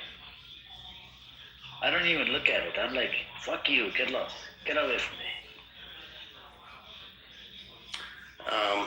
As soon as it gave me that wrong answer, that was it. Didn't give you a wrong answer. It gave just a slight difference in one word. Yep, that's it. Coin versus invent. That's the, and I asked the actual coin, not freaking invent. Why you give me invent? Oh my God. How viral is that? I mean, how much? You have any adoption? Did you see the Sora video? A normal video. It's only been 2 days, almost 1,000 views. Really? Yeah, it's only 15 seconds long or 12 seconds long. Hold on. 900 or 1,000 views, and then this other one, the Ariel stealing. It's got almost 100 views. It's only been like a day, or not even a day, like half a day. You like it, huh? See, Black Rabbi stealing. He goes, that's Black Rabbi right there. The issue with that AI model is I can only upload one picture. That's the problem. I want to be able to upload 2 pictures, that this is the criminal, this is the guy, and this is the other guy. This is the villain, this is the hero.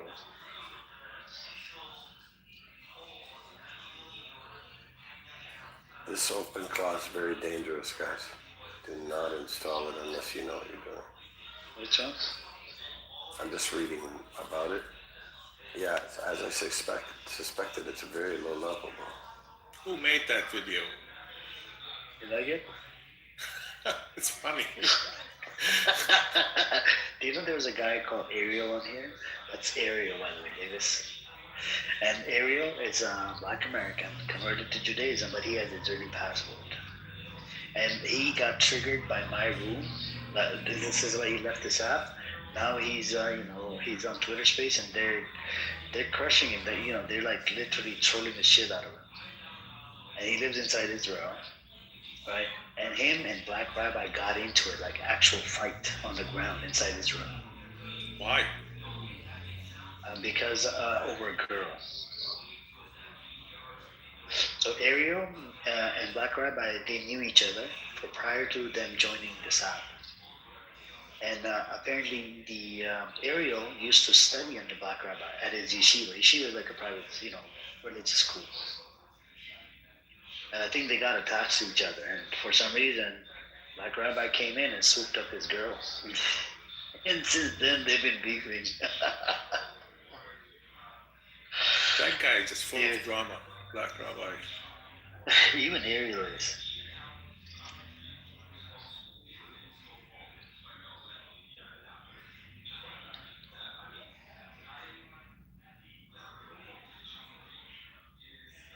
Yep. So that's what it is. What's up with you, Benny Goy? Are you okay? I'm glad you called me Benny Kobe. I don't know. I think I should call you Benny Gay. No, I like Benny. Or Ben Gay. You're getting close to Marvin Gaye.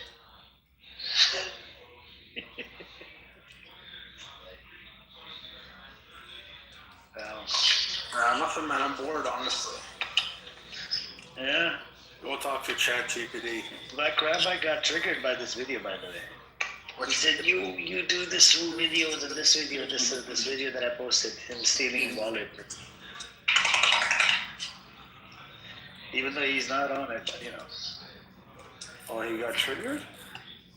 He got a little mad earlier, and then he got used to it. Now he's used to it.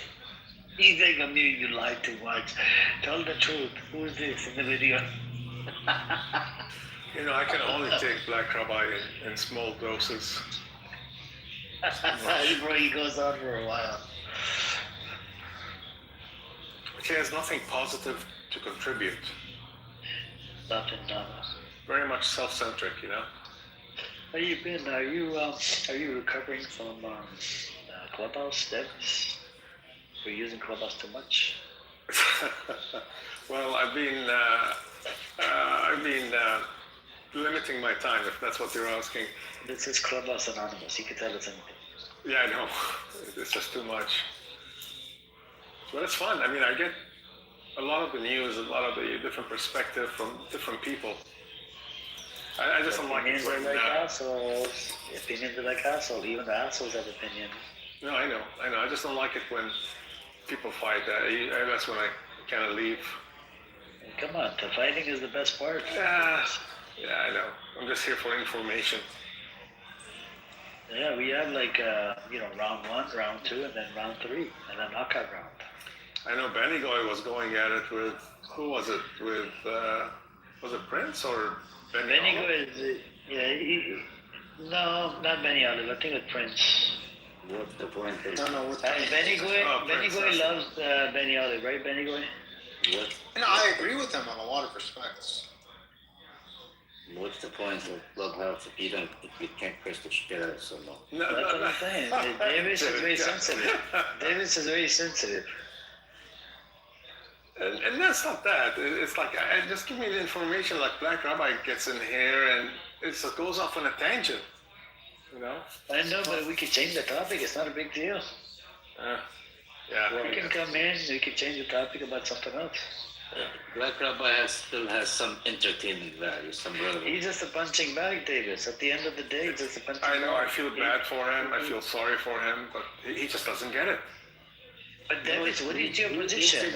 He gives it his treasure. 69 on your mother. Yeah. He enjoys that. Amir, by the way, I'm David. The S is just a typo. It's right next to the D. But I'm gonna call you Davis. Okay. Until you fix it. For another what? Just like Benny Gay. Just like Benny Gay. Benny Gay. Benny Gay. Where's that guy Benny Olive, by the way? Oh my God! Did you like that? That guy is brutal. Where is he? Did you like that person, Jindip? Like him? I don't know him. I'm just. Do you agree with the shit that he was, doing? I don't know what he said. I'm not familiar with what he said. He was blaming Hamas. That Hamas is calculated. Yeah. Do you agree with that point? That he disagrees with Hamas? No. He's blaming Hamas for miscalculation in relation to 7th October. Sometimes I think they did. In the sense that the response was too much? Is that? No, but make it make sense. I gave him this example.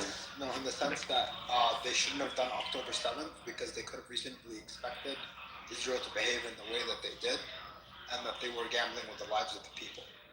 I don't know about gambling. I don't think they expect this. Yeah, nobody expected this genocide shit. I think it's reasonable to expect this kind of response. Now you can say this, but before, No, I mean they after expected 7 response. October, you could not. The thing I don't think they expected for themselves to succeed in taking this many number of hostages and inflicting such pain on the Israelis. They didn't expect that. I don't think they expected that. I think they thought it's a limited operation. They're just going to go bring in some hostages. But I don't think a lot of those Israelis were not killed by the members of Hamas. A lot of those Israelis were killed by Israelis. Yeah, but you would also expect all of the deaths, because you know about the Hannibal Directive if you're Hamas. So you would expect those deaths at the hands of the IDF to be blamed on you anyway. It doesn't matter. That doesn't matter to Hamas. It doesn't matter. How does it matter? Because Israel kills Palestinians on a daily basis. It's not like something new. No, I know, but the scale of which the response would be expected, knowing that the number of deaths of October 7th would be blamed on you. Yeah, I don't think Hamas expected the amount of success they had in breaching the wall and taking this many hostages. I don't think they expected that. I don't think they were ready for that. I think Israel knew about that, honestly. There's no way they could have done this with everybody being on, at alert. I agree with you. It's a disproportionate response. Yeah. But in a way, I'm glad that this happened. Not the killing of not all of that, but the fact that it brought so much light to the Palestinian conflict.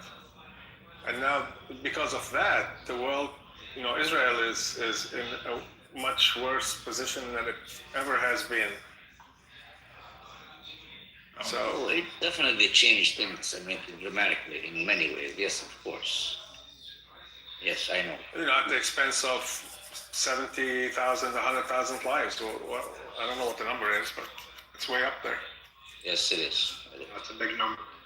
It's a big number, but it's going to happen anyways. In secret, might as well have it happen out in the open. No, man. Israel has never killed this many people. They have tortured thousands and thousands of people. Listen, torture is one thing, but obviously, if you're going to count the number of tortured, then you have to include all the casualties, not just the deaths of October 7th, the Gaza war, which would go into the hundreds of thousands. Yes, man, Israel was given the chance to slaughter Palestinians with a massive scale, thinking that they can, like they're killing for many years. Yeah, they've never killed this many. Look at it this way: people had no about idea. The whole occupation, not just like in one instance.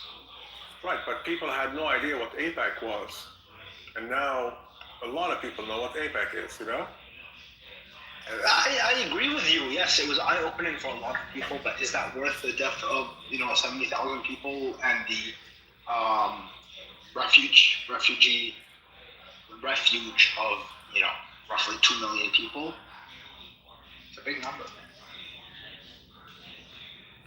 Yeah, I cannot say anything. I'm sitting here in the States. I'm not down there, so I don't have a say. Exactly. That's the right response. I don't know. You can't speak. I would say the same thing about Syria. I always think about it from that perspective, and there was 500,000 deaths, 10 million refugees over the last 14 years. Is it worth it? Was it worth getting rid of Assad? Do you ask yourself that question, Bania? I do, but and I always say I don't know because I live in Canada. What do you get? What answer do you? You don't get a good answer, do you? No, because I live in Canada, and I've always lived in Canada. It's not like I moved here because of. I've always been comfortable. I've always been outside of Syria. If my direct life did not get impacted. I'm funny with it. Bani Adam, if you examine the history of the state of Israel, and in terms of the number of people they killed over the years, I don't know, about 75,000. I think it won't be that high. I think they have probably killed more. Okay? No, they haven't. In battle, they have not. Okay. No.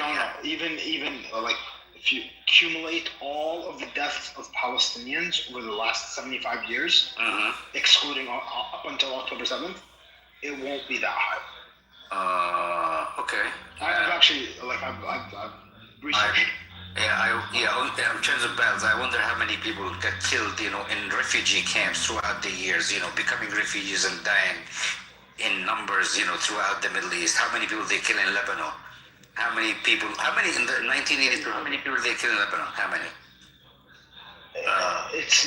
So in Lebanon, it's not a huge number because a lot of the killing was done by the Americans. And that would be the direct result of what? The Israeli invasion? I know, yes, it's an indirect result. Okay. Yeah, so indirect result of Israel's murdering Palestinians over the years is massive in numbers, okay? It's not a small number. I'm not saying it's a small number, but it pales in comparison. You are talking about Israel killing people on the battlefield. I'm talking about, killing Palestinians. No. I'm not talking about just the battlefield. I'm talking about civilian casualties as well, right? Throughout so quote-unquote wars or battles. Whatever. Okay, so the intifadas and everything like that. Right, and you get to thousands, perhaps tens of thousands. Okay. You don't get to like 70, 100,000.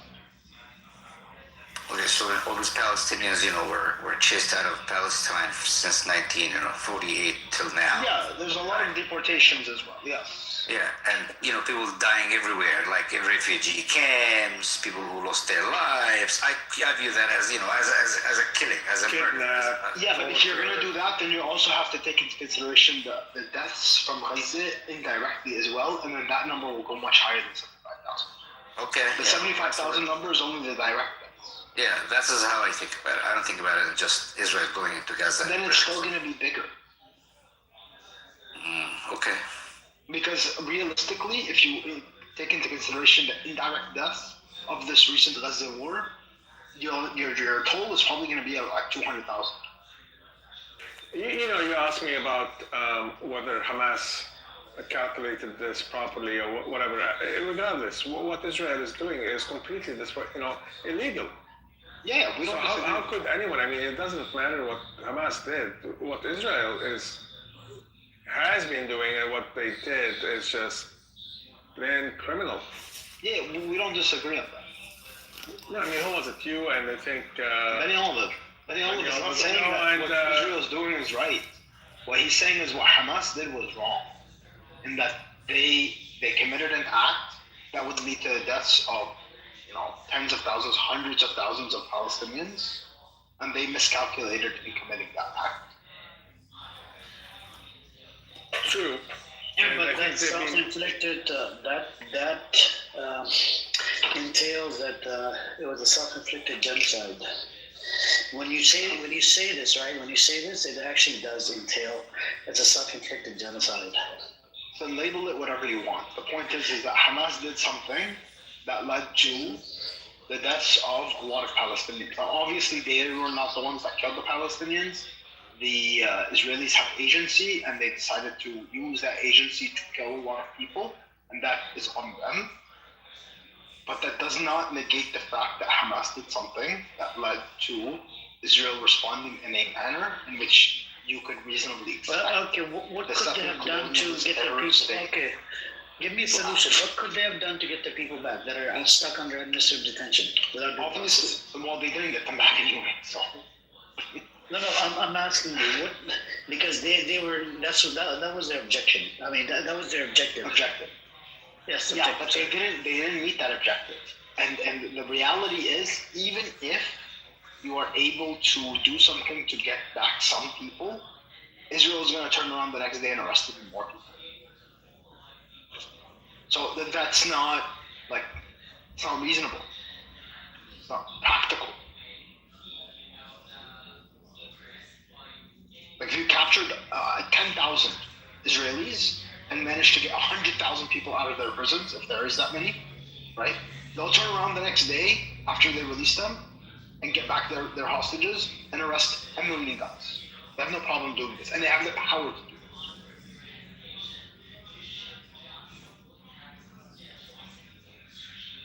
I'm not offering a solution here. I'm not saying that you should have done this or that.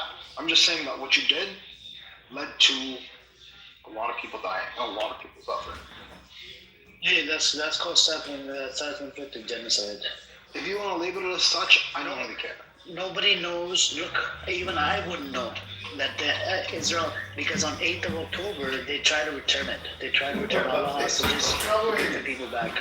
Yeah, but you and I know that Israel's not gonna come up on that. You and I, and we're like people living in the West. We know that Israel's gonna act in a retaliatory manner. This only proves to me that the whole planning of Hamas was guided by Israel. It's like they wanted That's what Benny Olive says. Benny Olive says that Hamas is effectively an Israeli agent. And I see some arguments for that.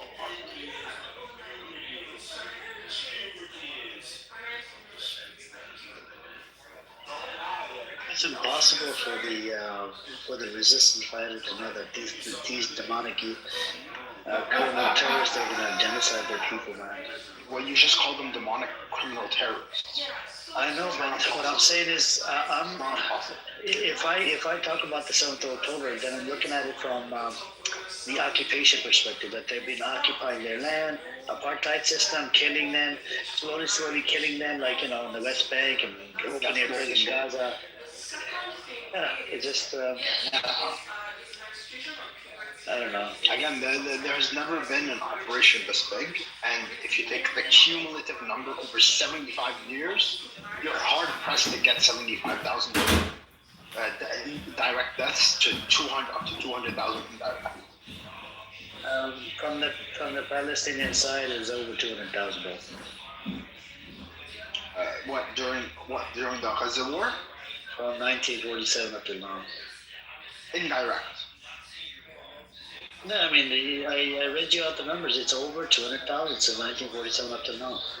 From direct and indirect, right? Cumulative. Yeah, that's what I'm trying to say. And those numbers are hard to calculate, obviously, right? Palestinians are saying this. I think I pulled up an article. Let me see if I can find that article. Those numbers are hard to, but you're talking over a 75-year span. Yeah. Yeah, that's a long time. But then relate to this particular genocide, they use the bombs that evaporates the body. So we don't know exact number right now. Even the 70,000. Yeah, I'm not saying that we know the exact number. Yeah, but we're guesstimating in both ways, dude. We're guesstimating. Yeah, but but this is a fact. They did use those. I understand. We're guesstimating in both ways. If you want to increase the death toll in Gaza, that actually makes my argument better. Lancet says 250,000 or 150, 175 or something. Yeah, okay, that's what I'm trying to. That's direct and indirect deaths. That's what I'm trying to say. Is that like you had a death toll in the span of 3 years, roughly equal to the death toll over the last 75 before that,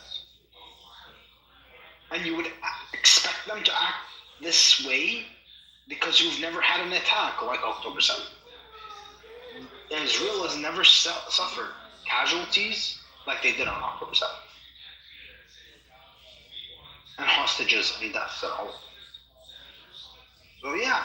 Or they've never been attacked by anyone. I mean, Iran, that's the only country that has ever attacked Israel. That's not true. With these missiles. Syria has attacked Israel. Iraq into Tel Aviv, Egypt to the center of Israel? I know they've attacked them. I don't know about in Tel Aviv specifically. No, nothing like this. Nothing where you throw missiles and it hits buildings and. The Scud missiles of Iraq. Maybe an attack. I don't know how successful the attack was. Yeah. Speaking of Iran, so they have now 10 days.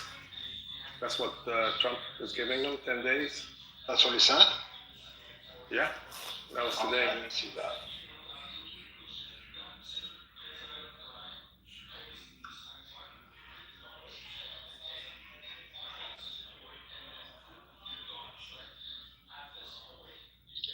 I mean, the deadliest attack I see, I pulled up on Perplexity, it says 78 Coastal Road Massacre, Fatah militants. hijacked the bus and killed 38 Israelis. Yeah, that's nothing compared to October 7th. Yeah. Yeah, they've never been attacked by Palestinians on this scale. Yeah, it does say October 7 is like the largest one. I think the only way forward right now is for Hamas to completely disarm. It's not doing them any good. It's no longer a bargaining chip.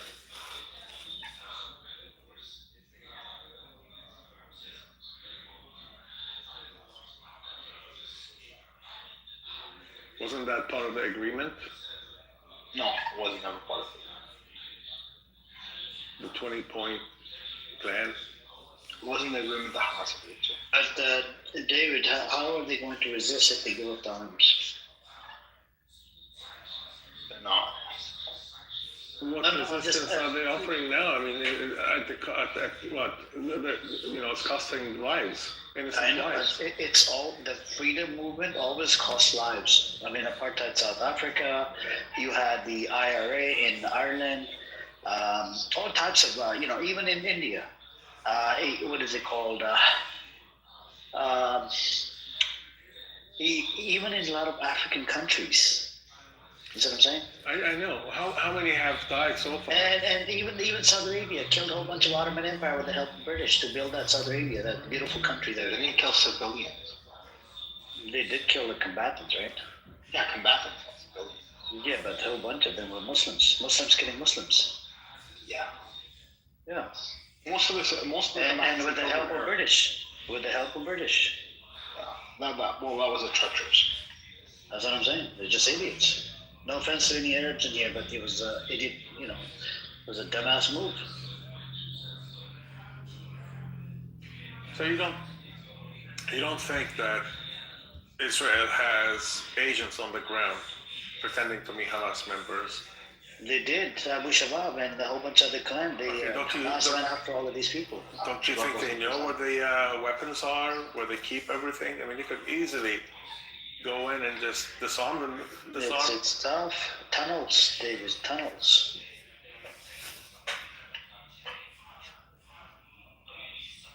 I don't know.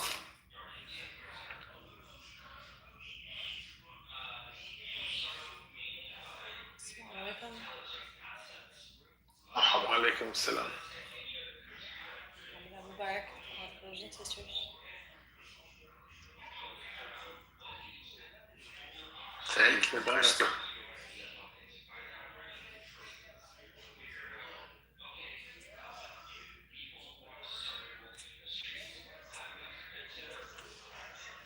Hey, Crystal, assalamu alaikum. How you doing there?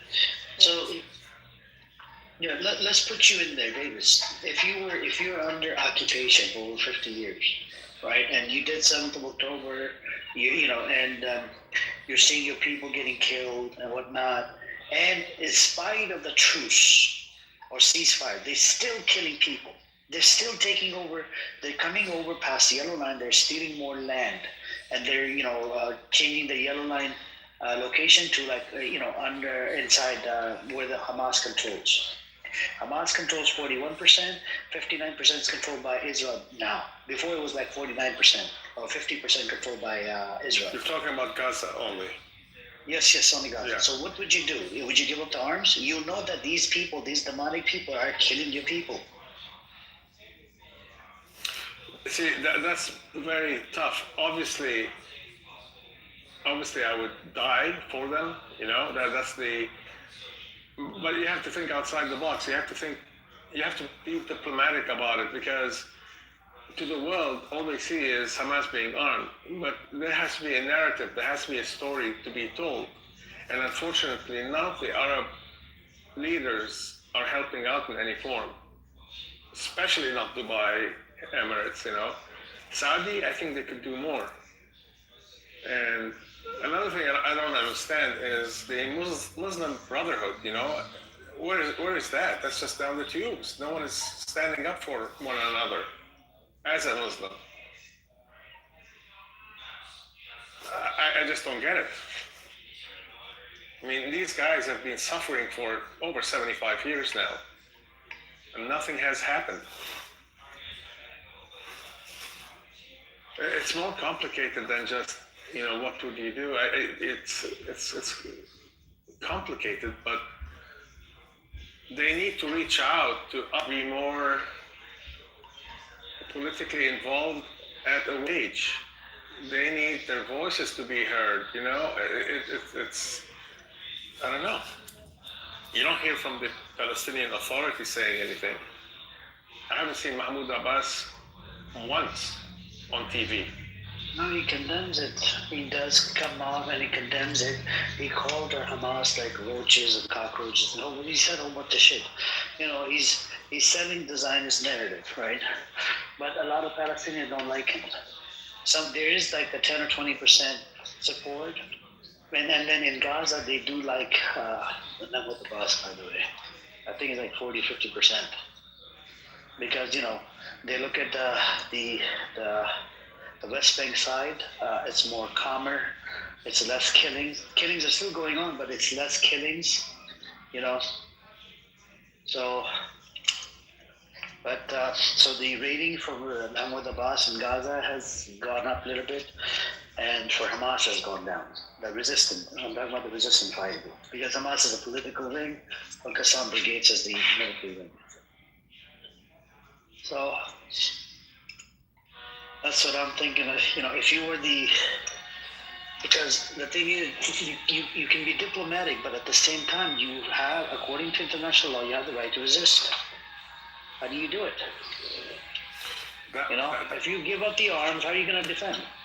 See, that's the problem, and no one is selling that. I mean, yes, they go on the United Nations. Is it the PLO? Yeah, the PLO, because PA is Palestinian Authority in charge of running the West Bank, but it's not a political entity.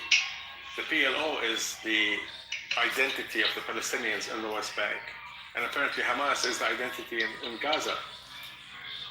So you already have two different factions. There has to be one voice for both at the world stage. Some proper representation. Yeah, but again, forget the representation. Israel does. I watched the Israeli news channel last week, the whole week. This week I kind of missed out 2 episodes. On the Israeli channel, right? You have the people that are analyzing the information, whatever. They're talking about. We got the ISF, International Stabilization Forces. They're not going to disarm Hamas. The countries are not going to, disarm Hamas. It's the only party that's going to do that is actually IDF. This is why IDF is moving in. You see what I'm saying? So now the question is, if the IDF is moving in and you want peace, but if you give up the arms, they will come in. They will kill your people regardless. If you don't have the weapon, they're going to kill more people. But if you have the weaponry, they're going to kill less people because then you can fight back. And according to international law, you have the right to resist. You see what I'm saying? So it just doesn't make sense to me. I know. What I'm saying is that they need help. And who has the ear of the internet, at an international stage? Who has the voice right now? People listen with Saudi Arabia. They do have the spotlight. Qatar has the spotlight. Jordan has somehow with the king, but it's nothing there. Between Saudi Arabia and Qatar, they could be doing more in terms of explaining what they have to, because people don't know that this is a resistance movement, and it's occupied land, and you have the right to defend yourself. And people don't know that. The general public doesn't know this. No one is telling that side of the story. That's what I'm saying. What side? Everybody knows the Palestinian side. No. You tell me in the States they know, they say Palestinians, Arab, and it's like terrorists. You say Hamas, they don't understand that Hamas is a resistance. They just look at it and say, it's a terrorist group in the way of peace. They don't understand why they're doing this. You're telling me that people understand what Hamas is and that it's a resistance force? I think post October 7th, like so many Americans that didn't know or didn't really have knowledge, they know now. Yep. I think it's way more, overwhelmingly more. But as Amir said, we have to put the link in the chat. We have to get a proof. No, but I'm trying to put Davis in there because Davis said that's the only choice they have, to give up the arms. You know, but how would you protect it? If you give up the arms, it means they're going to come in and kill your people. They're doing that anyways. But they're going to kill way more people. Versus killing 5 people, they're going to kill 50 people.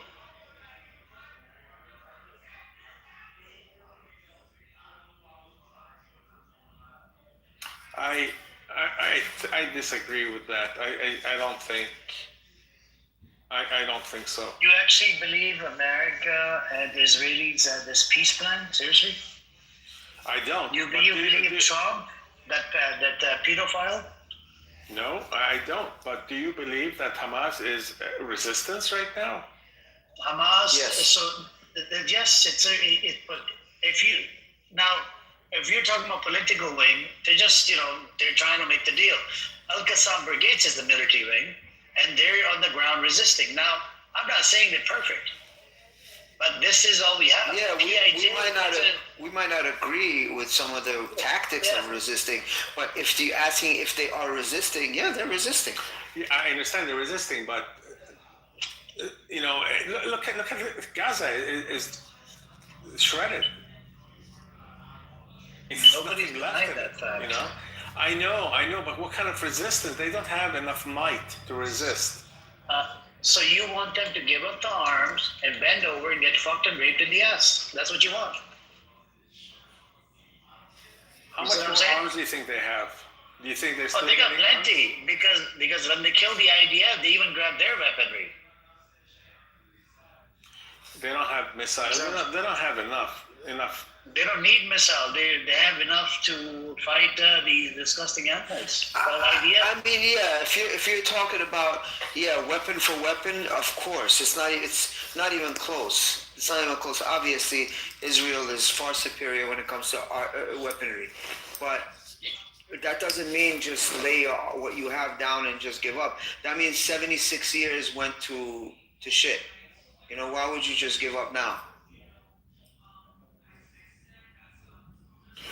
I'm not saying give up in the dark. I'm saying you have the whatever group that the what do you call that? The Saudis, the Jordanians, the Peace Corps, whatever it is, that the committee that Trump put together. The Gaza Peace Corps, that's bullshit. It's garbage. Technocratic people aren't even allowed into Gaza. You know that technocratic government's supposed to be in there, the officials, and then people are going to elect on it and blah, blah, blah, bullshit. Israel didn't even allow them in there. So what I'm saying to you, Davis, you're going to have to think outside the box. You can't, look, I know you have been indoctrinated, right? No, not really. I mean, more people are, I'm just looking at it from numbers. More people are dying.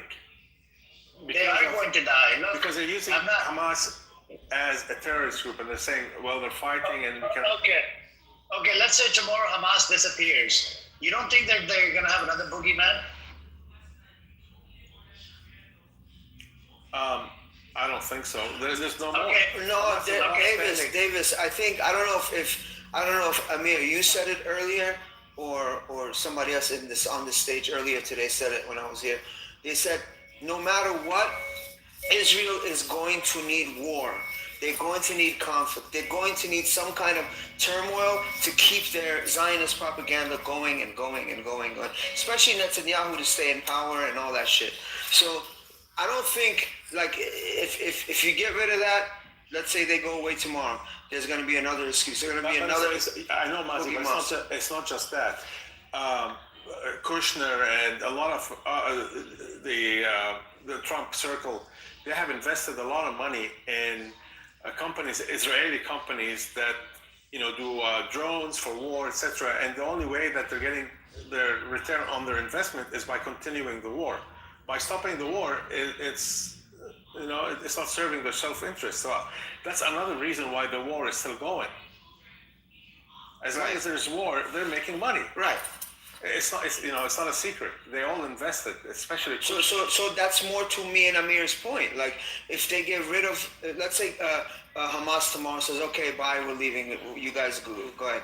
There's gonna be somebody else. There's gonna be another boogeyman. There's gonna be another excuse. There's gonna be something else. They'll say, oh, there was the sons of Hamas. They formed Gamas or some shit, and it's gonna be someone else they're gonna come up with. You know what I mean? I see your point, but I mean, at the expense of innocent people. What I'm saying is that other Arab countries, they really have, Muslim countries especially, they have to come in and play a more, a bigger role. Davis, it's protected. Israel, this disgusting Zionist criminal state, is protected by the U.S. So if any of these countries that come in, they even try, they're not going to be let in by Israel because it's under occupation. And if they force their way in, you're going to see American troops on the foot on the ground. And this is a big problem with the America protecting Israel. And I don't know what to tell you. I wish there was a way we could force America to do this. Force them into. We got to force them to move away. The U.S. government needs to move away from Israel. But that's the only best way to do it. But also, Amir, he has a point too. Like, not all of these Arab countries their hands aren't clean. Like, they could have done more. They could do more, and they don't. It's been something that's been a wing and a prayer for decades, that they should have done more or should be doing more.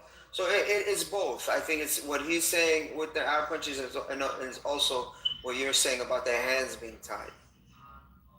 Yeah, it's protected by America. I look at that as a bigger reason than their dirty hands. They could keep their dirty hands to themselves, right? They can still come in and help their brothers out, but the problem is it's freaking America. It's just one big money machine. That's what it is.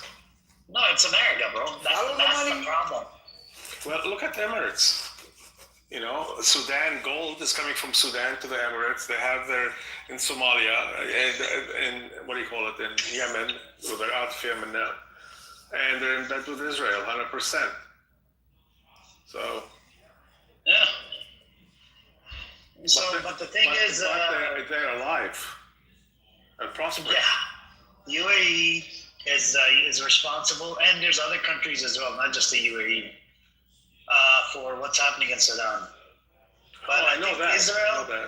Israel and Buttercup are the most, they're both responsible for what's happening over there. Right, Buttercup? Me and Israel are responsible for what? Buttercup, you're still awake? I just threw her under the bus. Oh, wait, you're in the States, right? Yeah, I'm in the States. Oh, okay. What, you thought I really did whatever genocidal thing Amir's pinning on me? No, I'm just kidding, man. I saw you, I'm like, let me wake you up. You're probably sleeping. We gotta blame Buttercup. We gotta put the blame on Buttercup. It's okay.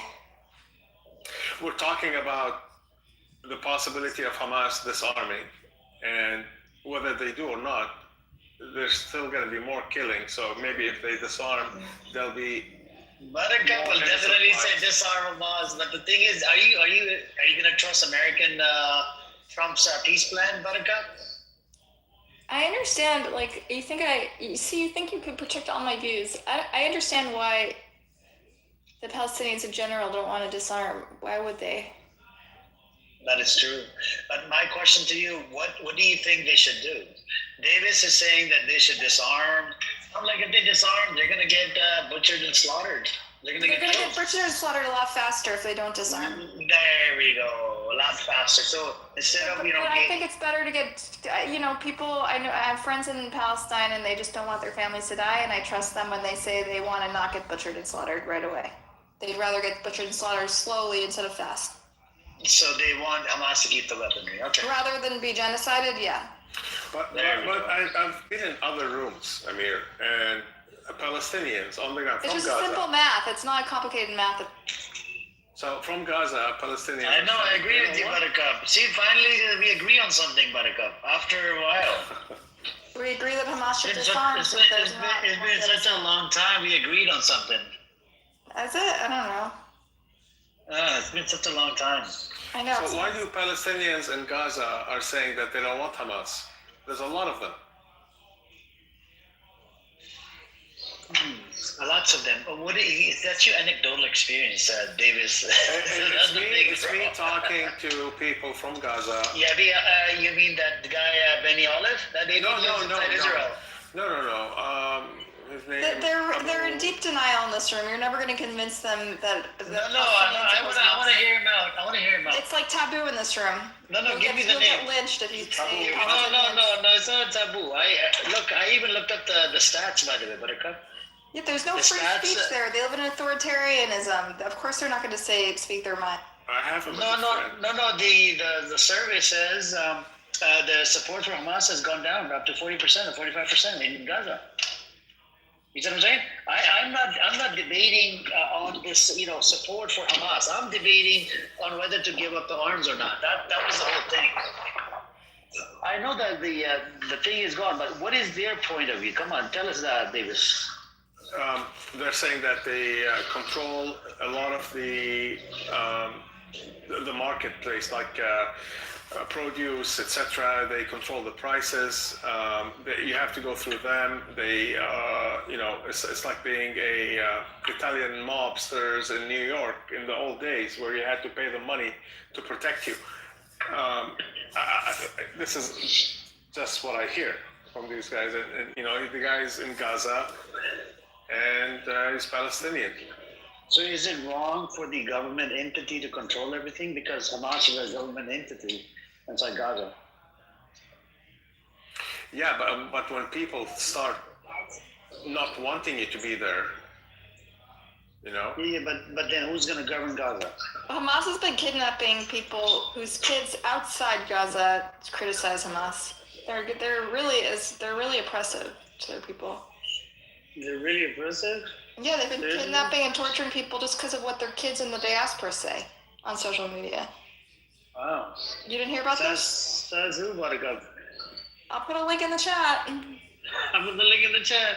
Is that from the same Christian guy that lives in Washington?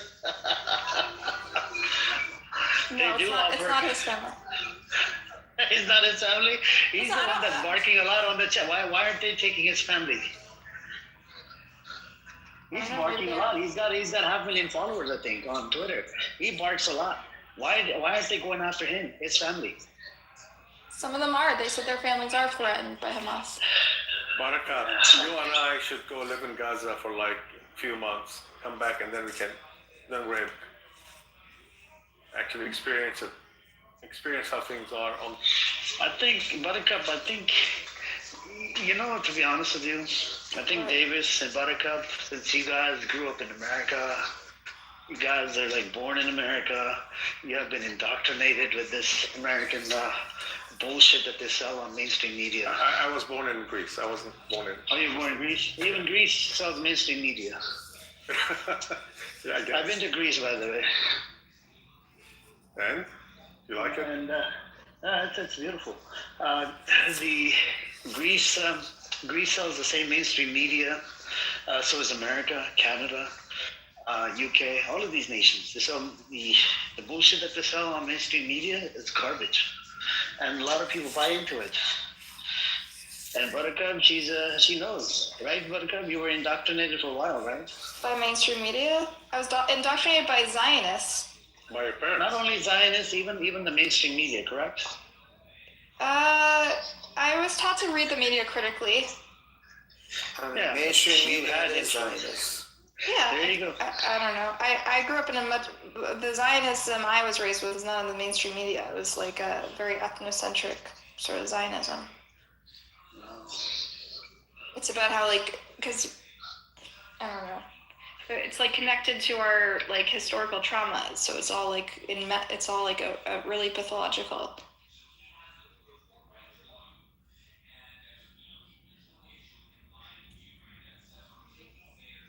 and I was able to, but I think as an adult, people should question those things.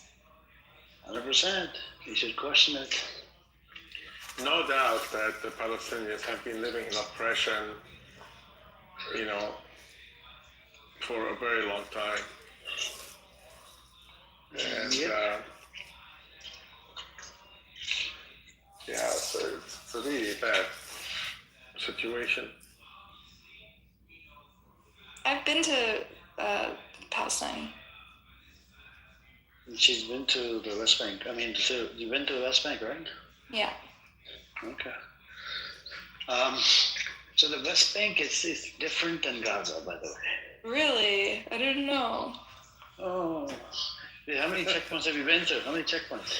I went into a checkpoint only on the way out because we had our Palestinian guy take us just to show us. So how many checkpoints did you have to? Just one. I only went through one. But then you showed them your identity that you're Jewish. They let us right through, yeah. Yeah. But if it was like a Palestinian. They did. No, they asked the driver. The driver was Palestinian. They made him show ID. Oh wow. But the rest of us, because we're like Americans, they. You're the God-chosen people, you know. No, because you're American. No, but I mean, even if you are like, she got lucky. Even if you are, you can get searched and brought out of your bus. Even if you're Jewish.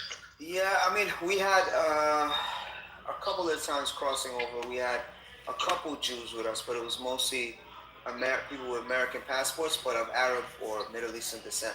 So they would take us out of the buses, search our bags, search us, put us through metal detectors, check our passports. So it's really kind of luck of the draw. You kind of like roll the dice. They told us to bring our passports just in case. We just didn't have to use them. Yeah, you have to. Mazi, what's your ethnicity? I was born in Iran, raised in New York. Okay, well, yeah. Yeah, I have friends, Palestinians, that every time they go back, their parents are in Jerusalem. I don't know which side of Jerusalem, but you know they get scrutinized. And they get separated at the airport. They ask them questions. Well, the airport's a whole. Listen, Davis, the airport is a whole nother freak show. It's a whole nother thing. It's a whole chapter. So there's levels to it. You know, there's the airport. There's within, like, let's say Haifa or Jerusalem or those places. Those search and seizures or harassments. And then there's like what Buttercup was saying, and what I was saying, the Kalandia border, those things, that's a whole nother thing. And then within the West Bank, again, is another chapter of harassment and checkpoints and what have you. So it's a lot of different. Even to an American? As an American? Yeah, bro, yeah. Bro, I've been there 10 times, well, 9 times West Bank, 1 time Gaza. I'm telling you these are all from my own personal experiences. And I have an American passport. Granted, my American passport says born in Iran, but that might be it. Maybe. Amir, I think you secretly want to give me a green bean to piss off the Zayos on the app, but you can't bring yourself to do it because I'm Jewish. So you are trying to get me to fast for Ramadan, so you have an excuse to give me a green bean. You've been like waiting for this opportunity to like piss off Normo and all those guys. I'll fast. I'm gonna fast, okay? Buttercup, it's not normal. It's El Moron. Oh. El Homo. I'm gonna fast so that you can finally live your dream, Amir, and give me a green bean and piss off Norma. 2 people I can't stand is Black Rabbi and El Moron. El Moron. Morning, guys. Fire! Good morning. Fire. Salam. So are you gonna fast for a day? So I made a promise, Buttercup, if she fasts for a day from sunrise to sunset, I'll give her the green bean. Do I have to say something in Arabic? Do I have to pray or something? No, because if you're not Muslim and you're fasting, you don't have to pray. But if you want to fast, how are we gonna know she fasted though, Amir? Yeah. Wait, I have a question for you guys. Are the Palestinian Muslims treated differently than the Christians? No, Palestinian Christians? not that I've seen. A lot of the Christians have left because of the occupation. Like the community shrunk a lot. I wonder why. Well, the occupation, the Israelis blame the Muslim Palestinians for discrimination, but a lot of them cite also like oppression and. No. Have you seen Tucker Carlson? Yeah. There's an interview with him in Jerusalem with the Archbishop of, in Jerusalem, and that he was saying that Christians get spat on all the time, they get harassed all the time, even clergymen, priests. Is that nice? Yeah. And he had a nun on his show, same thing. And I've seen footage of American evangelists, out of all people, going down there thinking that's the Holy Land, and they get spat on and they get harassed. Wait, by who? By Israelis. No, by like religious fanatics. There's like extreme. I mean, those fanatics are crazy. They I think, Buttercup couldn't correct me if I'm wrong, but I think they're Hasids. I mean, they're the ones who. Yeah, it's not like the average Israeli won't do that. Well, most of the time, it's Israelis are safe around Israelis. I mean, Christians are safe around Israelis. There's been. Not if you're Christian Palestinian though. They don't care. No, so in Jerusalem, there's a lot of ultra-Orthodox communities that are very insular, and so those are the people that have like xenophobia towards Christians. But the average Israeli you meet, Davis, won't have xenophobia towards Christians because they're like secular. You understand? Davis, one time I was there, the ultra-Orthodox kids, they were teenagers, about maybe like a dozen of them, maybe less, maybe 10. They busted into they bum rushed one of the entrances of Al-Aqsa, and they started shouting and holding up a map of how they're going to demolish Al-Aqsa. It turned into a riot. I was stuck in the middle of a riot. It was pretty crazy. Is that why you've been there 9 times? That's why I've been there 9 times? No, religious reasons, or why would? No. I work in music, so we were doing music programs with kids in cultural and music programs with kids all in the West Bank. Okay. Are you the rapper? I'm a musician. Yeah, I do many things. What was it? I think it was a Black Rabbi, rapper or something going at it. No, Black Rabbi was an intern at Warner Records. He put up stickers. What year was he there? I was at Warner too. Yeah, I don't know. I don't even know if he's telling the truth. He took some pictures in front of a step and repeat, and I guess he's he said he was a VP there, but I'm convinced he was. Green screen. There's no way he was a green. He was not a VP. Oh, no way. No way. I think he was an intern, a bona fide intern. But you know what? I don't want to even bring him into existence. We might say his name 3 times. I'm sorry for bringing his name up, man. I don't know. Keep coming up. Where are you at Warner? Where? In LA? Yeah, Warner Interactive. Nice. So, what do you guys think about this, Thomas? About the Buttercup? She fast for one day, sunrise to sunset. Listen, I'm all for it, Amir, and I've been around a lot of non-Muslims who tried fasting, and it was a cool experience for them. I just want to know how we're going to confirm it. Confirm? I think we could take her word. I think she's honest, would she not? I don't know. So Buttercup is actually fasting? No. I told her if you fast for one day, she left it. She fasts for one day. I gave her the green bean. She does have wishy-washy belief system. I mean, the position of hers. Yeah. But, that's all right. That's gonna piss off some Zionists. And you know what's funny, guys? My sister, my brother-in-law is Muslim. So my sister is still Christian. She hasn't converted or anything, but she doesn't need to convert. She fasts with him, also. Yeah, that's normal. She loves it. That's why she's doing it. There's non-Muslims. David, do you love us? So you should do it as well. You love us, right? Who's us, Amir? I love you, man. all of us, right? So please go on fast. Who loves you, baby? Hurry up. Who loves you? Calm down, man. Yeah, Greek. I could have if you told me to guess, I would think you were Arab because of somehow I don't know. I feel like you have an Arab accent, but He speaks Arabic. I speak Arabic. Ah. Actually, I speak four languages. English, Arabic, Greek, and what else? Oh, I'll give you one guess. You're in LA. What language do you? Spanish. You're Mexican. Yeah, say it. Mexican. Spanish. Espanol. You gotta order a taco from the taco truck, man. You live in LA? Yeah. Nice. You too? No, I live in New York. Oh, okay. Well, it's just Amir and I in LA. That's it.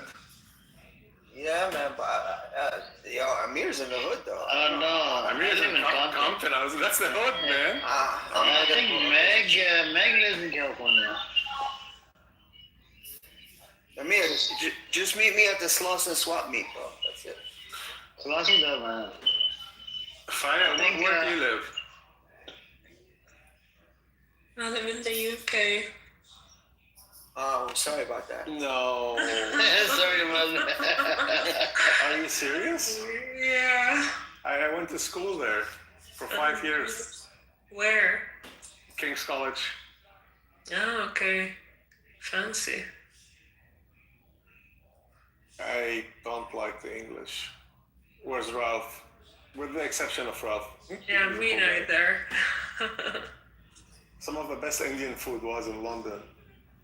But then until I went to Dubai, then I found out the best Indian food.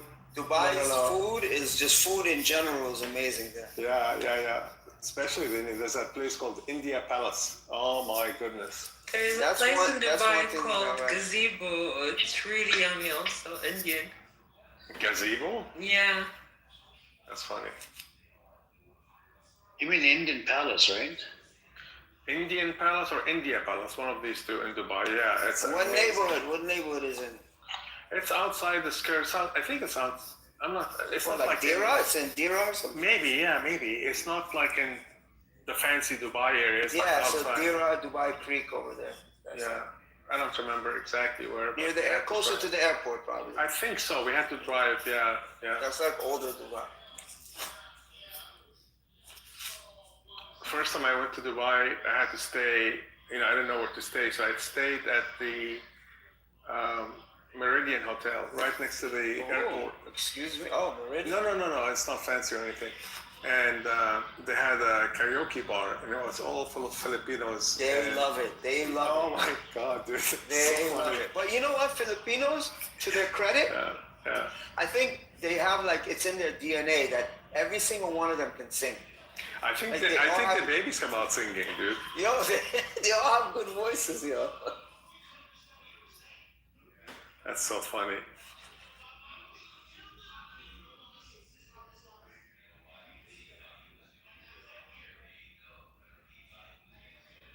The best seafood buffet every Tuesday night is at the Meridian Hotel by the Dubai airport, 7 p.m. No, but that Meridian is nice, bro. That's a nice Meridian. Oh, you know which one? Okay. Yeah, it's a nice hotel. Yeah, it's nice. See, the thing with Dubai, when you say hotel, it's not like American hotel standards. Yeah, because their 3-star is our 5-star. Exactly. That's something they definitely got right is when it comes to what is it called? Hotel and hospitality. Hospitality. Yeah, they got that right. But the food, it's like those gas stations on the way to on the Sheikh Zayed Road going to Abu Dhabi. You see these gas stations, you go in, and they have freshly baked pastries, freshly squeezed juices at a gas station. They figured that there's a lot of things wrong with Dubai, but one thing they got right, and I've traveled around the world. I'm sure you've traveled a lot too. I've been to everywhere. They are one of the countries that is definitely top 5 in food. They got it right. They know what they're doing. Their food game is definitely off the chain. Absolutely, and the juices. Oh my God, freshly squeezed juices. Their juices, their tea at the side of the road, their karak, their Soleimani. This is off the hook. Everything. Yeah, yeah. I don't know if I can look at Dubai this, the same way now. Oh yeah, of course I know. Yeah, government-wise, I get it, but I'm just talking about like the amenities and shit. I had a team in coaching in India, in Kerala, and so to get coaching, there from the what, like States- sports? What kind of? No, coaching. Coaching is the city. I mean, I thought you said coaching. No coaching. Coaching, or something. In Kerala, it's like the Silicon Valley area, of India, I guess. And what was I gonna say? Oh yeah, every time I would go there, I had to go through Dubai. And before I went there, they told me, you have to get your malaria shots, you have to get inoculated against X, Y, and Z. Don't eat on the streets or anything like that. So I arrived in India via Dubai, and in the taxi, first of all, they drive on the left side, which is weird, being a passenger in the driver's seat. And the driver is like, you like mimosa or samosa? I said, yeah, I love samosa. Okay. He pulled over, and next to us was a big pile Davis, you didn't do it. Listen. No. Next to us, a big pile of trash being burned, because that's how they get rid of the trash on the street. And there was like a small stand. The guy was making samosas and selling them. So I ate samosas. Why? But nothing happened. It was the most, oh my God. You sure nothing happened to you? Nothing happened, no. Praise the Lord, bro. Thank God nothing happened to you. Because I've gotten invited to India twice already. I got invited a third time in a few months. I'm gonna finally go, but Mazi, you're wrong here. So look. Wait. Let me just finish. Sure. So everybody who I know who went to India, every single person, I know about a dozen people who went, got food poisoning except for one person, and he brought canned foods with him and drank bottled water. He's the only one. I'm gonna go though. I'm going in a few months. That guy must have a white boy tummy. I wanted to add probably one do, thing here. Davis, you're right. Mazi, I think you shouldn't be worried about the fried stuff because the oil, it needs to boil at that certain level. It kills everything. See what I'm saying? You get it? So when it's on the stove, it kills everything. So you could eat it even if it's like Yeah, I think you're right. If they didn't wash their hand and they just came out of the restroom or whatever, and they're frying it with the same hand without washing, it will kill the germs and whatever it's on. Yeah, samosas are fried. I've gotten food poisoning a couple times, and it feels like death. It's the worst. You're whitewashed, bro. This is a problem. I am. No, I am. I got food poisoning in Dubai, dude. At the airport. Really? Yeah. New York washed. He's New York washed. New York washed. That's crazy. You got food poisoning in Dubai. Their stuff is usually clean. No, I think it was a salad I had. I don't know. It's always a salad. Yeah, because they wash it in the water, Yeah, no, Mazi, you should be fine. Yeah, I've never gotten food poisoning from India or actually from a lot of places I've traveled. I have rarely eaten straight off of the street. Well, not like straight off of a car off the street. But most restaurants, it's like a restaurant that. Well, here's the trick that my friend told me. My friend, he happens to be Indian. He goes there a lot for we're in the same line of business, so that's why I'm going with him in a few months. But he told me the trick is this. He said, we're going to go to Mumbai. So he said, we're going to stay in a high-end hotel. You're going to eat a lot in the morning before we leave for the day. When we're out and about, you don't need to eat because you'll be stuffed. You can have bottled water if you're thirsty. Then when we get back to the hotel in the evening, you eat there again, and that's it. He just said don't eat outside at all, just to be safe. I think that's what convinced me to go. I'm scared. That's what it is. I'm not gonna lie. I am scared. Yeah, no, definitely stay in like a very nice hotel. Yeah, have like breakfast. Oh man, the breakfasts in nice hotels are kind of can double as lunches. It's a feast. Really? Like, it's insane. Are you of Indian descent? Not really. My father has very little heritage from there, but I've been there. But no, let me You've tell you, been there, okay. nice hotels. Breakfast is like there's food, and then there's food, and there's fruit, there's pancakes, there's waffles, there's cereal, there's like Indian, there's like also, Indian waffles. yeah, there's like everything. There's like everything. It's called jalebi. It's called jalebi. Oh yeah, Jalebi. You could go, yeah. If you go, I mean, even like for dinner, but breakfast is insane. Like you can eat to your fill, and you probably won't really want food till a lot later, and then you can go to just like a decent restaurant or just wait till you get back to the hotel. Is that a fried sweet thing, jalebi? Yeah, it's a fried. It's like a yellowish thing, right? And It it's looks sweet? like yeah, it's sweet too. It's Yeah, dipped in sugar syrup. Yeah, I've had it. That's more like a dessert. That's more like a dessert. Yeah, that's a dessert. Yeah, but some people they dip it in yogurt and eat it. Some people dip it in milk and eat it. Yeah. I'm not a fan of the breakfast. That's like a snack thing. You've had that for breakfast today? No, never. I'm saying that it's usually a dessert after you. But some people they like to eat that like during the evening time with some chai. Yeah. You know. Especially if you buy it and it's packaged. That's fine. Like I've got jalebi that I've got. Yeah, but the fresh one is the best one. I went to the UK, right? And That guess what? rhymes. The fresh one is the best one. Bro, Muzzy, I was in the UK and I go to this spot right here. I mean, and I think it was it Southall or was it Isleworth? I forgot.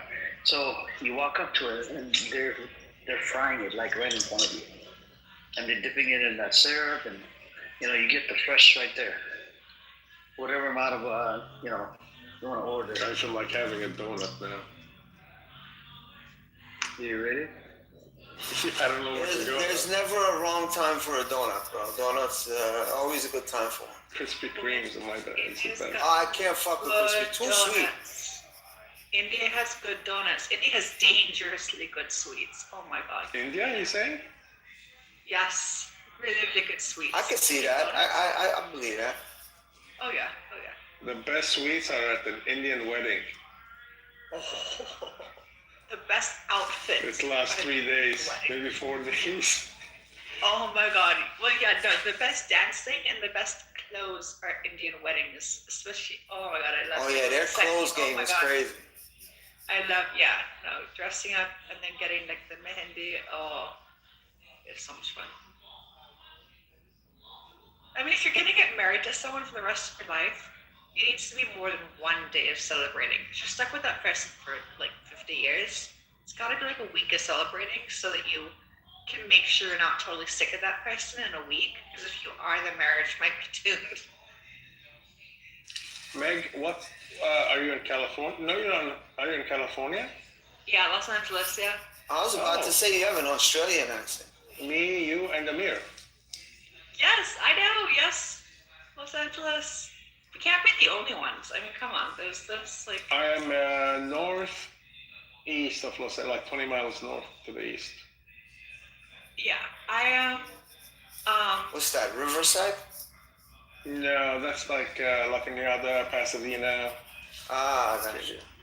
I'm South Pasadena, San Marino. You what? South Pasadena, right by San Marino. Get out of here. Uh-huh.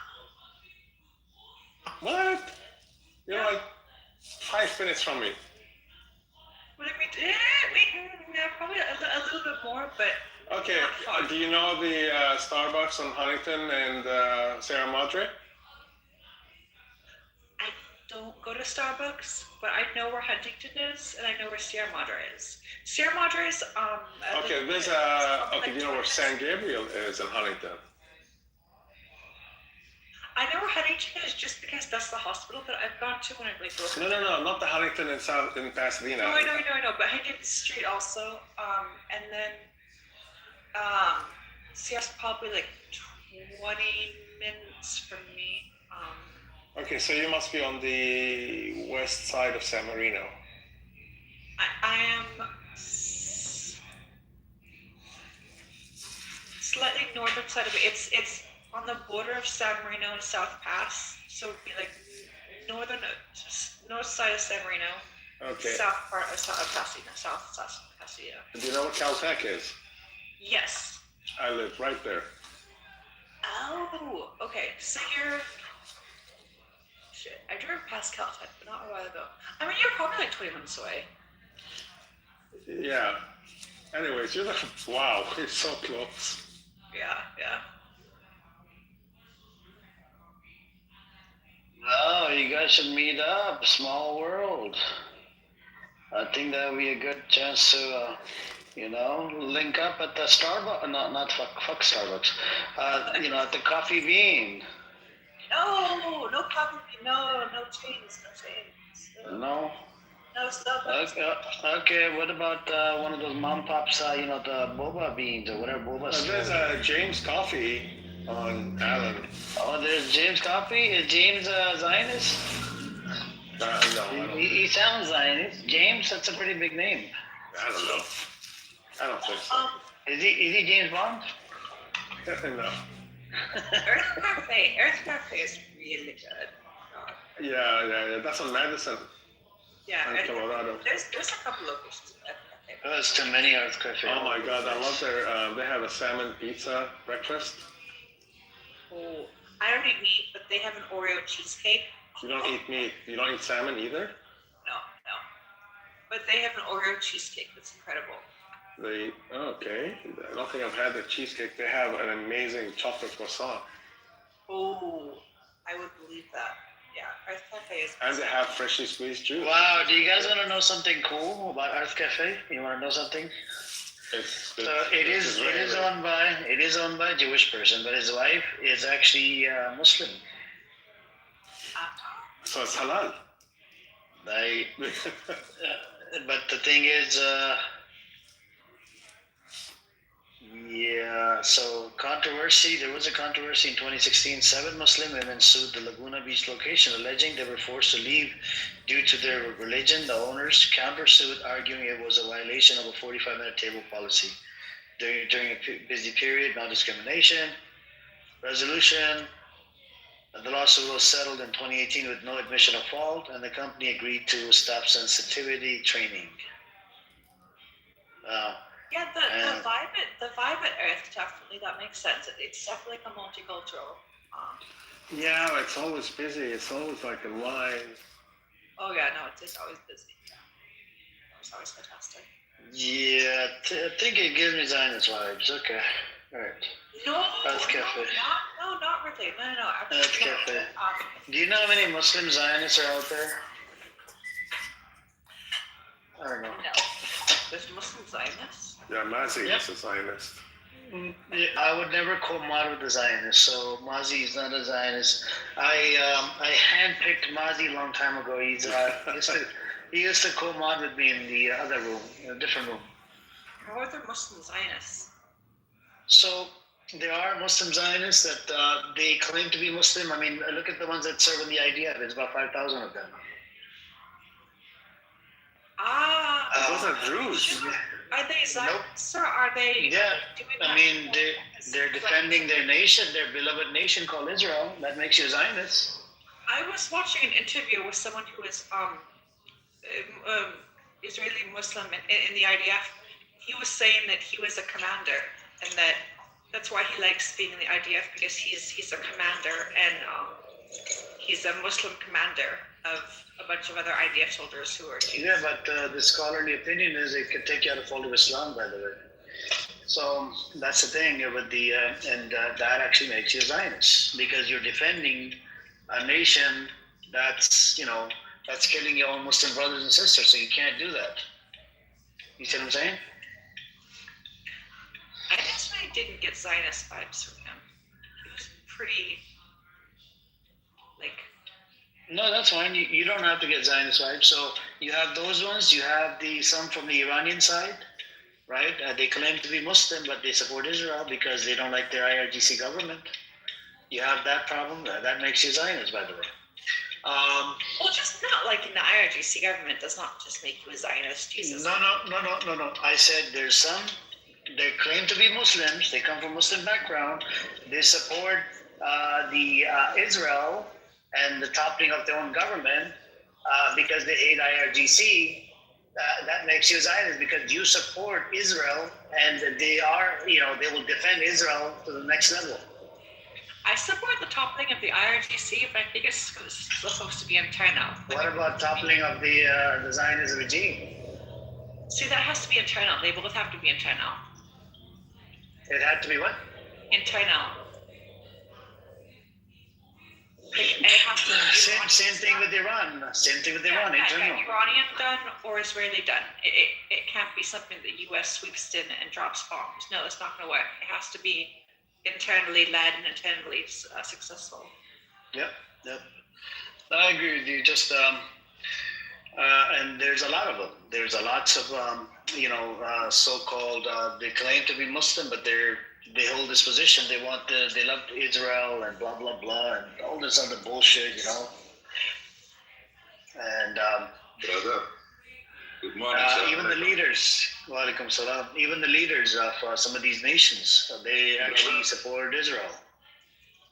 Only Druze, and some Bedouin tributes. Not much Muslim. Jews are not Muslim, by the way. For sure. Yeah, we're talking about Muslims. I have stats on this. 5,000 of them, or close to 5,000. And I know them well. They don't like Israel. They like money, brother. They want money. Do you know the job of IDF? You have to serve and protect your country. Correct. Yeah. So what does that entail? That means you protecting and serving Israel against your own Muslim brothers and sisters. That takes you out of all of Islam. Not only body, they don't accept any body. Believe me, they are afraid from us, from the Arab or the Muslim. No. If they're serving in the IDF for the money and they were serving and protecting their nation called Israel against their Muslim brothers and sisters, that takes you out of all of Islam. Yeah. I get beating actually from Druze several times. I'm not talking about Druze, bro. You keep bringing Druze. I'm talking about the actual, they claim to be Muslims. It's Druze, not Jews. I did not say, oh my God, I never said, I'm not talking about Druze. I'm talking about the actual Muslims that live inside Israel. Druze is... Yeah, how would man Oh my God, this guy is such an idiot, man, this retard. Oh my God. This is why I hate this idiot, man. I hate your fucking voice. Wait, he said Druze are Muslims? No, they're not Muslim. Druze are not Muslims. I know they're not. No, but I'm talking about the Muslims. There are about 5,000. There's a report out there, 5,000 of them inside Israel. They're serving that fucking idea. And that's a Zionist position to hold, even for money, because you're serving and protecting a nation called Israel against your Muslim brothers and sisters. I don't know. This is bad one. Okay. Whatever. It doesn't matter.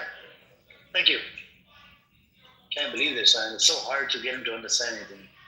Or also, they're having positions in the Israeli government that then helps them if there ever does come to negotiations for Palestinian state, people who are in positions to negotiate.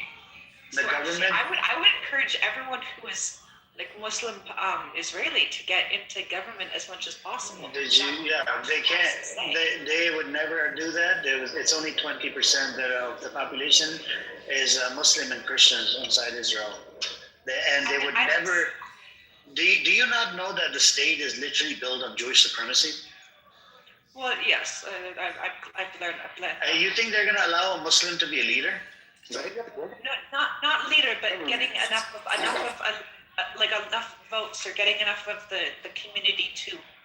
That's how you enact change. It's hard to enact change from the very bottom. But if you are a commander in the military, perhaps. Do you understand the discrimination? Do you understand the discrimination against the Arab population inside Israel? Do you understand that part? It's disgusting.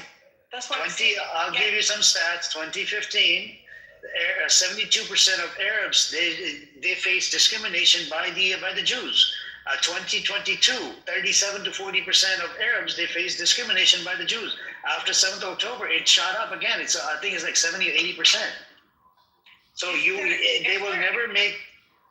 if they're members, if they're commanders, if they're lawyers, if they're people who are maybe in local political office, that puts them in a more powerful position for negotiations for a Palestinian state. So I would encourage everyone who could do that to do that. Meg, do you understand what Israel's built on? No, I know, but I'm just. Do you get what I'm saying, Mayor? Like, if you're No. It's impossible. Look, the parties inside the Knesset, right? The parties, they don't even allow the Muslims to fly like that. And do you know they passed a law? If one of the officials from the Arab side, if they spread any kind of propaganda about resistance or this and that, do you know that they could actually arrest you and file charges? Yet, if the Jews do it, hold on. If the Jews do it, there's no consequences. And not to mention, 2018 they passed a law, self-determination law. You should look into it. It's exclusively and unique to the Jews.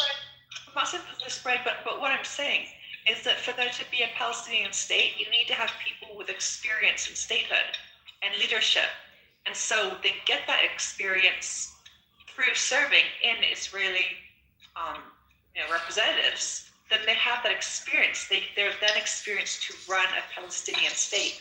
That's what they need. They need experienced leaders. But they would never give them more than 20% of the seats. That's what I'm telling you. They would never give the Arabs more than 20% of the seats. What if they run for and win more than 20% of the seats? It's impossible because they hate Arab. It's impossible. They hate Arab Muslims and Arab Christians. All right. That is some crazy. Look, I want you to play. Do you have AI or do you have I want you to Google this, right? Can a Muslim ever become a president with that law in place, the 2018 law that was passed? The self-determination is exclusively and unique to the Jews. Okay, I'm not saying, I know it's unlikely that prime minister or president. However, they could be in the representative, they can be in the military, they can be in administration. Again, military, we don't know if it's a Muslim anymore. That's what I told you. We don't know if it's just a regular Israeli Arab. And what they did is, even the Jewish identity, they took away the Arab Jews' Jewish identity. Avi Shalim, he's an Arab Jew from Iraq. He wrote it in his book. He said they came up with this new term called Mizrahi, which means East, Jews from the East. And he doesn't want to be called with that. The reason why they did that after the Nakba, because can you imagine, you just ethnically cleanse Palestinians from their homes or whatever. So there was a lot of animosity between the Palestinian Arabs and the Jews. So they're like, let's coin the new word called Arab there, and these are Arab Jews, by the way. They lived in Arab nations like Iraq, Yemen, and a whole bunch of Arab nations. All right. I clearly do not understand Israel's government as well as someone who lives there or someone who studies it.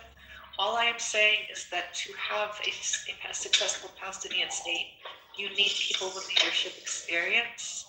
And there are several ways to get it, and one way is to get it in the state. Okay, I want you to do me a favor. When Emrose comes in here, ask her, can a Muslim ever become a leader of Israel? Just ask her. Not elite. I'm not saying president. No. Even in the government, can the Muslims, become part of the majority of the government officials in the Knesset? Just ask her this question. Crazy. Minister of land or something, and also in the military, high-ranking military officers. That's leadership positions. That's what I'm talking about. Why would they? And that's how you build.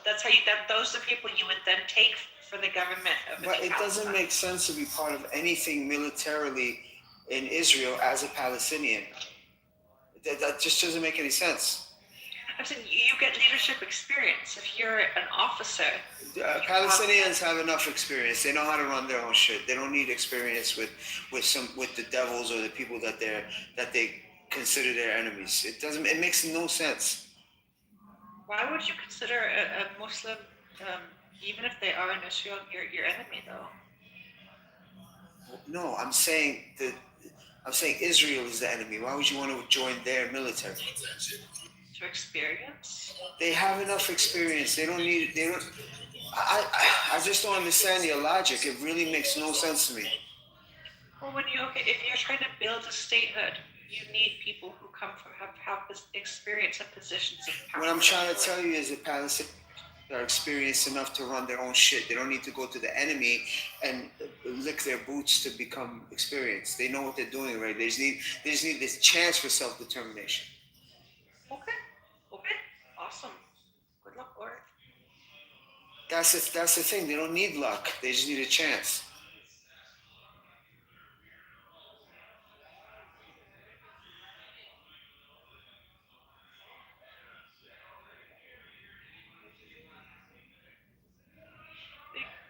Who's going to command their police forces, though, in a new Palestine? You'd want someone who was a commander before.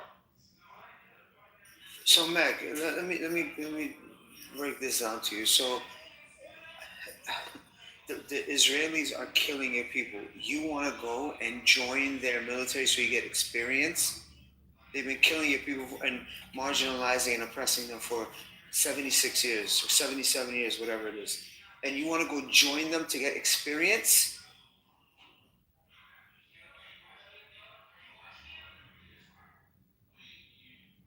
Join them so you learn the tactics and you can then apply that to when you have your own state and actually have an efficient working system.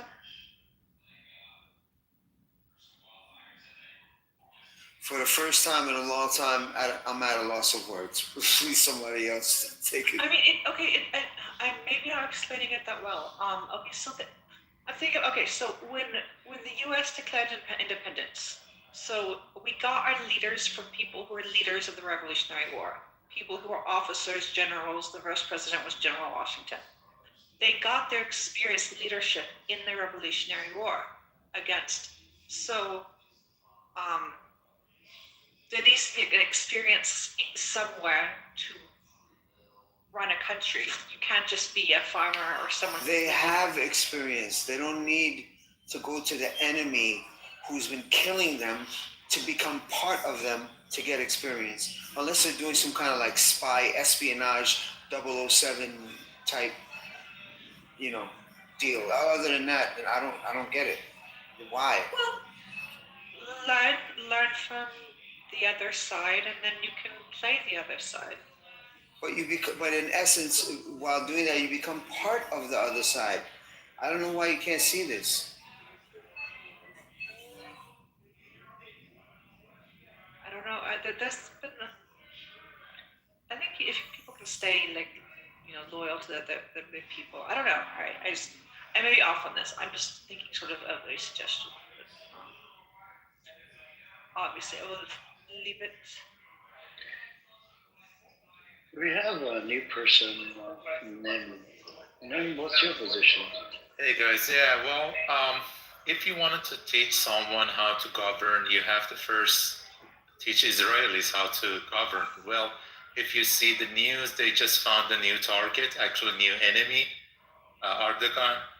Now he's the worst person in the world. So, well, I guess I think in the poly market, they have to open something who's going to be the next enemy. And just like, okay, I think the next one after Turkey, right now Iran is like on the verge of collapse. So after that is Turkey. I think the next one is Pakistan. So the story is like that we saw Benjamin Netanyahu 30 years ago. He was talking about Saddam. He's coming, if we just take out Saddam, the peace going through the Middle East. And we know what happened after that, and I don't need to mention it. So I just telling you, about this subject actually, if the world cares, which is what they don't care, the people in the power, they don't care, the Western society, they don't care, but if they care, if the new model of the world order is come to the power, let's hope, then they have to teach some government, some regime, like even Iran regime, even Israeli regime, how to govern, not just to destroy other people, stop wars. And it's not going to happen, actually, I don't believe it, but Palestinians, they were there for like many years, many centuries before Israelis from Europe, they were there. There are the Semites, so no one needs to teach them how to govern. They know how to govern. Yeah, that's my position.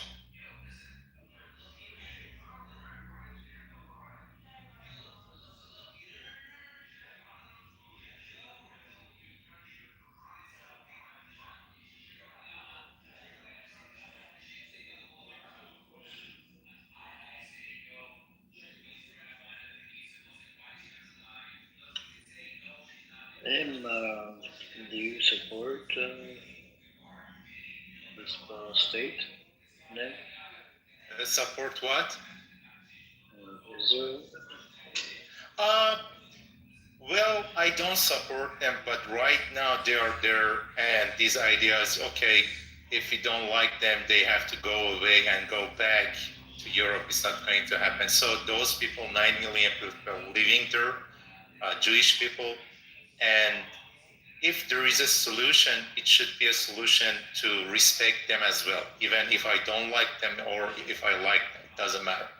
So I don't see. It's like a dream for me, but I don't see any positive outcome out of like any power in the West, like this new peace.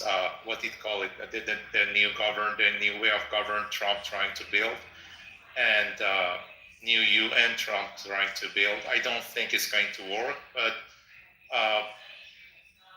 they have to. I mean, the whole world have to respect the people living there, Jewish people and Palestinian people, Muslim people over there. So it's so complicated situation. I don't know the good goal for it, but I can say I don't support any side actually. I don't support because each side have their own problems. But I can no one.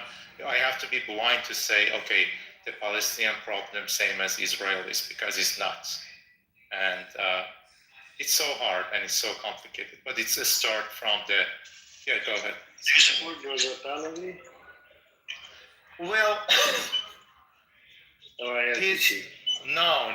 I don't. Again, in this situation, well, I support Iran as a country. I mean, I'm from Iran actually. I support Iran as a country, and if people want to change, it should happen from the people inside Iran, not from outside. And Reza Pahlavi, well, you have to understand. His father was governing Iran for like 30 something years, and he was puppet, but he cares about his people, and with the help of the West, they removed him, and the West again wanted to install his son. That doesn't make sense to me. So, yeah, I don't. He's not even a puppet. Actually, he's like he don't have charisma. He cannot speak well. He's so weak person.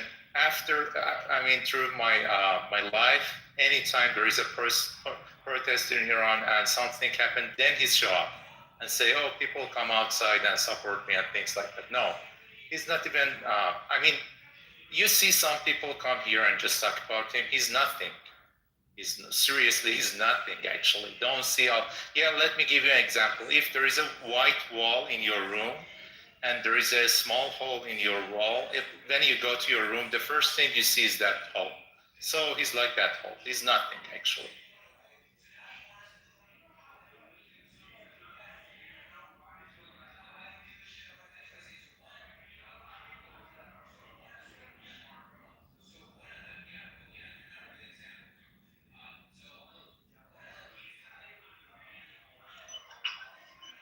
So you care about Iran? Well, I care. I'm from Iran, so actually I want peace, and I don't like wars and things like that. But we're living in a world. War is. The power is only solution for our lifetime. Actually, there is no better solution. People just sucking through the power, as Trump said, peace through strength. So, yeah. I like no wars between any side, but it's not going to happen. Well, that's my side. And someone in chat said I don't. Well, I don't it doesn't matter what side I support. The point I have here is I don't support what Israel is doing, but I cannot say okay because I don't support them, so 9 million people should go. I cannot say that. Actually, because I cannot say 9 million people are bad or good. I have to respect them as a society, and they have to. If there is a solution to that problem, they have to find a solution to live together. I don't know. I'm not in the position to talk about that.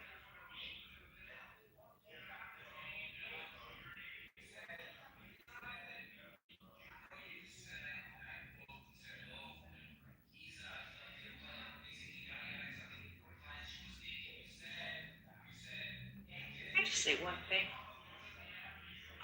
An Arab man in a military dress uniform is extremely attractive. Let me just put that out there.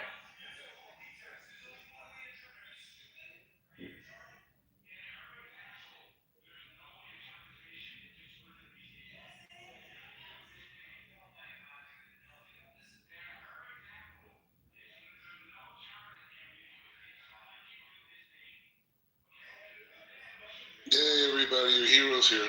I'm here. How are you guys? Don't worry, it's all good now.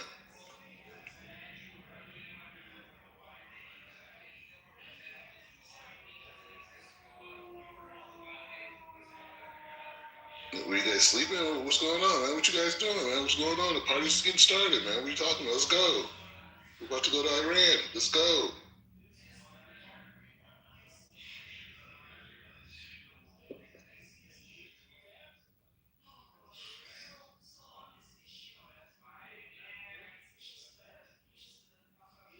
Well, put it this way, the great thing about this war is that we're going to be able to deal with Iran within a few hours. We're going to be able to deal with all their missile sites, everything, even assets they even have outside of Iran they think we don't know about. We're going to be able to do all that within hours. Yeah, thank you. I want to talk to Nim. Nim, by the way, when it came down to the Holocaust and the Hitler, whatever, you would stand with the victims, right? You were against the Nazi, correct? Well, yes, but in a sense, right now we know we don't have all the informations. So yes, for sure. You don't have the information about the Nazi? No, we don't. No. I'm just saying. You cannot actually judge everything when you don't have all the information, because they say like they killed 6 million people, and these days you see her. I don't know. I'm just saying when I don't have all the information, I cannot judge. We heard this is wrong, and it wasn't like 6 million Jews. So I don't know. I'm just saying there is a rumors, there is other things right now is coming out, and if you don't have all information, you cannot have like a good judgment on the subject. Okay, all right. Yeah, none of us have any information related to Holocaust. That's what about in relate to this? Do you believe that there was 3,000 people killed, or 7,000, or was it 36,000 like the Iran International reported? Well, for me, Iran International is so accurate in a way. When I wanted to make sure about something is wrong, I just listen to them. So when they say something, I'm sure it's wrong. And it's the same as like even worse than Fox News, but like in that way. So is it true news or not? No, it's like all propaganda in the next level. It's not even news. Like I can say Fox News is a news channel, but they're not even a news channel. The international is like the next level. Like they say whatever they want. Yeah, it's like everyone knows. What do you think about these Pahlavi supporters? They're always coming up here, and they want America and Israel to attack Iran. That makes you a traitor, right? People I cannot say they're a traitor, not all of them, but people have to read history, actually. It's so, if you read the history, you can understand U.S. attack. I don't ask you to go read the history. I know about Mossadegh. No, not on that. I'm just saying, just read the history of 35 years ago. United States attacked all the countries around Iran, and like Iraq still don't have. They can just stand up after that war. Still have problems, and there are many problems. You just see Libya, see like all these countries. So when I read that history, when I see that history, I understand attacking in any country is not going to be a good result afterward. Yeah, I don't. That's. So you don't want America or Israel to do the attack, right? I don't want it. Yeah, of course, I don't want to. I don't want them to attack any country, not only in Iran. But yeah, it's not up to me, or it's not up to any people. I mean, if they decide, doesn't matter if people like because I was a kid on that time, but right now I know during the Iraq War, many European people like in London and like other places, people were against that war, but it happened anyway. Right. Okay. Fair enough.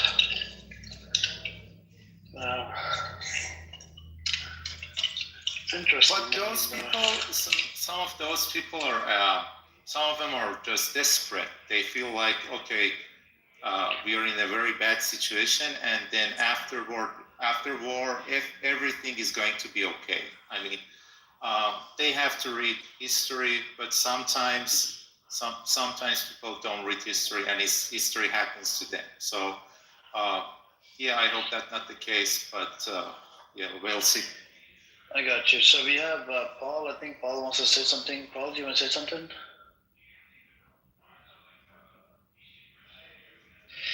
You want to say something, Paul? Yeah. I've been listening to you guys, and there's three analysts that say that America should not go to war because they're gonna lose and nothing's gonna happen, and we have ships going over there, and Trump just said it's gonna be another week now. He pushed it back, and I believe that, like somebody said before, Saudi Arabia and Dubai should do something about it, because if we go to war with Iran, the U.S., it's going to last for 2 years maybe, and it's going to be like Afghanistan. It's not going to work. Like a tank person said, and 2 generals. It's not going to work unless other countries do something about it. And I have to go to bed, and everybody, good luck. All right. Take care, Paul. Good night. Well, we're gonna have to see. We're gonna have to see about that, because America is getting ready to attack, because Israel is convincing, Netanyahu is convincing America to do the attack. He needs this attack. And he just doesn't give 2 shits about the people that live inside Israel. Trump is the great bluffer in chief. He's the best leader we have, right? He's the best leader? He's the best leader not of America. You like him, don't you? No. You love him, Meg. You love him. Just be honest. Be honest. Oh my God, he's disgusting. He's so fucking stupid. Did you vote for Kamala? I actually did not vote this last election because I was not a fan of either. So but I've usually voted. So is it safe to say you're anti-Zionist, or are you pro-Zionist? I am neutral on that because I'm not. I'm not anti, but no, I'm not pro. You're not anti, but you're not pro. Okay. I can understand how some people would be Zionist, but I don't have a problem with I don't have a problem with a very secular Israel. The way the government is, though, now they can go join Trump in the bottom of the toilet.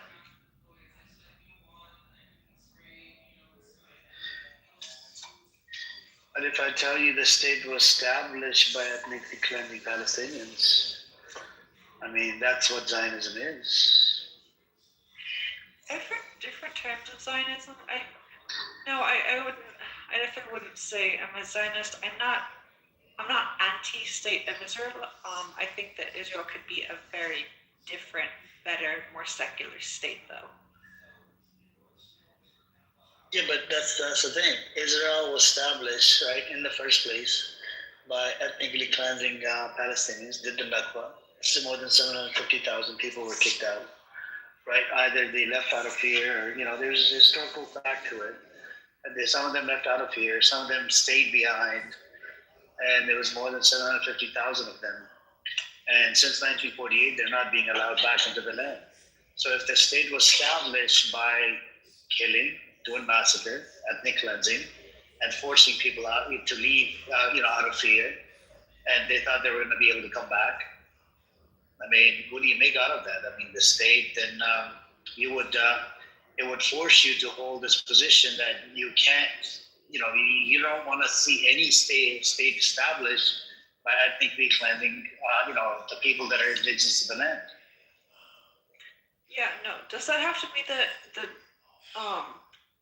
definition of Zionism? Because I'm okay with a state called Israel. I'm not that fond of how it was established. I don't like how it's a religious superiority state. Right, I thought it was supposed to be. It was supposed to be like something very secular, very democratic. It's far from. It's built on Jewish supremacy. Yeah, that's not how as I understood it. I thought it was supposed to be like a very secular emphasis. No, but even if it's secular, how can you say that it has a right to exist by ethnically cleansing Palestinians? I'm talking about the entity. I'm not talking about the people. People can exist. They coexisted before 1948. Right? I'm talking about the entity that's called Israel. Anybody in their right mind would be like, no, it should not exist by ethnically cleansing people that lived on the land. You see what I'm saying? Because even the British, after the Arab Revolt, with the white papers, they decided no more Jewish state. The white papers came out in 1939. So if something, and British saw these Zionist Jewish militia gangs as terrorists, because they did terrorist attacks on the British buildings and British locations and whatnot. Yeah, so I know that. And then so is it World War II that changed that? World War II did play a role, but at the same time, they were not allowed that state. They built it by force. Well, they were allowed to turn the British mandate into the state of Israel. So what? Which British mandate? They were allowed to change what was called the British Mandate of Palestine. They were not, the British wasn't even part of it. After 1939, British cleaned their hand. They said, we do not want a Jewish state. It's just going to be one independent state where everybody will coexist. But it only became one Israeli Jewish state. Is that because of the war? Kind of like reparations? The war happened in 48. It's, all this back and forth. No, I'm talking about World War II. World War II happened somewhere else. The Palestinians were not responsible for it. No, but that's why but Israel was formed after World War II. It wasn't formed in 1939, and it wasn't formed in 1970. It was formed directly after World War II. Yeah, but according to the white papers, after 1939, it was supposed to be one independent state in the next 10 years. It would have been a Palestinian state, where everybody would have coexisted under one state. But then what did the Zionist Jewish militias do? They actually approached Hitler in 1940-41. Haganah even sank the ship that killed a whole bunch of Jews, did a whole bunch of terrorist attacks throughout the time in 1940s. On the Arab side, they were calm. And what they did after the Arab revolt, prior to 1939, there were skirmishes between the Arabs and the Jews. But after 1939, there was only one side that was doing the attacks on British mandate, because British got in their way. British did not want to give them. British stopped the mass migration, right? They did not allow any more migration of the Jews. They even stopped. They restricted them from buying any new land or properties, and they said it was going to be one state. So then in 1940-41, you had the Zionist Jewish militia gang approach Hitler. The gang name was Lehi Jewish Militia Gang. Wait, what? They approached Hitler? Yeah, look it up. It's a fact. Lehi Jewish Militia Gang, they approached Hitler through a third party. They got in touch with him. And guess what? The Nazi denied it. He said no. Because they were pissed off. How could British do us dirty?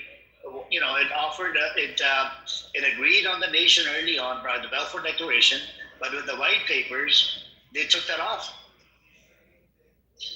So they were pissed off, and you know they wanted to save some of their Jewish.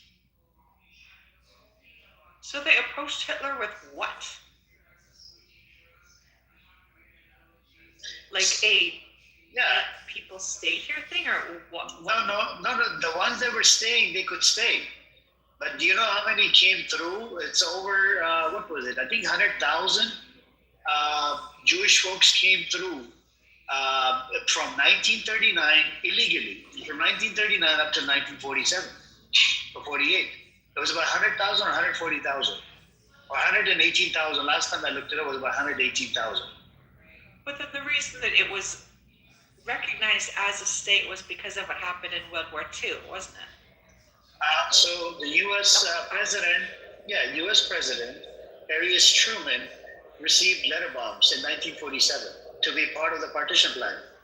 There was a lot of pressure. He received 1 million postcards and letters from a whole bunch of Zionist organizations. It was about 1 million of them, and he had all this pressure coming in from local, the Zionist lobbies and whatnot. And he felt bad for the Jewish community. That look what happened to them, the Holocaust.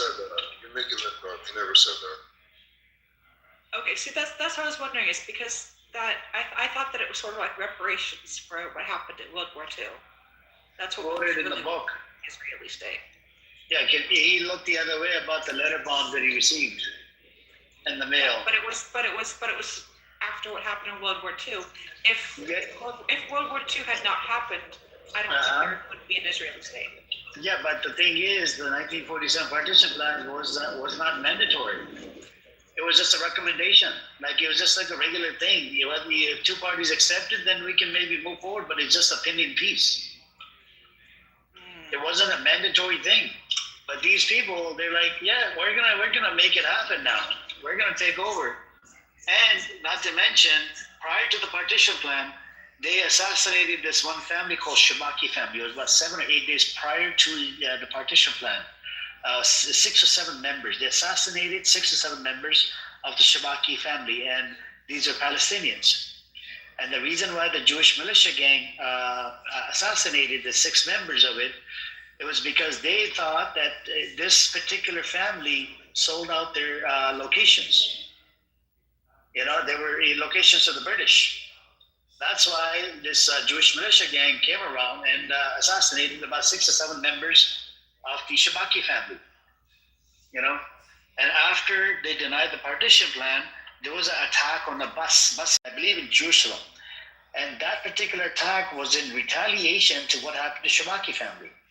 But what ended up happening is some of these people, like these demonic Zionist scumbags, they come up here, they're like, oh, Arabs started the attack, but they don't even freaking provide the context, because Benny Morris, he's an Israeli Jewish historian. He wrote it in his 2004 book that attack on the buses after they denied the partition plan, the first attack from the Arab side was in retaliation to the Shabaki family.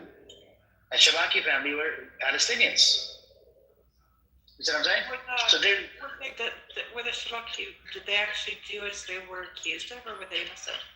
They were. It was never proven. Okay. No evidence.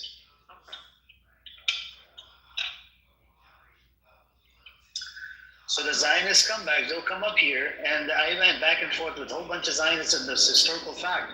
They'll always point fingers. Oh, it's the Arabs that started the war. But Mofo, your Jewish militia gang assassinated 6 or 7 members of this family prior to, like 7 or 8 days prior to this, the partition plan. What do we do? What do we do? And then I think the last one I heard from this one idiot, he goes, oh, why did they have to wait until the partition plan? I'm like, it takes you time to prepare for everything. It takes you time for the weapon. It takes you time to organize the attack.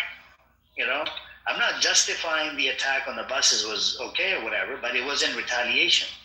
So we have to, look at the history and, go with the historians that are saying this. It's not coming from me. You see what I'm saying? But anyways, this is what the Zionist scumbags are about. This is why if you're not against a Zionist, or if somebody calls you a Zionist, that's basically calling you a terrorist nowadays, because that is a terroristic position to be called a Zionist. You see what I'm saying? Because that means, look, there's few definitions of it, right? The one that I'm looking at it is what is it? Oh yeah, the one that I'm looking at it. It's I'm looking at it from the founding fathers of Israel. The founding fathers of Israel, like Theodor Herzl, Jabotinsky, Ben Gurion, Eliezer Ben Yehuda, Golda Meir, they all believed in colonization, and that's the definition I take it. And you might ask yourself, since when this freaking colonization is good? Colonization has always been bad. It comes with a whole bunch of problems. Like, and then if I look at it from Palestinian lenses, you got genocide, ethnic cleansing, occupation, apartheid, what is it called? The forest, olive trees, stealing the olive trees, land, not giving it back, expanding, taking over more lands, building more settlements, doing a whole bunch of shit. And the irony is the resistant groups are the terrorists from, you heard this from the Western media and everything. Yeah.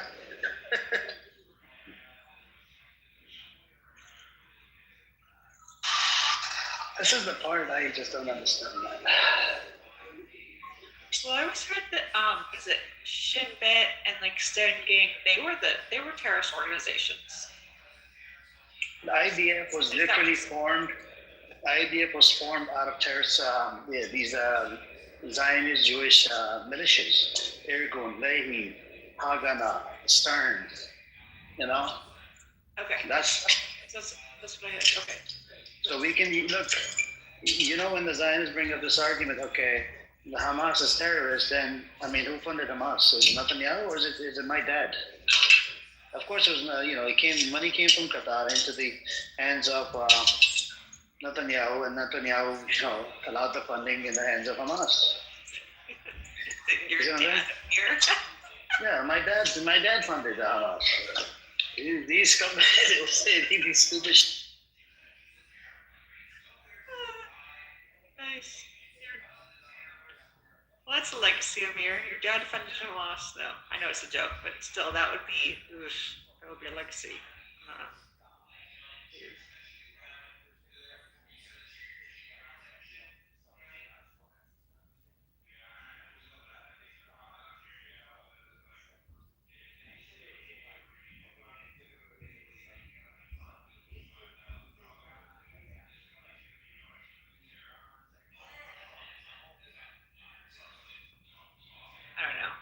When I first learned about Israel as sort of being secular democratic, I think it was sort of like, okay, but it's basically it's not secular.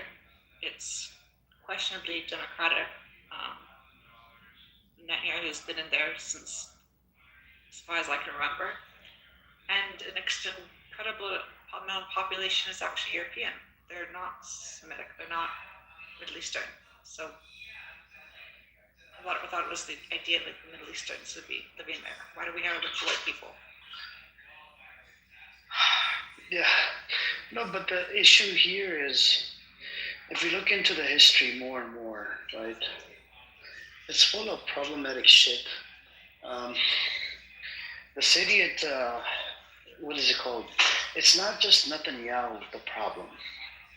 You see what I'm saying? It's the whole Zionist entity, because it's built on Jewish supremacy. Oh no! You see what I'm saying? Even it's no. Like he's got a cabinet. It's just not one. Oh yeah, I know it's not just one man. It's not. He needs little cronies. So yeah. Yeah, if it was just one person, two people, then it would have been okay and easier to do what change the leadership, whatever. But I wish it was that easy, but it's not that easy. And this is the big problem with this, the Zionist entity.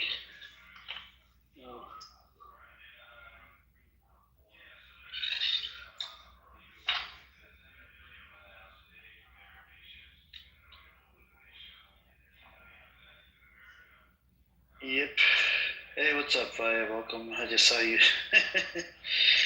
What's going on with you, Fire? You good? It's morning over there, right? It is, yeah, it's 5:30 in the morning. Oh my God. Did you eat? You fasting? Namirina, I'm not fasting. Alright, no problem. Our fasting is next month. Okay, cool. Yep. Yep. That's what it is. But Black Rabbi has been quiet, which is good. Thank God. I didn't let him speak. Thank God. Otherwise, he likes to hog the mic, kill the room. That's your way of getting me involved, Amir. He's a demonic piece of shit. Garbage piece of shit. I don't know who was happy when he was born, right? I don't know, man. Why did you have to say his name? What did you say, Meg? Why did you have to say his name? Yeah, I apologize. I take it back. No, You went off mic and started talking. Jesus, he was quiet. Please, no other worship. Calm down.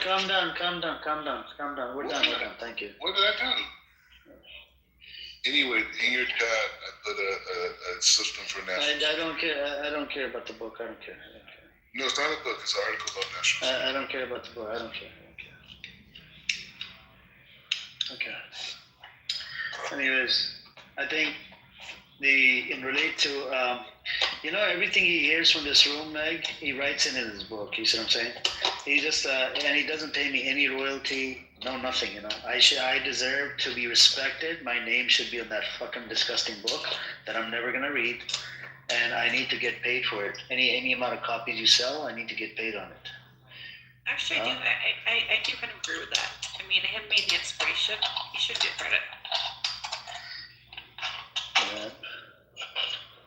So, what's your take so far, Meg? You want to be Zionist? Just be like, nope, I don't want to be Zionist. You see what I'm saying? Yeah, no. You gotta stand strong on it. Nope, I do not want to be a Zionist. Zionist a terrorist. I like Amrose's approach. She's anti-Zionist. That's why she's anti-Zionist, because it makes you a terrorist. Yes. I'm all for. I like Amrose's approach. I'm gonna take my inspiration from her. Okay. Yeah. And that's it. Just go with that. Moving forward. Anybody asks you, are you Zionist? Be like, nope, I don't support Israel.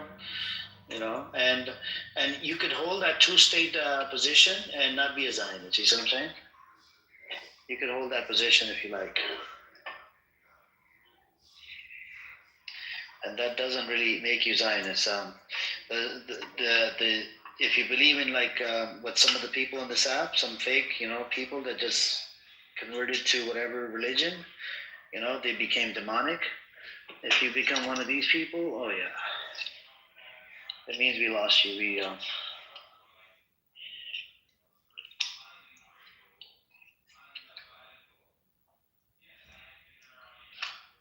Anyways, it is.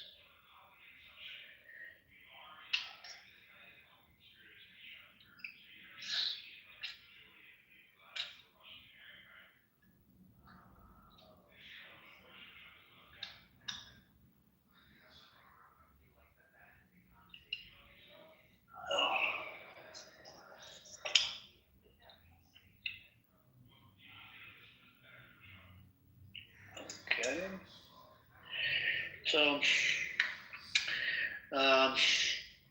So what have you guys learned so far from this room by coming to this room constantly? Have you guys learned anything new? No?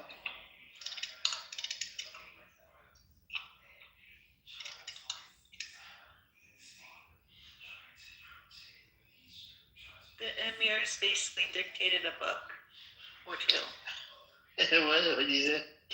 The emirs basically dictated a book or two.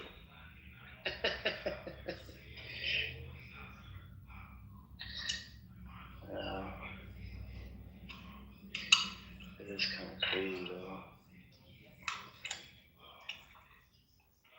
Yeah, I just bought a a global treaty. Designed a global treaty, basically inspired by Amir. I put it in the chat. How to create world peace. Where's my money? Where's my money at, bitch? Where's my money? Amir, why do you? It's Ramadan. Why do you speak this way, man? Like, No, you know bro, I'm not fasting right now. That's why. If I was fasting, I wouldn't curse you out. But I already broke my fast. I just got back from Home Depot. I'm sure you know where the Home Depot is, right? The one on what's the close? The closest one. Guess. I want you to guess the one that's closest to Compton. I don't know Compton at all. Okay, that's it. It's another part of LA. Alright. I'll just leave it at that. We have some idiot in the audience. He's streaming my room to YouTube. His name is John Kitover. He's like you. I live rent-free in these people's head. They're all Zionist scumbags. You, that idiot John Kitover in the audience. You see the little with the flower picture? That's John Kitover. If you see my PTR, that's me doing an interview with Qatar. Okay, alright. If you're into that. Alright. Are you happy? You look handsome. What the hell? Did you just see the cancer? You look handsome. Well, put it this way. When I'm in the White House, I'll be the best friend the Muslims have ever had. That's what I'm saying. So it's like, you may not agree with my position on Gaza or whatever, but overall, I have an affinity with the region. I've lived in the region on and off for over a good part of my life, right? So I'm like an expert on the people and the grassroots aspect, the historical aspects. And in the White House, I implement things that empower Muslim people away from Islamic radicalism. What about the Zionist Jewish radicalism in the West Bank? It's not a problem. No, it's not a problem. They're not terrorizing Palestinians. I mean, there's issues there. It's like gang violence. No, it's not gang violence. Literally, they're using the scripture. They're saying that the Palestinians are squatters and they're terrorizing the F out of because God promised them the West Bank, Judea, and Samaria. What are you talking about? Well, you gotta stop the cap. Daniela Weiss, she literally promotes your scripture. Amir, but what I'm saying to you on the ground, the people who are going back and forth on the ground are just kids fighting each other. You may see. It's not kids. It's not kids. These are big guys. They literally burned down a whole bunch of torch mosques and cars and whatever. Go look into it, bro. You're just an idiot. No, stop. I've seen the fights myself with my own eyes. Okay. Then why the hell are you? Arab kids would take some Torahs and set them on fire. The Jewish kids, it's just Arab kids. Okay, provide me the Arab kids doing that. It's not the Arab kids. No. You're not even in the West Bank. You're in Jerusalem.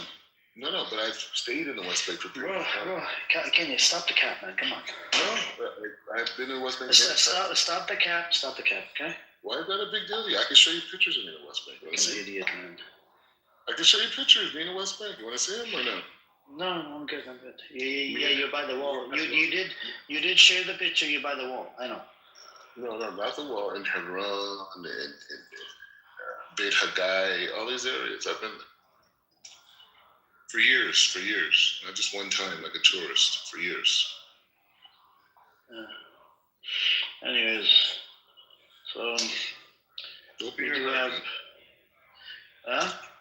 Open your heart, man. When are you going to talk about the Zionist Jewish terrorism that happens all the time, every day in the West Bank? We want to help the Muslim world stop talking about. No. When are you going to talk? When are you going to talk about the Zionist Jewish terrorism that happens in the West Bank? It happens every day. So, interesting. There's a book in Judaism called the Zohar, right? A very holy manuscript. Very few people know about it. Okay. And inside of the book, it says towards the end of days that the cruelest leaders that have lived throughout history are going to be reincarnated, and they're going to rule over the people of Ishmael. Are they going to come back as roaches and mosquitoes? No, they're going to come back as the leaders of the people of Ishmael, and they're going to torture them. Wow. So you're going to torture the Palestinians? No. The leaders you guys have now are reincarnated cool people. They're reincarnated. They're gonna come. Okay. So these people are gonna get tortured. No, they're torturing Ishmael. They're torturing you guys. You're such an idiot, man. For real. What I'm saying is your issue is your own nation. You shouldn't focus on Jews at all.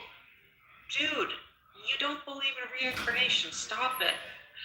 That's a Jewish, by the way, belief. By the way. Why do white people talk, man? Like, Calm down. Stop attacking on a white. Hold on. Everybody's welcome. Everybody's welcome. Stop being racist, bastard. No. What I'm saying is, I'm part Desi, and Hinduism is Hinduism and Buddhism are very much a reincarnation. Judaism. Yeah, Judaism believes in reincarnation as well. I didn't know about this until there's a religious person that came into this room that's a Zionist from Canada, and we went back and forth with it, and he told me about it. I said, "Are you gonna come back as what is it, mosquito or roach or something?" He said, "Yeah, I could." He just doesn't know. That's so weird. I didn't know that. Yeah, it's. People without melanation should not talk about spirit. Calm down. Hey. It has nothing to do with your skin color. Shut the fuck up. No, it does. No, it doesn't. Amir, your skin complexion is a reflection of your soul. No, it doesn't. No, it's not. It's true. Even your facial features. And in the religion, it doesn't matter whether you're black, white, orange, yellow. It doesn't matter. No, it doesn't matter. But your understanding of spirituality, the more melanation you have, the more you can comprehend spiritual ideas. What an idiot, man. This guy just yaps and bullshit all day long. Anyways, Amir, I've left the holy grail for the 21st century inside of your chat. National security, economics. Oh, I forgot to. Let me put a video in the chat how Black Rabbi was stealing what is it? He was stealing a wallet from Ariel. Let me put the link in the chat. You're ruining my reputation, man. It's crazy. Hold on a second. And you got whipped by another man? Yeah. Right here, he stole Ariel's wallet, Black Rabbi. And Ariel used to be on here. Ariel's Black American from America, from Detroit, and he converted to Judaism like Black Rabbi did 10, 20 years ago. And look at him, he stole Ariel's wallet, and Ariel's was like, give it back. I'll put more links in the chat. Yeah, good. Well, yeah. Yeah, and what else do we have? Lying online in your 70s. Black Rabbi, oh yeah, and then you're getting, so there was a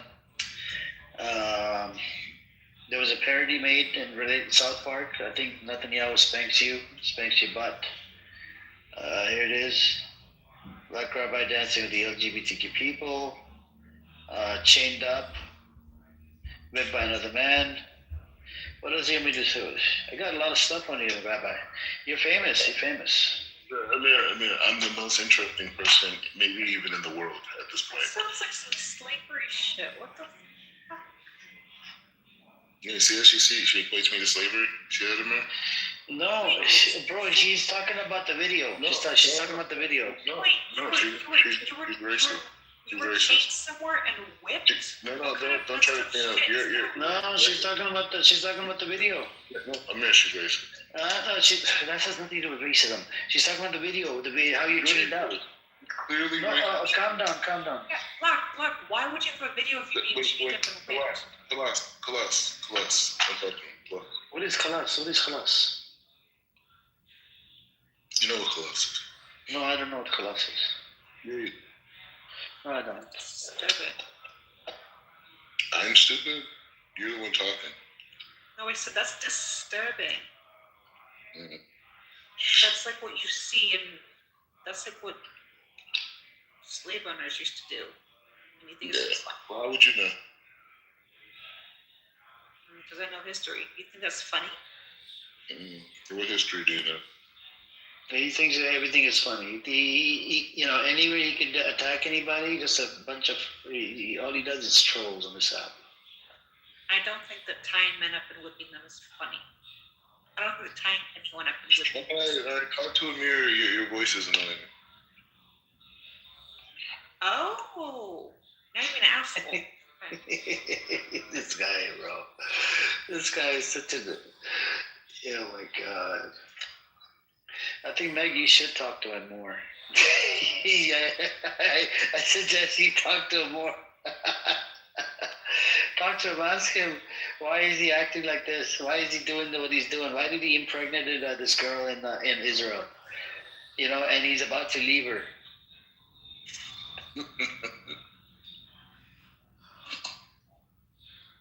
Amir, who has better ideas than me on planet Earth right now? Like seriously. I think it's me. Hey, what's up, Mozzie? Yo. We have this character is back. His name is Rabbi Mordecai Sharif Hassan, whatever the hell it is, and he stole Ariel's wallet. Can you return the wallet? Can you return Ariel's wallet? This guy works for Def Jam in 2026.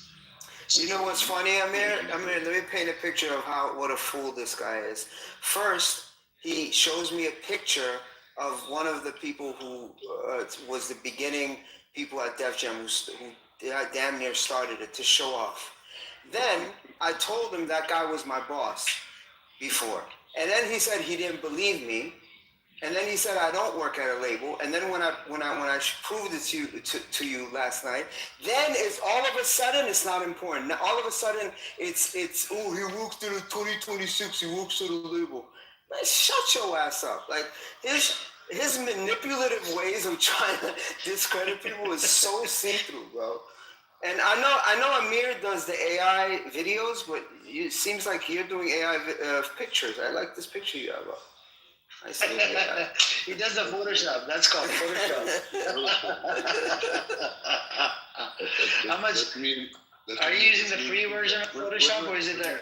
Let me educate the little worker ant. That's me in the Kitover. And the most views I've ever seen you have on YouTube is 2,000. That's pathetic. It's not enough for you to brag. It's definitely not enough for you to brag. I'm a rabbi, bro. It's not enough for you to brag. But you talk about how you have such media prominence. The most you had is 2,000 bum-ass views, and it wasn't even on your shit. It was on somebody else's shit. Well, I could put videos with me with 30,000. Whatever, bro. Whatever.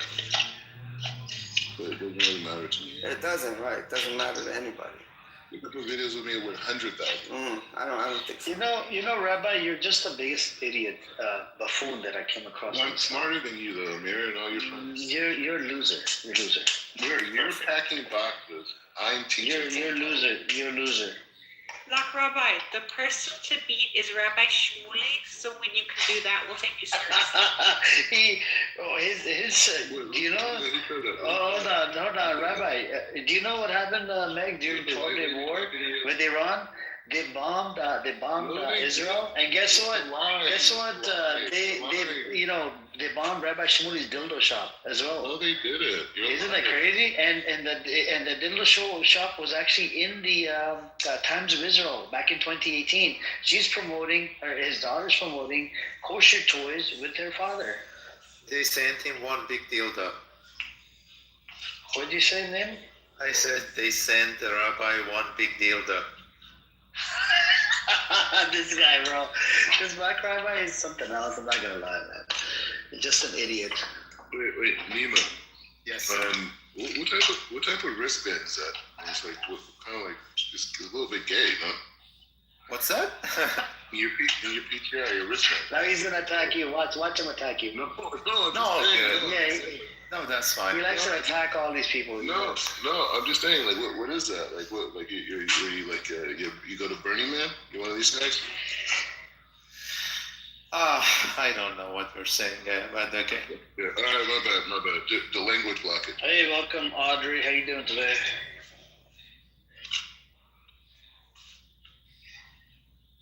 We have new people on the stage. Audrey, did you want to say something? Amir, he doesn't want to talk to you. No, hang on a second. Audrey, are you there?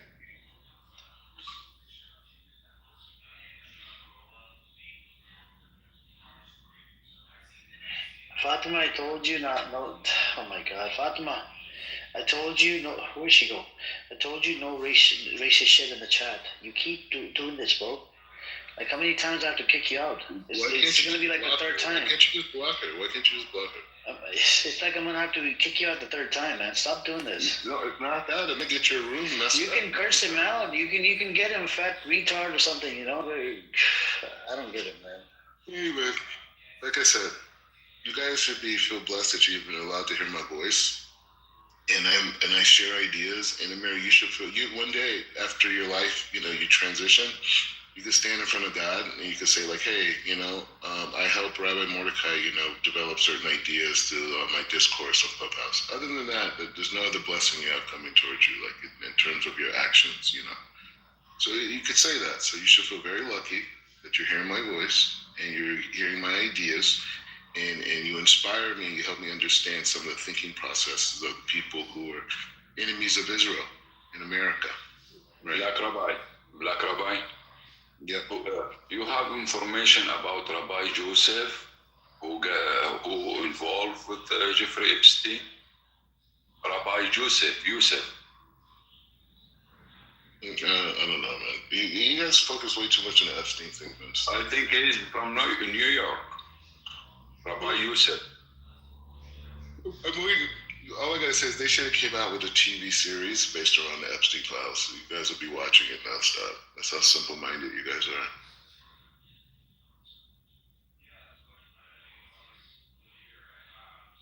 You got like 1 million pages. I mean, you know how many series you could do with that? Like 100 episodes.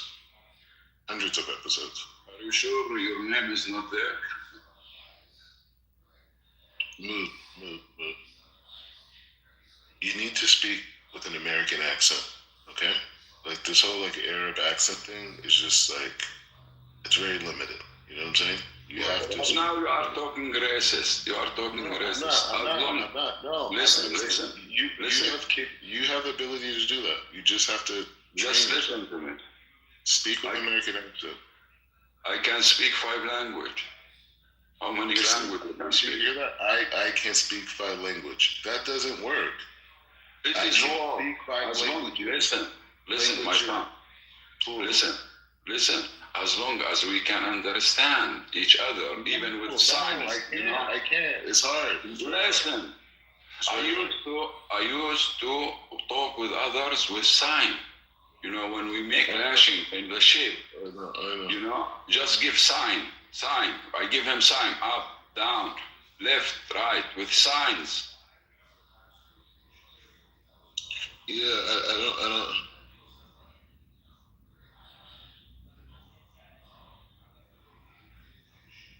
Yeah, just calm down. Just try to work on your American accent. You'll be much more successful financially. More opportunities will open up to you. I got more than enough, brother. No, but I know. But you could. Okay, fine. Maybe you do. I don't know, but it would help you out a lot socially. You'll make more friends.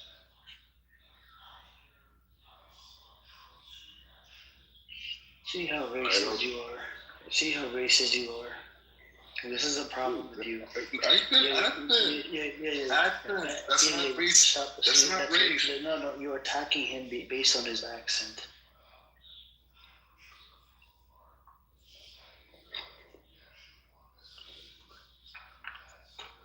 It's a big problem with you. One more thing, Black Rabbi. Thank you, Brother Amir. One more thing. Listen, Black Rabbi. As long as we talk together, that means we like each other. As long as we talk to each other and we understand each other, we like each other.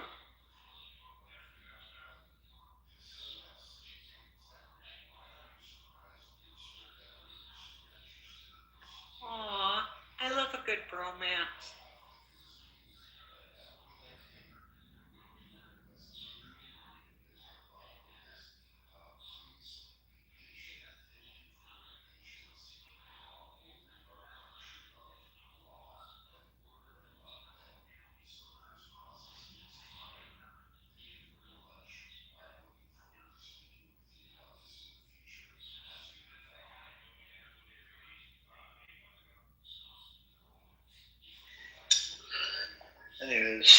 think we have new people. Let's bring up Charlie. I haven't approached anybody socially. I'm good. I don't want to hear your bullshit anymore. I'm fed up and tired of it. Hello, assalamu alaikum everyone. Alaikum salam. What's going on with you, Charlie? Nothing, I was just skiing and I just came back. Oh, nice. How is everybody? Everybody's good. Black Rabbi is yapping just like regular, you know. He left, thank God. I didn't give him attention, he left. Fucking idiot. I had to tell you, yesterday things got heated up a bit, but you know, as usual, I was emotional and it was the first day of Ramadan. Yeah, I know. It's humble. Yep. But I was not wrong. I mean, some can say, look, she's on the ground. She can do whatever she can, right, for the Palestinians. Yeah, it's fine. And so this is why I respect her. And she got a lot of smoke from her own side. They doxed her, said a whole bunch of shit, and she's still pushing, you know, the pro-Palestine side. Yeah, she definitely. So, you know, so that's what it is. And she wants to coexist with the Palestinians under one state. That's her position. Which is okay, you know, the Palestinians, they're okay with that. Yeah, they don't have, like, there is no other chance. There is no other alternative for the Palestinians, you know. They have to. No, but the thing is, Charlie, I asked you this question. Let's say we go with your narrative, right?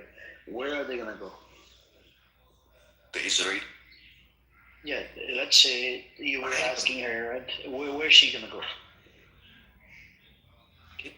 She's okay living with Palestinians, right? She wants to coexist.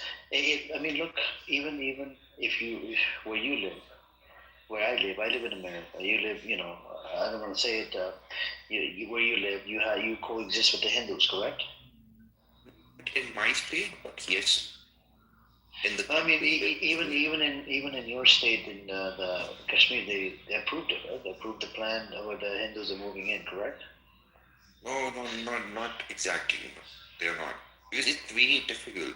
They're trying to push them via settlement, but that cannot happen. You know, you need an Israeli type of army. You know, settle in Kashmiri Pandits there, because it's not that safe. But yeah, there are Kashmiri Pandits in the valley, and right now, I guess it is big. Right. No, yeah. I'm just saying people learn to coexist. So I lived in Saudi Arabia as well for about 10 years. You know, my dad's best friend was, I don't know if you want to call him a best friend, a good friend. He was actually a Hindu from India. And living in Saudi Arabia. You know what I'm saying? So people can coexist. But not with them. Can coexist with the Hindus. I can be sure of that. They coexist with the, not with them. I was something yesterday that Ben Gavir or someone, you know, he was talking. He was in some Israeli president. Look at the condition of those Palestinian people, man. And he is those representative. Ben Gavir is a terrorist, bro. That's what I'm saying. Look, he's a chosen representative. Yeah, but he's not chosen. He's not. It's Ben Gavir. He's a security minister. He's not chosen. The issue here is because the anti-Zionist Jews of that land are there in minority. You see what I'm saying? Hey, I'll introduce you to Jindal. Do you know some of the anti-Zionist Jews? They come over to the West Bank to protect the Palestinians, so that way they don't get attacked by the Jewish settlers. Yes, I've seen those videos. You know, so what I'm saying is, yeah, there's a small party. I'll give you some examples. So there's Natori Karta. These are in minority as well. These are Jews that are anti-Zionist. They're not pro-Pali, but they're anti-Zionist. They don't believe in this state. You see what I'm saying? And there's a small area. They even have a flag of Palestinian flag on the wall. And I think it's in Jerusalem. And then you have the Haredim Jews. Now, some of the Haredim Jews, they want to coexist with the Palestinians, but they're what you call it. They don't serve an IDF, by the way. You see what I'm saying? But then you have the secular Jews. They do serve an IDF. You get it? So the whole community inside, and then you have 2 million, Palestinians living inside Israel. So they did a pretty good job dividing Palestinians into 3 different groups. One living inside Israel, one in the West Bank, and one group of Palestinians living in Gaza. Gaza. And one group living in East Jerusalem. I hope whatever somebody like Ambrose or anybody who's an anti-Zionist, whatever they're doing, yeah, good. But I think I don't want them to be there. I don't want any Jew or any Zionist to be there, not Jew, but any Zionist to be there. Yeah, but she's not a Zionist. That's the thing. So she can coexist. That's what I'm saying. The Palestinians, they like these type of people. Like even in the Quran Kareem, right? The verse that talks about it doesn't talk about all Jews. No, it talks about some that committed a crime or spread corruption on the land and killed multiple prophets. That's some, not all of them. You see what I'm saying? And I don't know what to tell you, man. There's and in America, they did a survey. I kind of have my hopes up in the future generation. So they did a survey in America, 30 to 40% of Jewish teens. They support either Hamas or they support the pro-Paddy cause. There was a survey done. Okay, so the American Jews, the young American Jews? Yeah, the young American Jews. If you Google it, you come across the survey.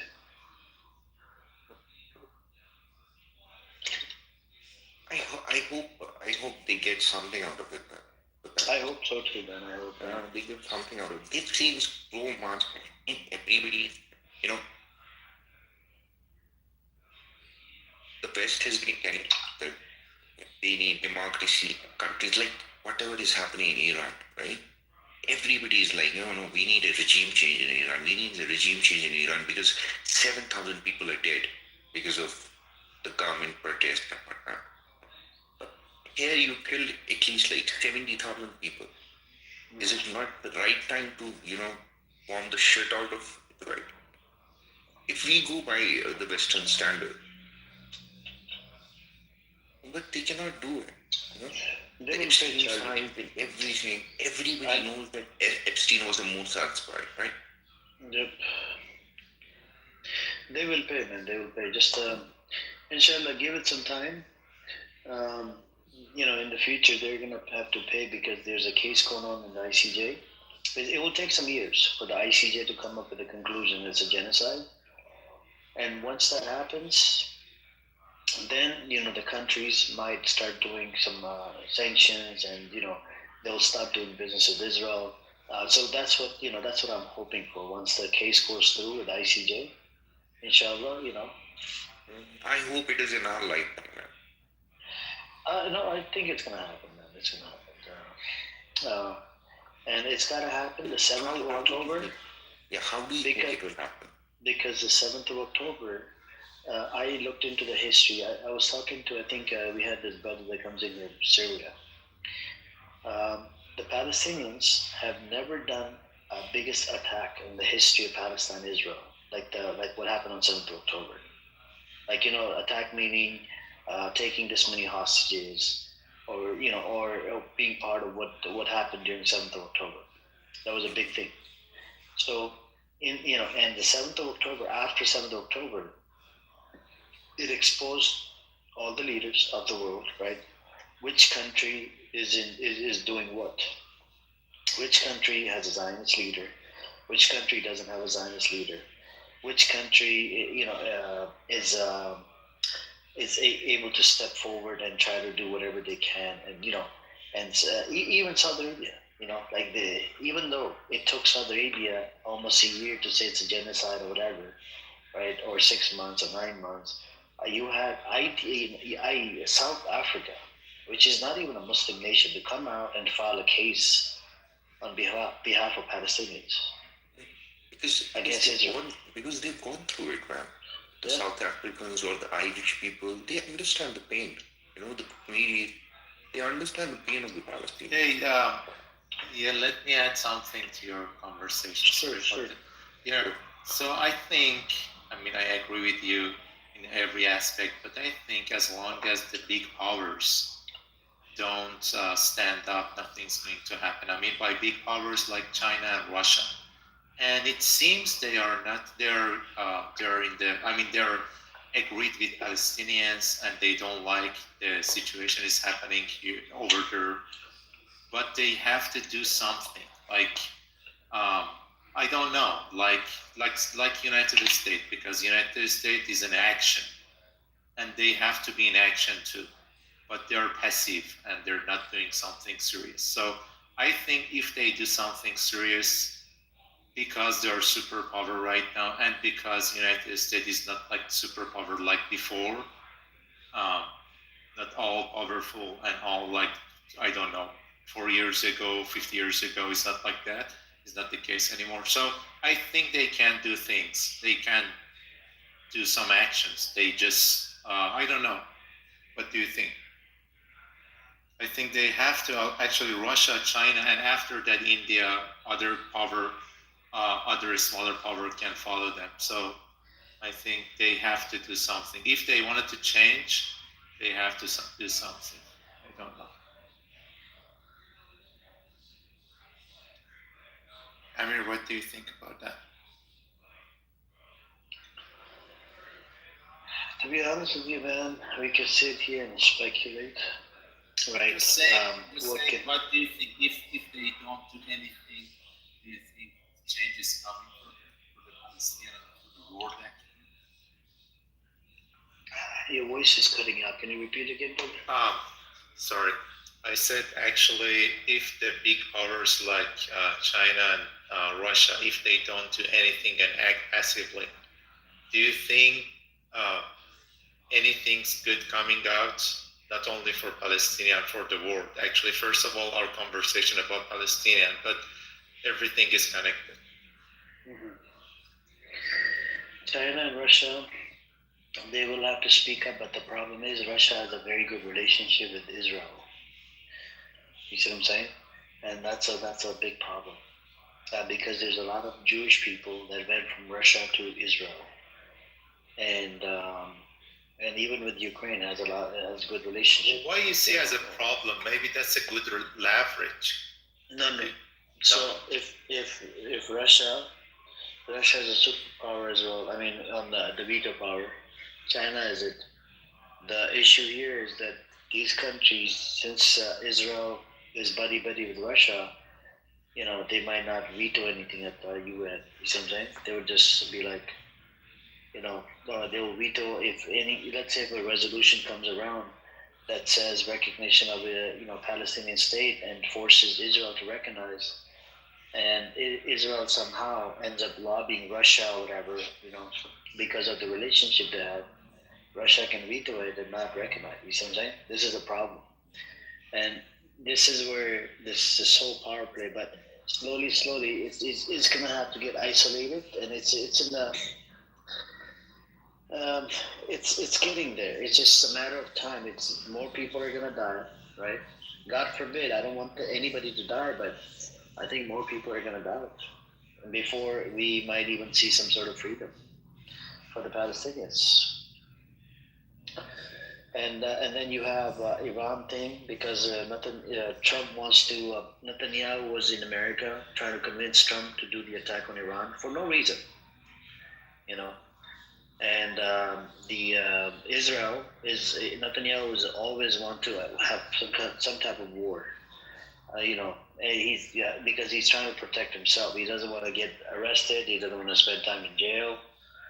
There's a lot of things going on even inside Israel. There's like 3 corruption charges against him.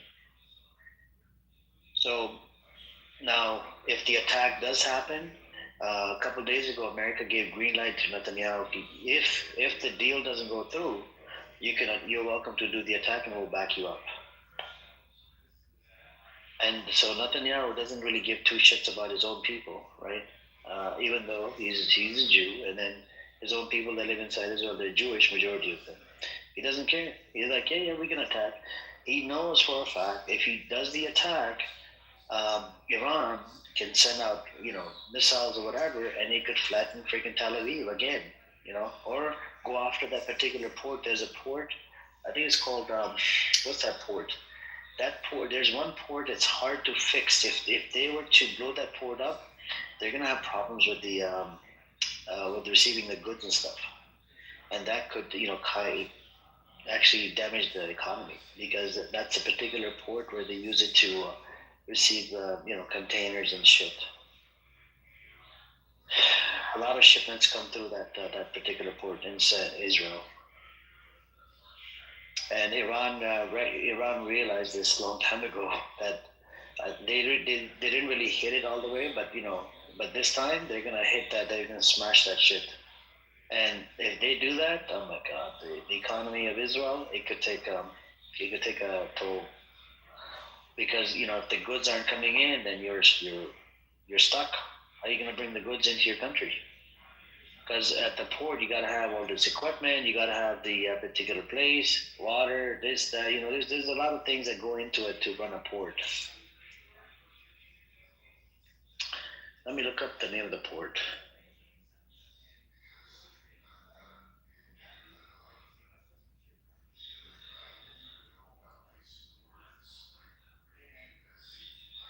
He's talking about the Eilat. I don't know. I heard this. Yeah, I think so.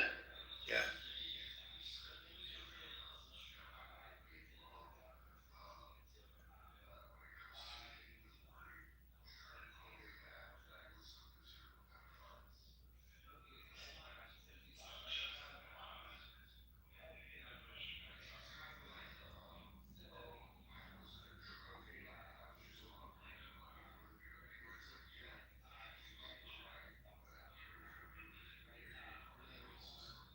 Okay, it's the Haifa port. Haifa. Okay. Yeah, Haifa port. It says it handles the highest cargo volume. It's the port of Haifa is Israel's busiest port, and an Iranian attack could possibly severely disrupt the economy.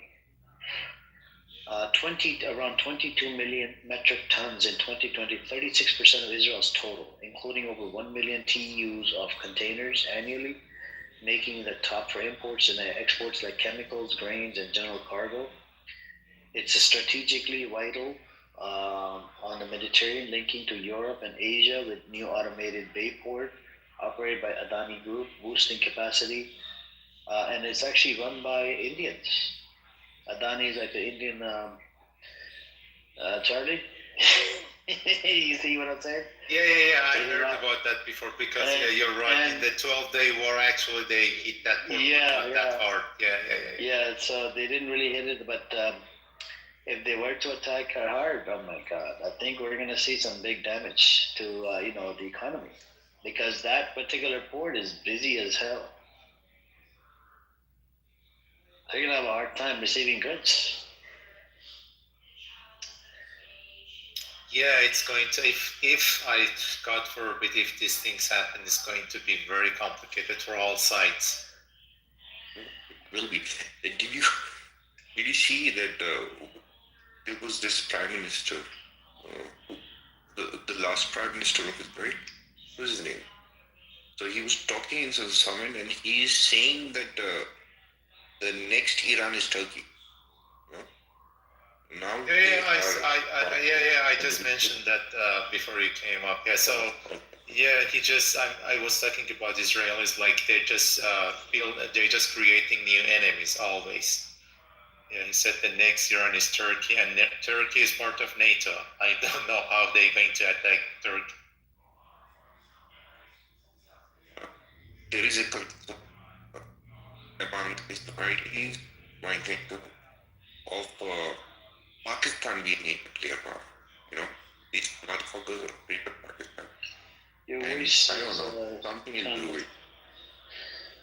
Charlie, what's your take on Pakistan? Do you like Pakistan? Do you hate Pakistan? I guess neutral. I guess it is right now. Whatever we see in the world, It is the only fucking Muslim country in the world with a nuclear bomb. So yeah, very good. Yeah, it does.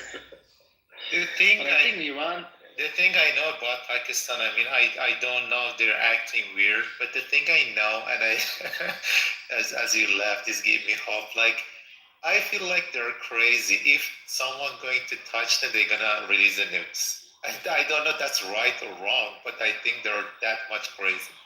So I don't think they'll do it because look, America did invade Pakistan to pick up Osama bin Laden. Do you remember? During the how they were doing what they were doing in Afghanistan.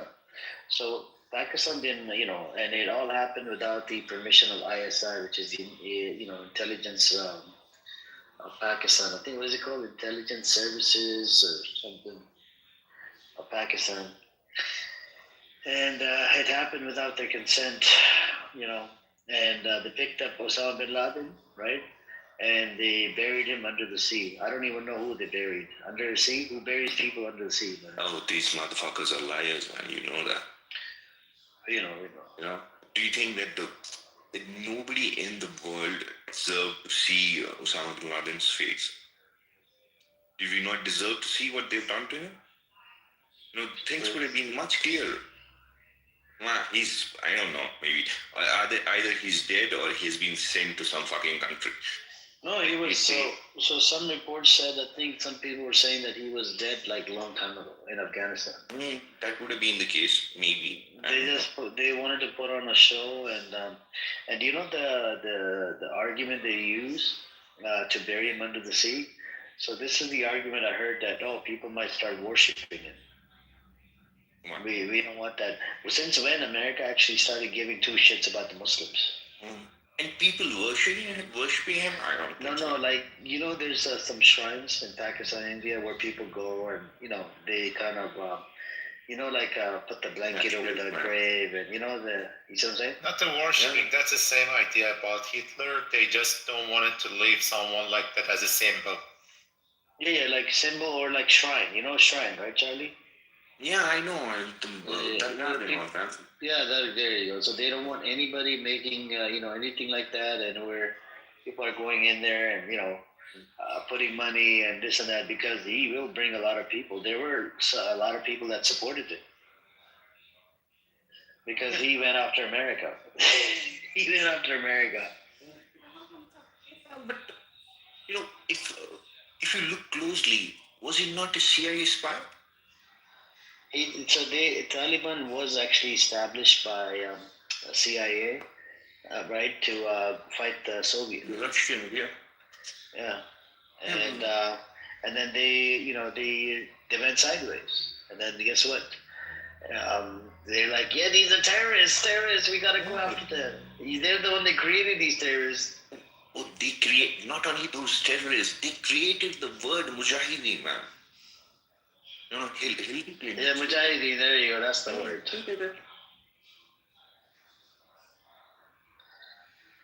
don't know, man.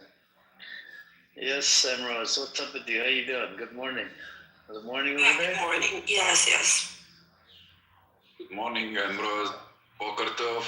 Boker Tov, Sabah al-Khair. Sabah al-Khair, Sabah al-Nur. Ramadan Kareem, everybody. I hope you're doing well. Thank you. Thank you. Tak. You gonna fast, Emrose? Sunrise to sunset? I don't fast on Yom Kippur. Do you want me to fast on Ramadan?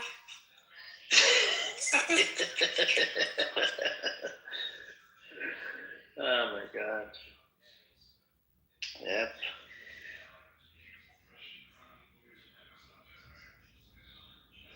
I'm DMing with Haz because I wanted to get his take on something, but I don't think he's here. Yeah, he's gone. Yep. Yes, are there any reports about what is happening in Iran and what the US is doing? Who wants to do? They're not going to put boots on the ground in Iran. They're trying to work something out. They're trying to work something out with Iran. I guess there is a delegation of the Iranians in Switzerland somewhere. I don't know, probably. So many sanctions, man. I guess Iran, of all countries, they should be able to have a nuclear bomb, don't you think? They should have a nuclear weapon. When somebody gets all countries should have nuclear. That way, nobody can, like America. You know how it wants to do a regime change. America will stay in their own lane. Exactly. Like they're not messing with North Korea. You know what I'm saying? Exactly my point. They're not. If somebody as fringe as Israel can have those nuclear weapons, why not Iran? Yeah, I think Iran has it, man. Iran. I hope they have. I kind of think so because maybe it's under the tunnel somewhere because they are testing nuclear, something to do with nuclear, and this is why they're having these earthquakes. Even during the 12-day war, they were testing something. I can tell you something, General Doug McGregor. Sure. So during 12-day war, he said something. There's earthquake. Not other than that, he said something weird. So someone asked it was day 4 or 5, and someone asked him, what's going to happen if Israel decide to use nuke on Iran? And he said, it's going to be a very bad thing, but somehow from somewhere, another nuke going to drop off in Israel. And he asked him, how? And he said, I cannot tell you. It's not like something I can give you more information, but it's going to happen. These conversations are crazy. I hate to, I hate to even listen to these kind of things, but we are living in a moment and in our lifetime, maybe human history, we are talking about nukes and just easily we just say, okay, maybe this use and that. That's so sad. But yeah, that's a reality right now.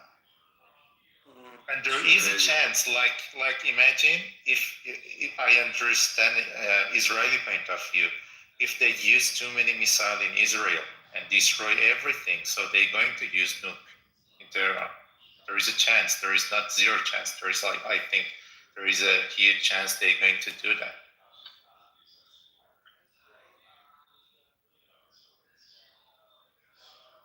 Yeah, anything's possible, man.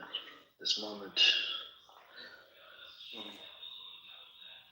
As long I can as tell we you have that from all the conversations that I had yesterday, it seems like the most likely option is that this is a lot of distraction, a lot of noise, so that internally something is going to happen. It looks like if something is going to happen, it's going to be from the inside out and not the other way.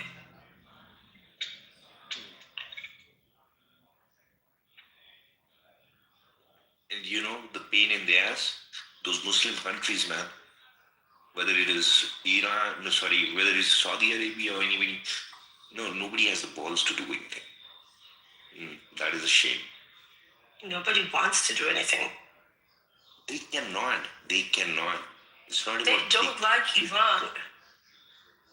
Yeah, I know because of the Shia Sunni or whatever it is, but Not they only cannot that. do anything. Not only that. It's the petrodollar. It's the monarchy versus the republic thing. But frankly, it was they don't like the GCC's country. The majority of the Muslim world and the Arab world does not like the IRGC. If there was no occupation and there was no Israel-Palestine, there was no genocide, it's more likely than not that this entire region would have allied against the IRGC. I don't think. Maybe not. See, this is very confusing for some. Maybe the governments, maybe the monarchy, but not the people. No. The people do not like the IRGC. Have you ever heard Iraqis talk about the IRGC? Yeah, I have heard Egyptians? of it. Yes, I have. Yes, I have. Then you are well aware, and I'm not talking about sectarian shit, right? You are well aware that the majority do not like the IRGC. And so they're not doing anything because to them it's a win-win situation. Either Israel goes or the IRGC goes. Either way, they're happy. I don't think so. It's as simple as. It's very difficult to predict. But I can tell you one thing that so the Middle Eastern countries, they are puppets of the Western regime. They like to lick Israel and maybe Western countries, America and whatnot. and they've been puppets for a very long time.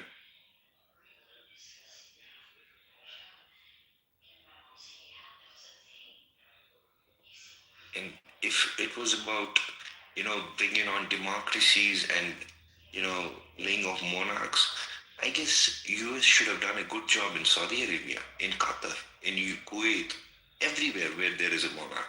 You know, I guess it's high time for democracy in Middle East.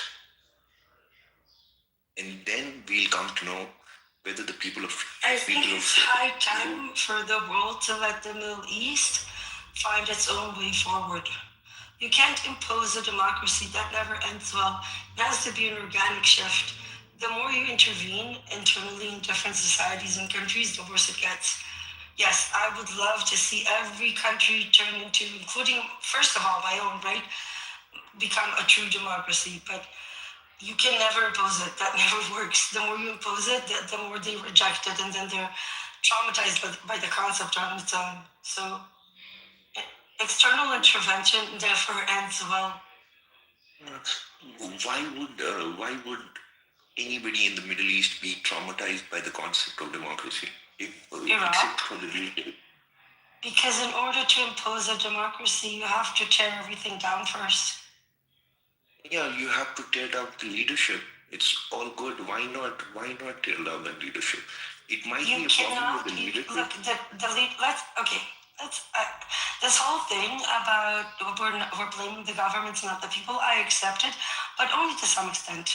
Respectfully, these governments, whether it's Israel or the IRGC, have people that are willingly serving them, right? They're willingly being their execution branch.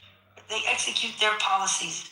So if you can replace the Khamenei or Bibi, or it doesn't matter, but as long as you have people who believe in the same thing that they were preaching, it doesn't matter. You need the people, not the leadership. If the people are not behind the idea, it doesn't matter which leadership you have. Exactly my point. So you're saying the same thing. I guess there was some confusion. So it is about the people, right? And we don't know whether in Iran or maybe in Qatar or Saudi Arabia, people do not like the government. Maybe they're doing it because they know what will happen if they question the government, right? Because of the monarchy or because of whatever system it is. No, people have agency. If enough people said no, this is the point. This is why bombing a dictatorship never leads to the fall of the dictatorship. There's only one thing that brings down dictators, and that's the people. The minute the armed forces turn on the dictator, whether it's Ceausescu or the only times that the world took down dictators and not from internal, it was Nazi Germany, it was Iraq, but think about the rest of them. It never happens that way. What cost? Actually, you have to understand in what cost. Let me just complete it. It was never the people, When you talk about Germany and when you talk about Hitler, I guess if you see the archive footage and everything, the people were, I guess, most of the people were with Hitler, right? It was the Allied forces that defeated him. It was not the people. I'm saying, so unless you want Iran to be bombed the same way Dresden was, which I completely oppose, then you're not going to bring upon a regime change by intervening. The only way it happens is like Iraq or Nazi Germany, where you basically flatten the whole country and take over the whole thing. If you want to do it in a non-violent, efficient way that would actually last without you having, may I remind you, both Japan and Germany was governed by the West for decades after World War II. So unless that's what you want, it has to come from the inside. The only other option, except for, and usually it requires the armed forces of that dictatorship to turn their back on the dictatorship. Unless that happens, nothing short of flattening the country and having boots on the ground is going to cause a regime change. And I doubt America is going to have boots on the ground. I hope not. Even with all the mass forces that they brought into the region, they didn't bring foot soldiers. They brought a lot of technology, a lot of air power, but they did not bring. When they came to Iraq, they had 150,000 people with them. Right? They don't have that. They're not planning a regime change via ground invasion. So there's something else going on. And to me, it looks like a very threatening situation, so that when it happens from the inside, it would be too terrifying for anybody to do anything against it. Look, that amount of the insane amount of forces that moved into the region, but at the same time, no foot soldiers is very indicative, right? It means that we're not going to do a ground invasion, but we need to be very, very clear on what we are willing to do. No, I agree completely. But in the recent history, you know what happened in Egypt, right? You mean the Arab Spring, Tahrir? Yeah, how this, what is his name? The current president? How he came to power? Sisi, yes. So it was an internal coup with the help of so is Morsi. Morsi was the Muslim Brotherhood was also an internal coup that failed, so they had to do it again. But it still came from the people. And even in Egypt, it was the army that enabled it, right? In both times. It never happens from the outside, ever. The only times it happens from the outside is when you flatten the fucking place. And nobody's going to do that because but we also need to understand Iran, just like Iran, just like Russia and China, is uninvadable. It's simply uninvadable. The place is huge. You have 90 million people. You have the most insane, difficult topography possible, right? It's uninvadable, just like Russia. So nobody's going to try that. But they have massive amount of forces. So that also means something. That means that they're sieging Iran, so that when it happens, it would be very clear that nobody's running away. This is going to happen. Wait, Haz is here. Haz, come up, explain your theory to me, because I'm so confused. But again, everything I'm saying, I can give arguments to the other side as well. So I'm 50-50 on this. I have no idea what's going to happen. But Haz seems to have a new theory. Do y'all remember those beepers that came and exploded? The beepers shipment? Yeah. I was about to say something like that. Yeah. Yeah, because like it said, if it does go down, it'd take like 12 minutes. Huh? I mean, I guess there were enough Israeli assets on ground and maybe the Western assets on ground in Iran.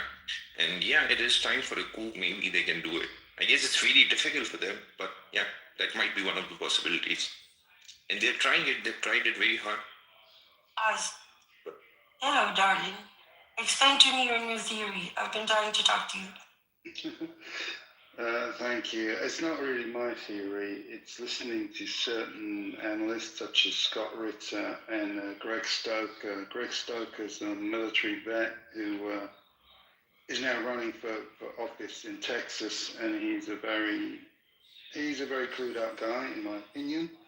He also was on the flotilla. He's on one of the boats that went on the flotilla mission and was turned back. Anyway, I think he's a good guy. And for what we're just backing up first to talk about Scott Ritter's description of what would be the plan. The part that people seem to overlook is all the militias we are funding and backing and operating all across the region surrounding Iraq on all sides. So the media focuses a lot on the Armada and the Gulf and the Strait of Hormuz, all on the western side, right? But they carefully neglect the eastern side and the north.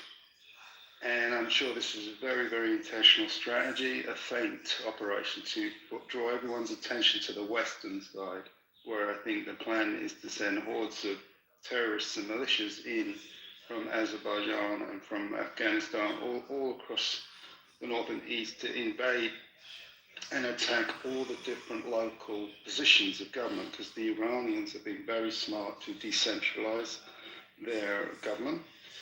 And that's intelligent. So even if Iran is obliterated, they would still have a functioning government system. But the West knows that. So they're going to send marauding terrorist maniacs to just slaughter, behead, murder, rape, pillage. Exactly what they did with ISIS in Syria and everywhere It sounds they like go. you're describing Syria. Well, exactly. And I keep bringing up Syria as the template. And was an attempt to balkanize Syria as well. I'm gonna push back. Syria is not as closely as gigantic as Iran, and I'm not saying I'm intentionally pushing back so to solidify this. Yeah, I'm not arguing that Iran will be a pushover. When what we saw happen to Syria in the end was shockingly easy to just dismantle them, and Assad fled without a fight. The Russians didn't even step in. Shockingly. Exactly. Don't you think that Assad was preparing for this? Like he had fair warning a few months in ahead. Like it was too easy. Yeah, I believe it echoes what happened with Maduro. The Maduro thing went down too easily, and I think he was in on it. I think he knew it was coming. Yes, Syria, Iraq are much easier because they're more or less flat terrain compared to Iran. Iran has always been the hardest by far. It's huge, it's enormous, it's mountainous. It's got very loyal leadership and government and massive army, nearly 500,000 troops. So it's going to be extremely hard for America. However, it doesn't mean they're not going to attempt it. And like I said, these are what experts are telling me, this information. And Greg Stoker is saying that, and it is to balkanize it, to break it up along sectarian lines, to bag all the different ethnic groups, the different militias, pit them against each other, deliberately create complete chaos and destabilize, turn it into a failed state. The reason is they don't have any use for a friendly regime. It's not going to work because a friendly regime will still want to trade with Russia and China. The West has no interest in that. Let me ask you this, Haz. Do you think the attack in the Shia mosque a few weeks ago in Pakistan was part of it, trying to